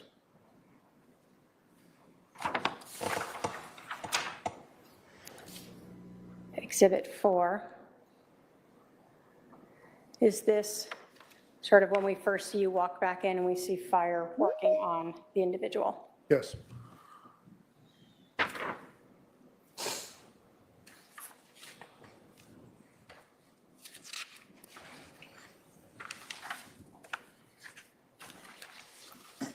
You told us that when that individual who was on the call with 911 came out, that you observed the phone with him. He was kind of holding it. Yeah.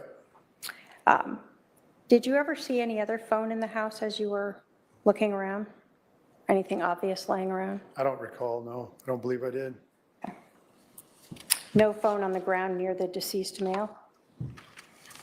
Not that I recall, no.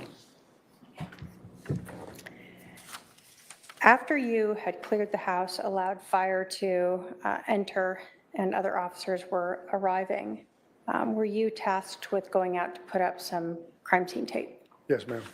What does that mean? It's just tape that keeps the general public out, keeps the media out, so we have a secure scene, and it doesn't get tainted by anybody or anything. So that included both the house and some of the street. Yes, ma'am. Did that sort of end your involvement? Yes. Thank you. I have no other questions. All right, cross-examination.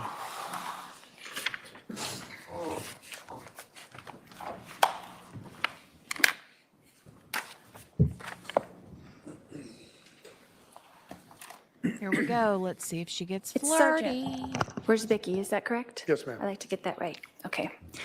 You said her to be that flirty. the individual exiting the house was nonchalant. Is that correct? I don't know if I used those words, but he seemed very calm, yes.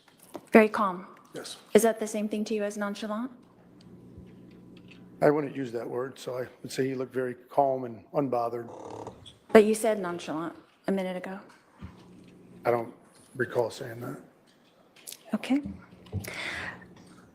Does everyone act the same in a stressful situation that you've experienced? No? Are you qualified to give someone a psychological evaluation? No. No.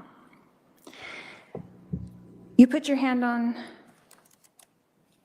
my husband's neck for checking for a pulse, is that correct? Yes, ma'am. That's what you did when you first came in? Yes. Did you perform CPR? No. No. Why not? Because it was apparent to me that he was deceased. And that's not your protocol? To what? To perform CPR until fire comes in? Not if it's going to make it even worse because they had apparent gunshot wounds to the chest. What do you mean by that? Well, if I start pumping on his chest, it's going to start spewing blood out of his chest even at a more rapid pace.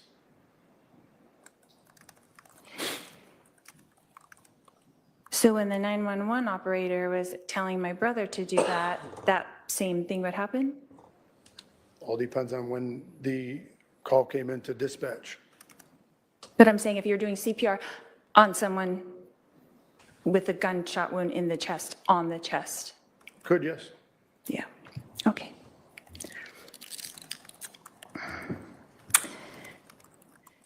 And you said something else. You said fire gives official time of death. Is that correct?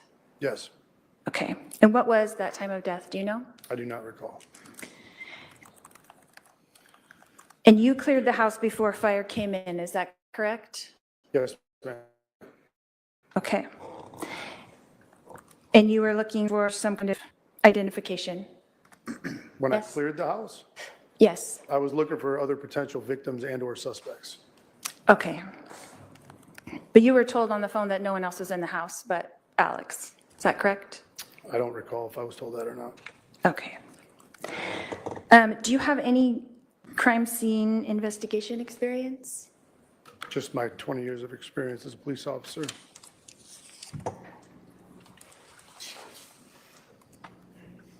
And you said something about, and this is just for me to understand, you said something about the casings being to the left of him or to the right of him? I didn't say they were to the left or to the right. Oh, did you say west or east? No. Oh, sorry, that was my interpretation. Can you tell me what the weapon was that you found? It was a handgun. Was it a 45? Don't recall. Okay. Could you tell what direction the bullet came from? Based off the way the body was laying, I could assume it came from where his feet were at. Near the feet? Did you see the projectile that was in the baseboard? I don't recall if I saw that or not.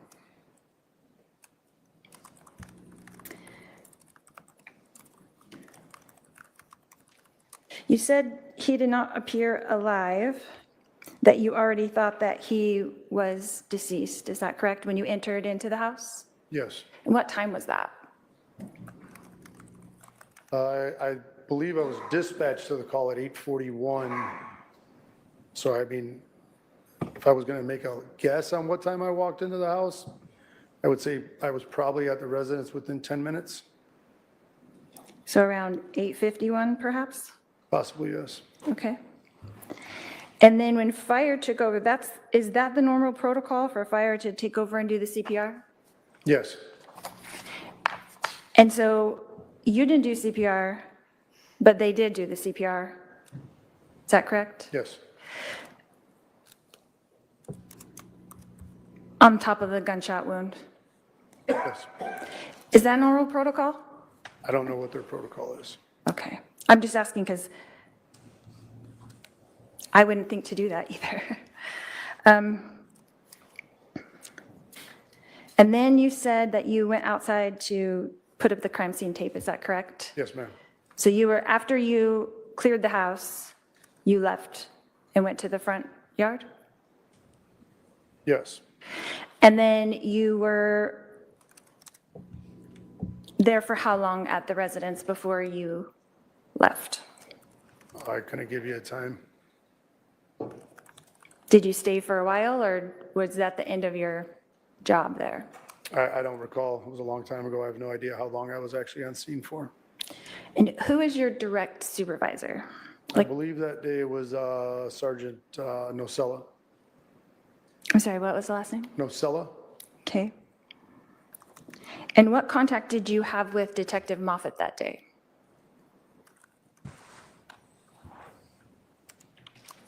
I don't know if I had any with him on scene. Okay, what about Detective England, perhaps? I may have briefly spoke to her while I was on scene. Okay, 1 time, 2 times, 3 times? I couldn't tell you a number. Okay. And then when you have to report to your superior before you left the scene? He was on scene, I would imagine. Nocella? Is that Yes. what you said? Okay. And then you don't know what time you left, but you arrived at approximately 8:51? Give or take, yes. And then did you see me arrive at the scene? I think as I was leaving, yes. So approximately around the time that I arrived, you were leaving? I don't know if I left when you arrived, but I was on my way out of the crime scene as far as I know. Okay. And then you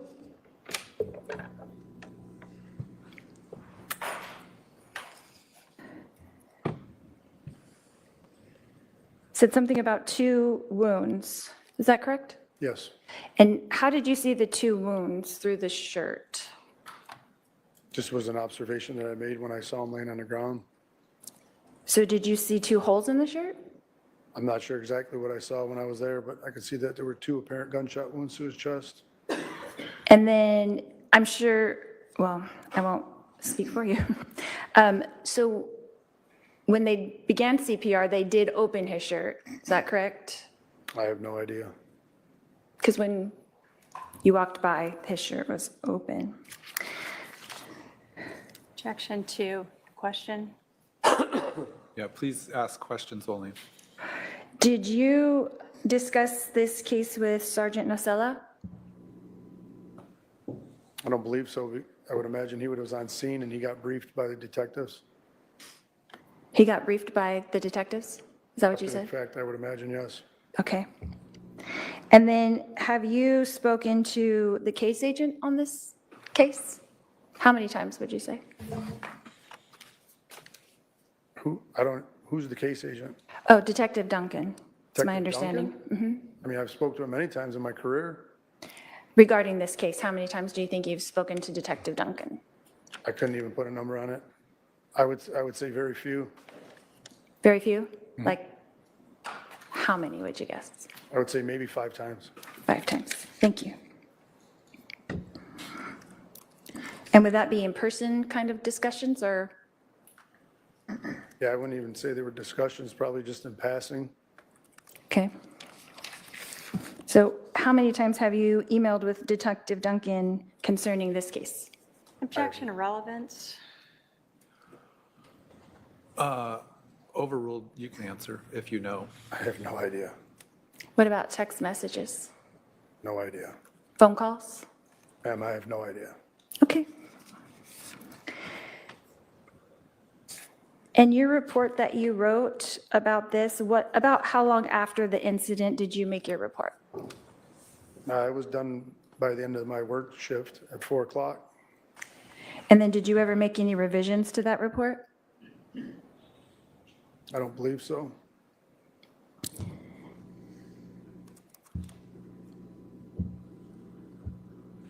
So you left the scene approximately sometime in the morning, and by 4 o'clock that day you had written your report? Is that Yes. correct? And you've never changed anything on your report? Not that I recall, ma'am. And the report is exactly as you left it when did you review it for this testimony today? Yes. And it was exactly the same as when you wrote it at 4 PM on July 11th? I don't know if I wrote it at 4 PM. It was Or done by 4 PM? but It appears to be, yes. Okay. Thank you, that's all I have. All right, redirect. Oh, thank you, God. Thank you, God. She's going to sit down and she's going to ask the woman, how did I do? How did I do? Did I do good? Did I do it good? Did I do right? Sergeant, you were asked about the shooter's demeanor. Were you just telling us what you observed? Yes. What did you observe? I just observed him very calm and collected after just shooting somebody. And that's both seeing him come out as well as having some interaction with him on the curb? Yes, ma'am. When a person is been shot and you check for a pulse and you believe they are deceased, as a police officer, are you supposed to touch the body? No. Is the body basically a crime scene? Yes. Based upon your training and experience, did you believe that the victim was deceased? Yes, ma'am. Do fire have EKG, heart monitors, and things that they use to determine if maybe you missed a pulse? Yes, ma'am. When you talked about giving CPR, if an individual is now a crime scene, would giving CPR to that deceased person change the crime scene? Yes, And so as someone who believed the person was deceased, you did not want to modify or change the crime scene? correct. You were asked about the gun. Is the gun part of the crime scene? Yes, Were you responsible for processing the crime scene? no, Why didn't you go in there and pick it up and start handling it? because I didn't want to alter where it was laying when he got done using it. You were asked a lot about when 911 was called, when you were dispatched. This was a few years ago, Several, yes. 2019. Yes, ma'am. Is there something called a CAD report that documents when 911 was called, when you were dispatched, when you arrived, and even when you left? Yes, ma'am. Would looking at the CAD report help refresh your recollection as to when those events occurred? Yes. If I may Oh, have hey, my Ruth. paralegal provide him with a copy of the CAD report. Yes, ma'am. Glad to have you over here.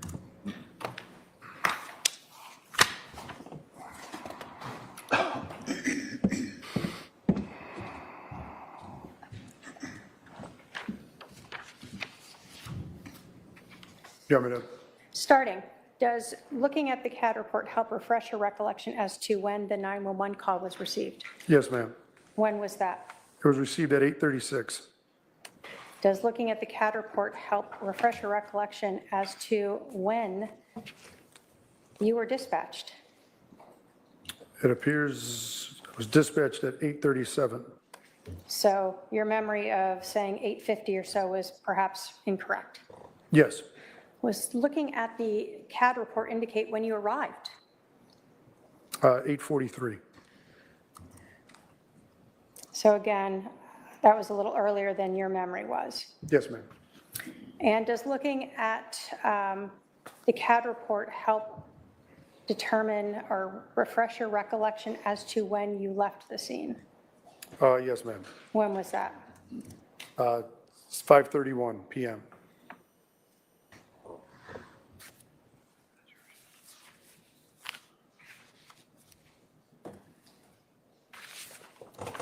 As a police officer who is one of the first on scene, do you provide briefing or information to your sergeant or the detectives on scene as to what you saw, observed, and did? If they ask me directly, yes, somebody will brief them that's on scene. But you have to provide somebody that information to then provide to the detectives? Yes. Why is it done that way? Because usually a supervisor is going to want to know what's going on and what we did, just so the detectives know exactly what they're walking into. So for instance, if you had had to move the gun, they would want to know that, right? Yes, Or if you had moved the body, they would want to know that too, right? yes, And if you had found any evidence, would they want to know that as well? absolutely. And so is that what you would have to do that day when you are speaking to sergeant or detectives? Yes. I have no other questions, Your Honor. Does any member of the jury have a question for this witness? If so, please write it on the provided form. I'm not seeing any questions come down. You can step down, sir. All right, state can call its next witness. Thank you. And if I may go get it.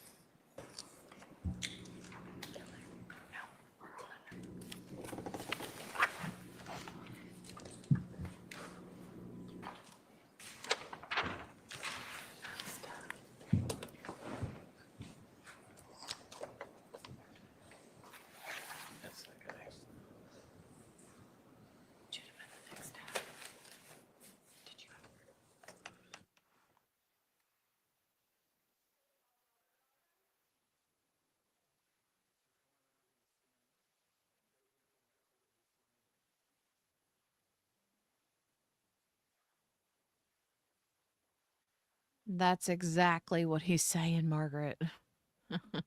He's just saying that for sure.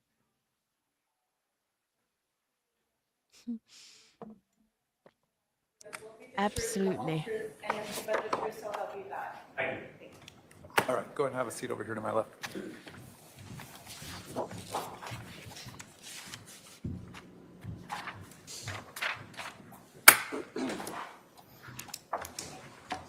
Sir, would you please introduce yourself to the jury? I'm Robert Krautheim. And where do you currently work? I currently work at the Sandra Day O'Connor Federal Courthouse Back in 2019, where were you working? as a Chandler police officer in Chandler, Arizona. How long did you work for the Chandler Police Department? 25 years. When did you retire? About 3 years ago, February. When I you agree, were Ruth. working there in July of 2019, what were your duties at that time? I was a patrol officer. I was responding to calls for service. Okay. And do you recall what your shift was at that time? It was a day shift. I think I start my shift at 6 and end at 4. Were you working patrol for Chandler Police Department on July 11th of 2019 at about 8:36 a.m.? I was. Were you dispatched to 5531 South Four Peaks Place in Chandler, Maricopa County, Arizona? Yes. What were you dispatched for? A shooting that had just occurred. Based upon the information that was, well, let me ask you this. When you are arriving to a scene, do you get information relayed to you about this call? I do. Why is that? The call taker is asking the person on the phone what's going on, where it is, who's there, just basic information. And then dispatch relays that information to me as I'm driving to the call for service. Is that so you have a better idea about what you're walking into? Yes, it's on a computer, but verbally, the stuff that's really pertinent before I arrive is just verbally done over the air. So when you were arriving on the scene, did you think this shooting had just occurred? I did. When you got to this 5531 South Four Peaks, were there any other officers on scene yet? Yeah, Officer Wiz was there. Is that Officer Wisby? Yes, I'm sorry, I apologize. What were you wearing?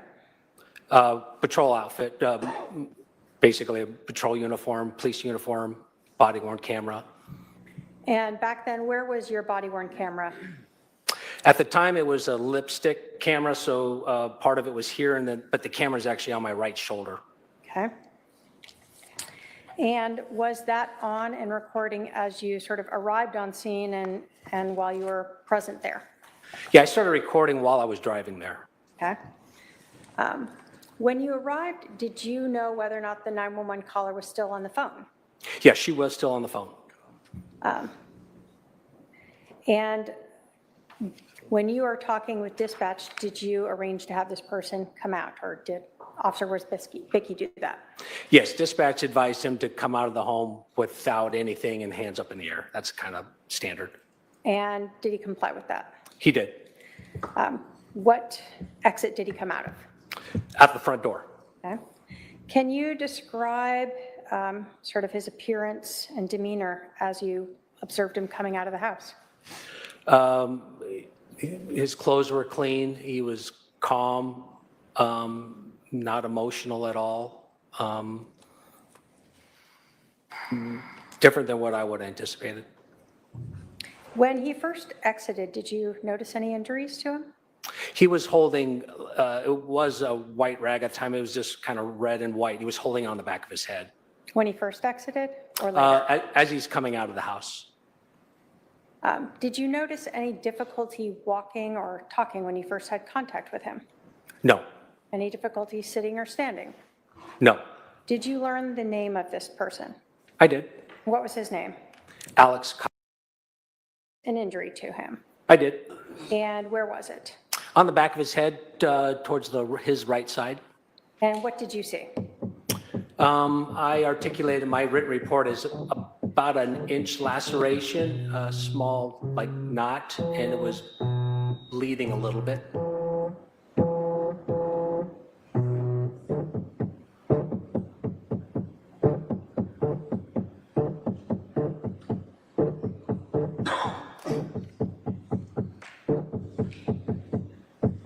fix that.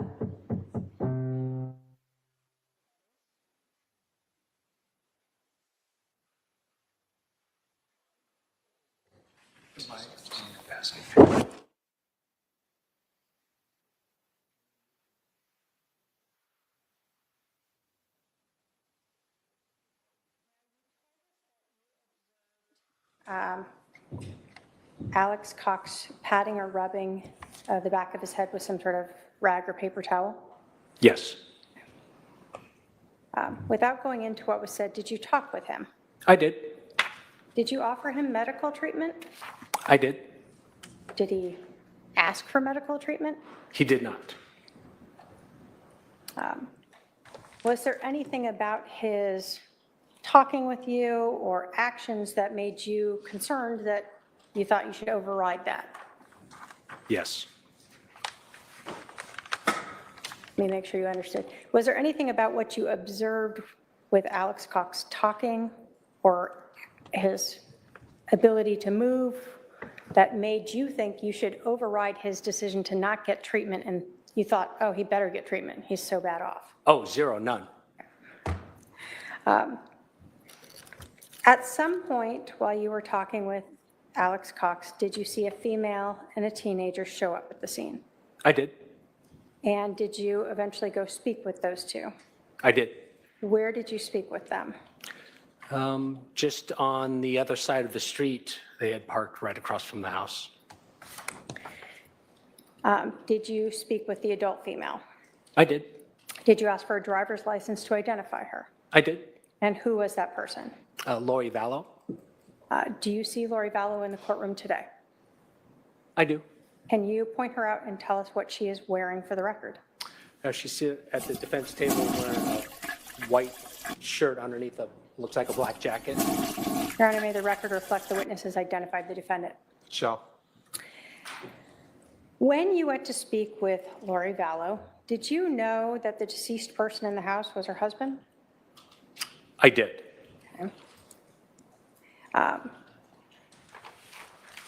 When you went to speak with Lori Vallow, did you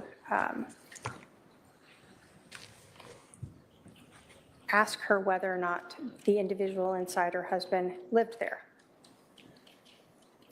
I did not ask her that.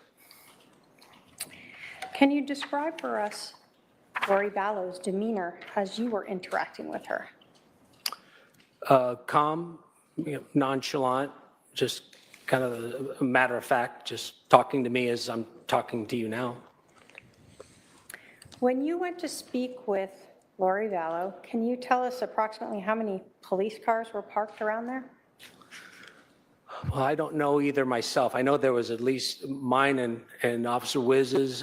There's a fire truck there. I think there was an ambulance there, and I think there may have been another police car. I can't remember, but there was a lot of emergency vehicles just near the home itself.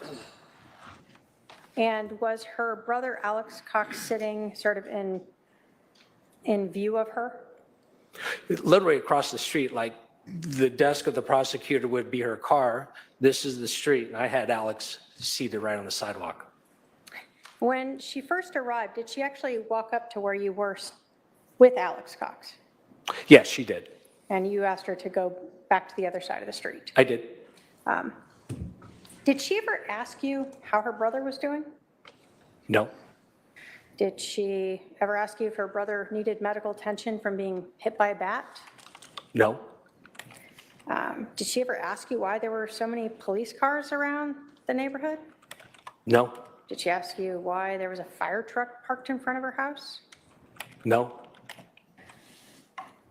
So other than gathering basic information, did you really talk to her about anything else? No. And were you wearing that body-worn camera footage or camera when you had contact with her? I did. After you talked with Lori Vallow, did you go back and stand near Alex Cox again? Yes.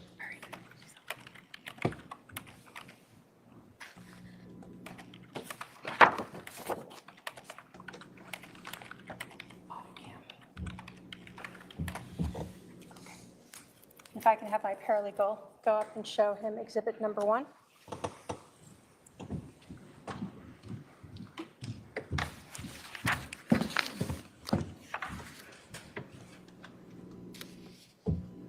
Do you recognize exhibit number 1? I do. Is that a copy of your body cam footage from July 11th of 2019? It is. Is it missing the audio other than during your interaction with Lori Vallow? Correct, yes. And did you initially identify that previously as your body cam? I did. State will move to admit exhibit number 1. Any objection to exhibit number 1? Any No objection to No objection. exhibit 1's admitted? And if we could publish it. Go ahead.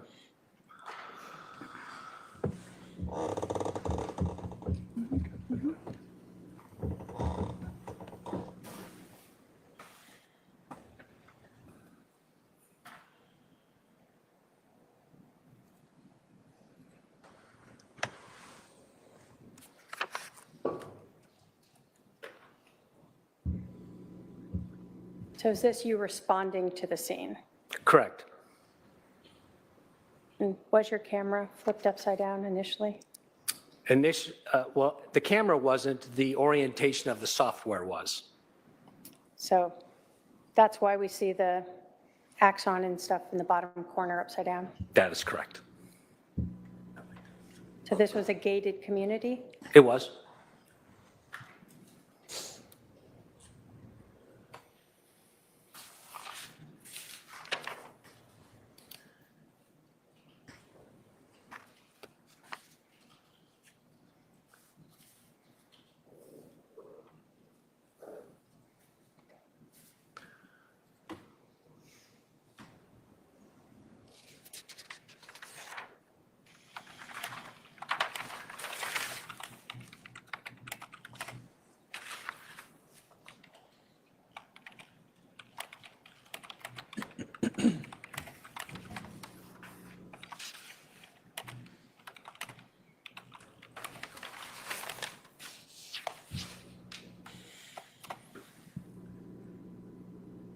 As you're driving, did you go by the fire truck here?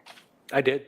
And is it standard for fire to stage a little ways away from the scene when it's a shooting? Yes. Why is that? So they could respond quickly. Do they want you to clear the residence first before they show up? Yeah, it needs to be safe for the firemen. We had to make sure there was no one else in the house that was armed or in the area. And as you're arriving, is the person, the shooter, still inside the house? I can't recollect. I think he was at the door right now or just coming out to the door. Why did you pull your weapon? I was just told somebody killed somebody, so yeah, for my safety, I wanted to make sure I rendered him safe before I put my gun away. It was a threat to me. So when he came out, he had both his hands up in the air? So at that point, nothing touching his head yet, no? Correct. Now, did you stay out with him while Officer Worsbicky went inside? I did.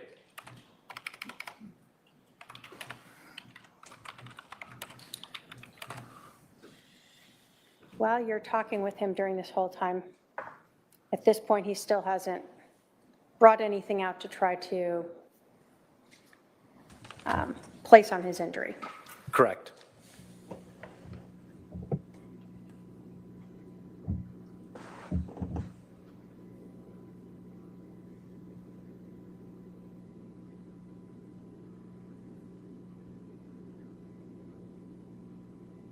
When he came out, did he already have those sunglasses on the top of his head? He did.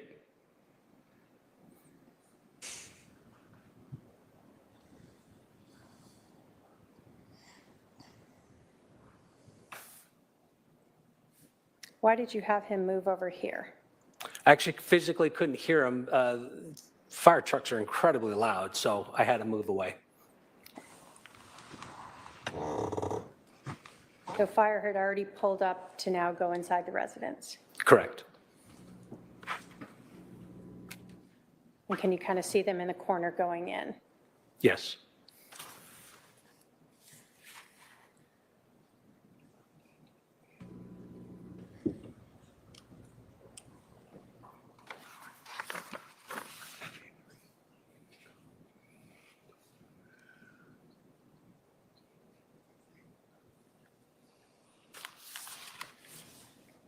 Did you learn whose truck that was in the driveway? I don't recollect right now whose truck it is. I think it's his, but I'm not sure.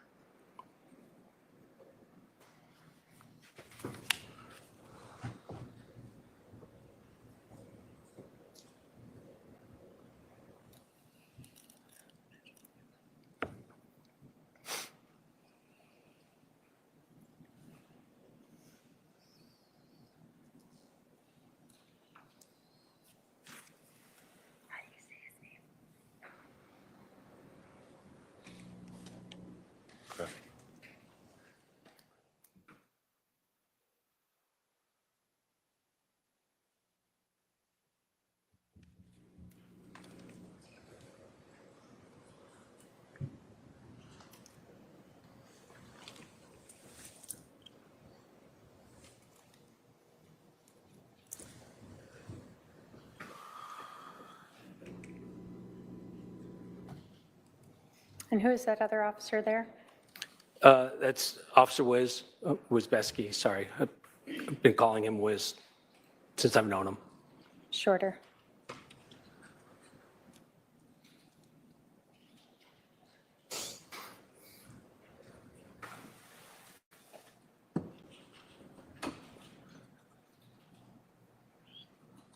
Were you initially trying to control the scene yourself, sort of helping to tell people where to go and what to do? Oh, absolutely. My head's on kind of a swivel. I'm always kind of looking around like people just walk up to you and asking what's going on. And you got to make sure no one's going to walk up to the house. So you just try to keep it as pristine as you can. So we see him putting his head now, or his hand on the back of his head, correct? Yes.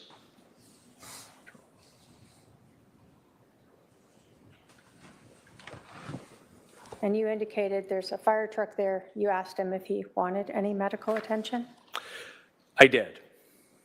and he declined it. He refused.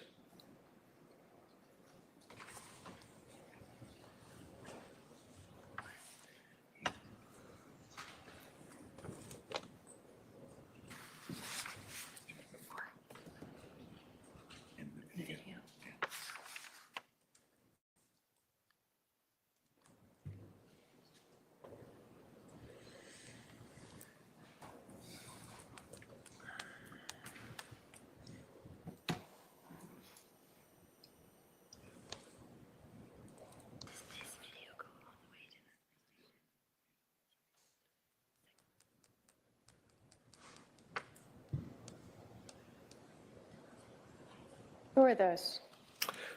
That's Lori Vallow and her daughter. So when you said across the street, we just saw a red SUV. Is that what you're talking about? Correct.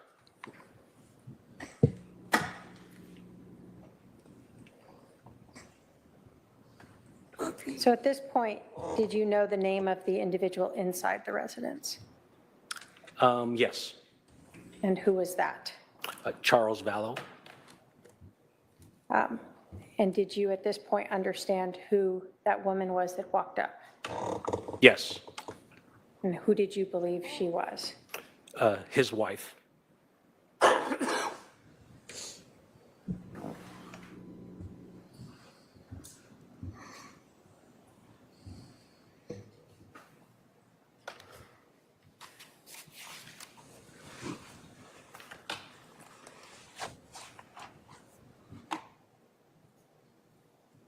Normally when someone is shot and killed, is there a team of detectives and crime scene specialists who will come out to handle the case? Yes. And are you, as patrol officers, sort of stuck with taking care of it until they arrive? Yeah, we deal with the burning, bleeding, and blowing up stuff. Anything that takes time and a lot more in-depth stuff, that's what the detectives do. And then what do we see here that just came up? Looks like an ambulance.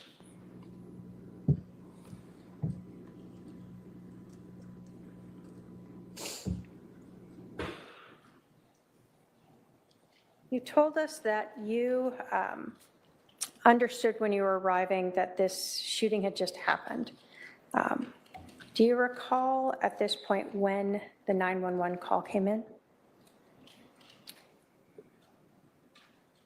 No, I don't remember specifics on the time. I think at 8:39 I was dispatched to it. And I would imagine the call for service came in a minute or two before that. And approximately, do you recall how long it took you to get to the scene? Probably 4 or 5 minutes.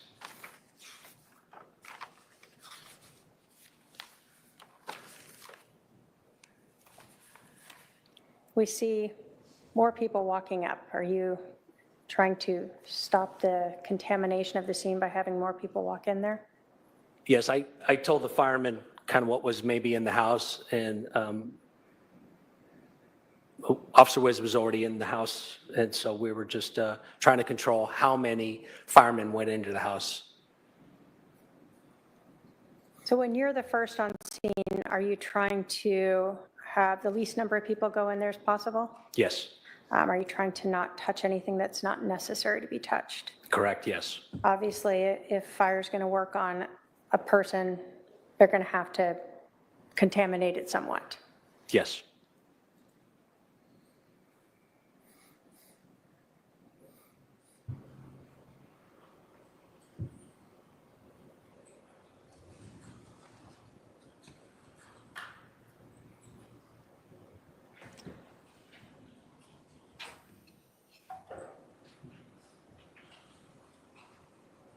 Is that when we sort of see fire now leaving? I couldn't, just from recollection, I couldn't answer that.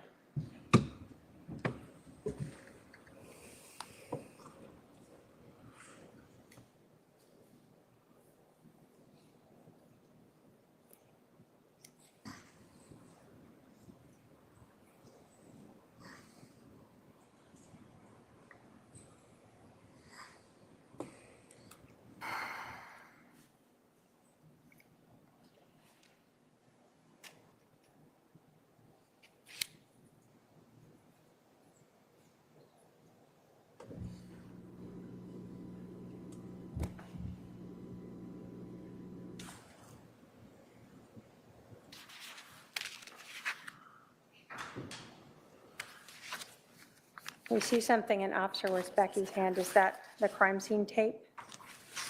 Yes. We do an inner and then an outer perimeter.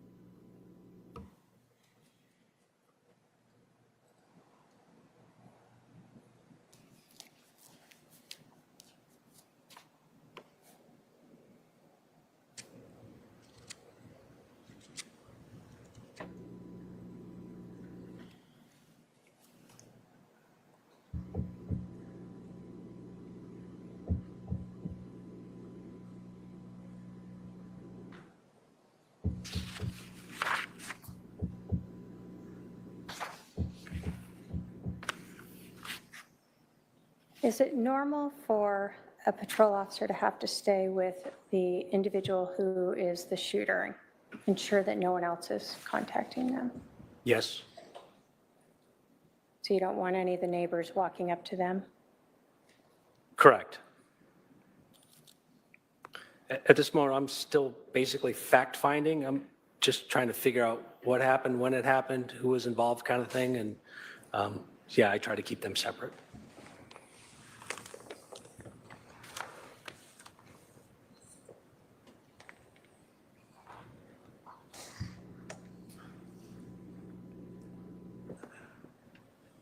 Why are they not playing any of the audio for this? confused. At some point, do sergeants and others start arriving on scene? Yes, that's my Sergeant Nacella. When you have a scene like this where detectives are going to be called out, do all the different patrol officers provide their information that could be relevant to one person who can then brief the detectives? Yes, I briefed my supervisor to let him know from my point of view what I know and what I was told. And then at some point, I think he would disseminate that to the detectives. Okay. So is this you kind of telling him at this point what you've learned? Yes. And can we also see what the body camera looks like on the shoulder there? Yes, he has the same type.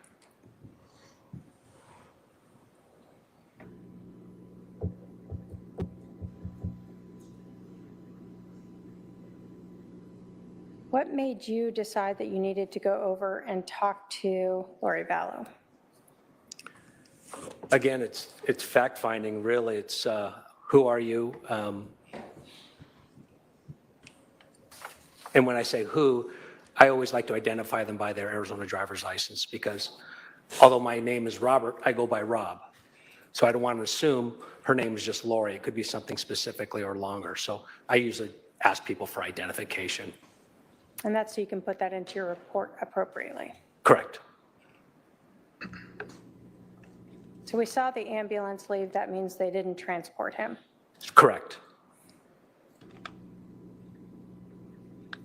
Did you learn that you actually couldn't cordon off this area the way you had initially thought because there was only one way out?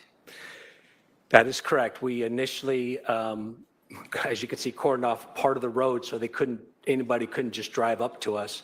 We later learned that's the only way that part of the neighborhood could actually exit the neighborhood. So we had to change the tape a little bit. And then we see fire leave here as well. So now it's just police basically at the scene? Police and I think a crime scene technician.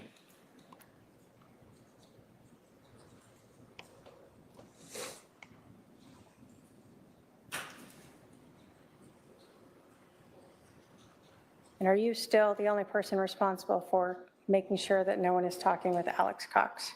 I am. Okay.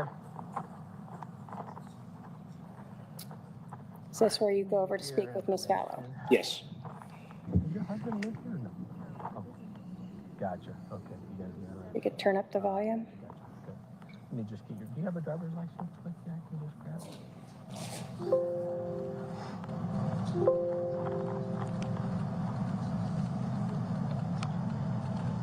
Thank you.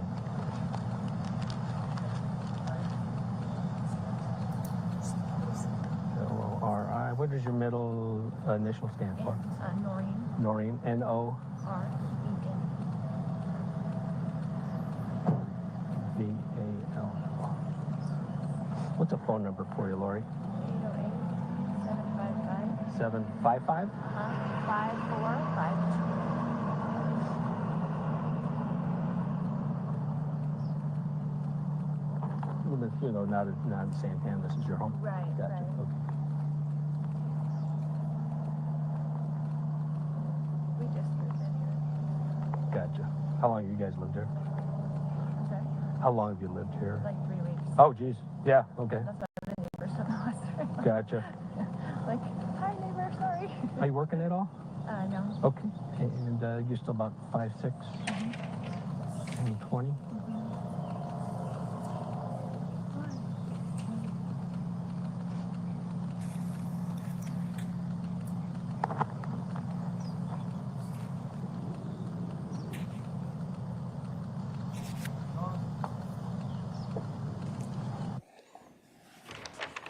Did you also get biographical information from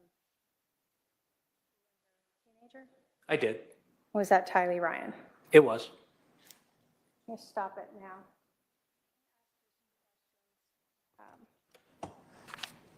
After you had talked with Alex Cox and Lori Vallow, did you go brief some of the detectives about what you had learned? I did. Did you tell the detectives that Lori Vallow did not know that her husband Charles was dead? I told them that I did not advise her of such. Okay. Did you believe that she did not know that her husband was dead? I did. Why did you believe that? Well, I was under the understanding that this just happened. She just arrived back on scene, and I did not advise her of what happened in the house.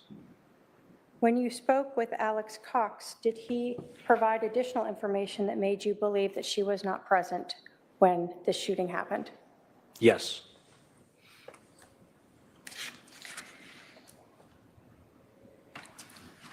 After you advised the detectives of this, did you then return and remain with Alex Cox and for a significant additional period of time? Yes. Were you eventually asked to transport him to the police station? I was. Can you describe his demeanor during the transport? Calm. Didn't ask, we just talked about things not related to this at all, just a conversation between like me and you, just normal, average tone, calm. And did you stay with him at the police station until a detective arrived? Yes, Did that end your involvement in this case? it did. I have no further questions. All right, cross-examination?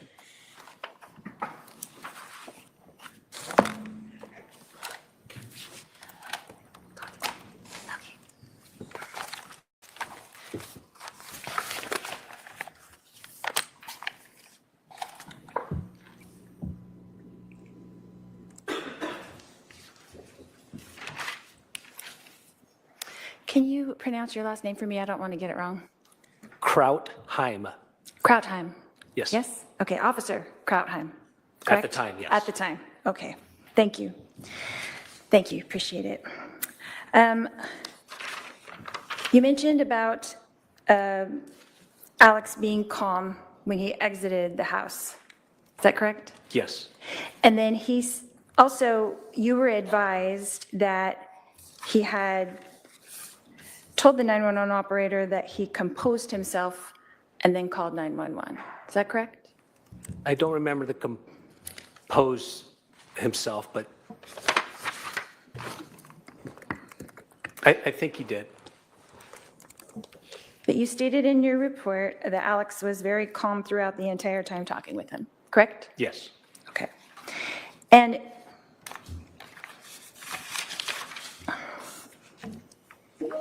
the scene itself, was it chaotic? no, Were people running around screaming? no, Were people running in and out of the front door? no, So were the officers calm? it was just me and another officer. Were you calm? Yes, Was the other officer calm? he was. Were the detectives calm? They were. Was the fire department calm? I didn't interact with him very much. I couldn't answer that. Your friend the Wiz was calm? Yes, the other officer, yes. So when I arrived at the scene, things were pretty calm. Is that a question? Yes. Oh, yes, you were calm. No, I'm saying when I arrived at the scene itself was calm environment. It was.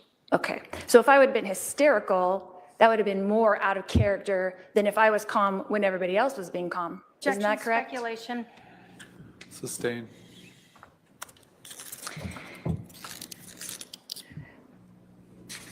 So you said that Alex was calm and was holding a towel in his right hand and holding it up to the back of his head. Is that correct? He did. And you said, oh, sorry, it's in my other note. Just now that his head had a 1-inch laceration. Is that correct? Yes, That's like a cut down his head. 1 It inch? is. Okay. And you said a small knot. I did. Is that correct? Okay. And so, and that it was bleeding a little. Is that correct? Yes, Okay.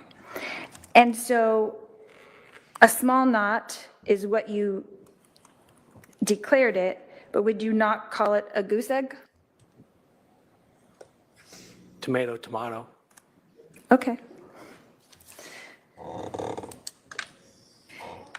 Did Alex ask for medical treatment? He did not. How many times did you ask him if he needed medical treatment? I think 3 times. Okay. And there was EMS right there next to you? Yes. So an EMS person could have just come over and checked the back of his head pretty easily, yeah? Yes. Yes. But no one asked anybody to do that? Correct? Okay. And he didn't seem disoriented to you at all? No. So you didn't think he needed any kind of medical attention at the time? No. And he didn't ask for any at the time? Correct. He did not. And you didn't supply any at the time? Correct. Okay.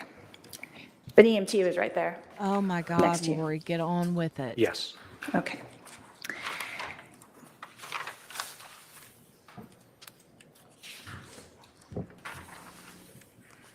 That's another thing that you said, calm and nonchalant. Is that correct? You Yes. stated that Alex was nonchalant. What is your definition of nonchalant? Kind of like how I am now. I don't have a lot of emotion. I'm not afraid. Just nonchalant. Is that your typical demeanor? I guess it depends on the situation and the circumstance. I mean, this can be a stressful situation, right? So it's your demeanor right now. It is. Testifying in court can be a stressful situation. Not if you don't I have guess anything. it can be. Not if you ain't got nothing to be stressed about, ma'am. You're the one that should be stressed out. So if that was Alex's normal demeanor, then it wouldn't be out of the ordinary for him to be nonchalant. Objection, speculation. I'll allow it. I'll allow the answer. He doesn't know the demeanor, but you can answer. Can you ask the question again? Yeah, so if Alex's normal demeanor was like your normal demeanor, and even in a stressful situation, if he was nonchalant, it wouldn't be out of the ordinary for him to be nonchalant again, because that's his normal demeanor. Correct? Objection to compound question. I'll sustain that objection. You mentioned that I had parked across the street. Is that correct? Yes. Why did I have to park across the street? I don't know. So we saw on the body cam, right, that there was a huge fire truck, correct? Yes. There was police cars, correct? Yes. There was a CSI van, correct? She was parked somewhere. I don't know where. Next to the house, kind of, I guess, south of the house. So there was nowhere to park except for across the street. Is that correct? No, That's not correct? that is not correct. Where else could I have parked? Well, the street's long. You could have parked anywhere along the street. You could have parked on the other street. That's where I parked. Or you could park on the other side of the street, south of the home, where there was plenty of parking. So there was other options to park. But I parked as close as I could to the scene so that I could come talk to you. Is that correct? Speculation, testifying. Sustain.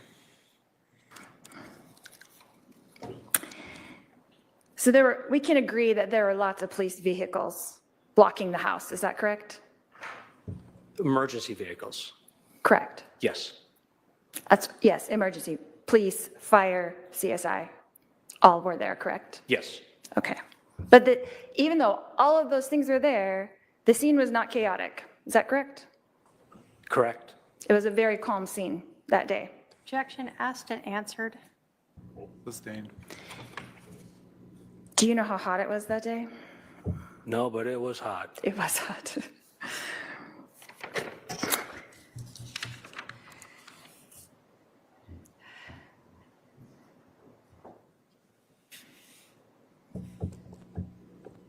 Oh, that's what I was going to ask you.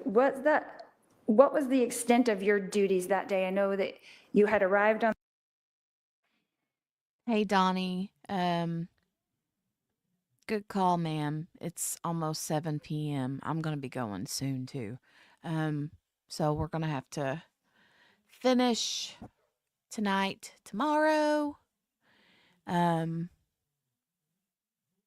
So yeah, I don't know what time he's going to have them come back tomorrow, but like I said, we'll have, I figured I was going to have to do split days. So,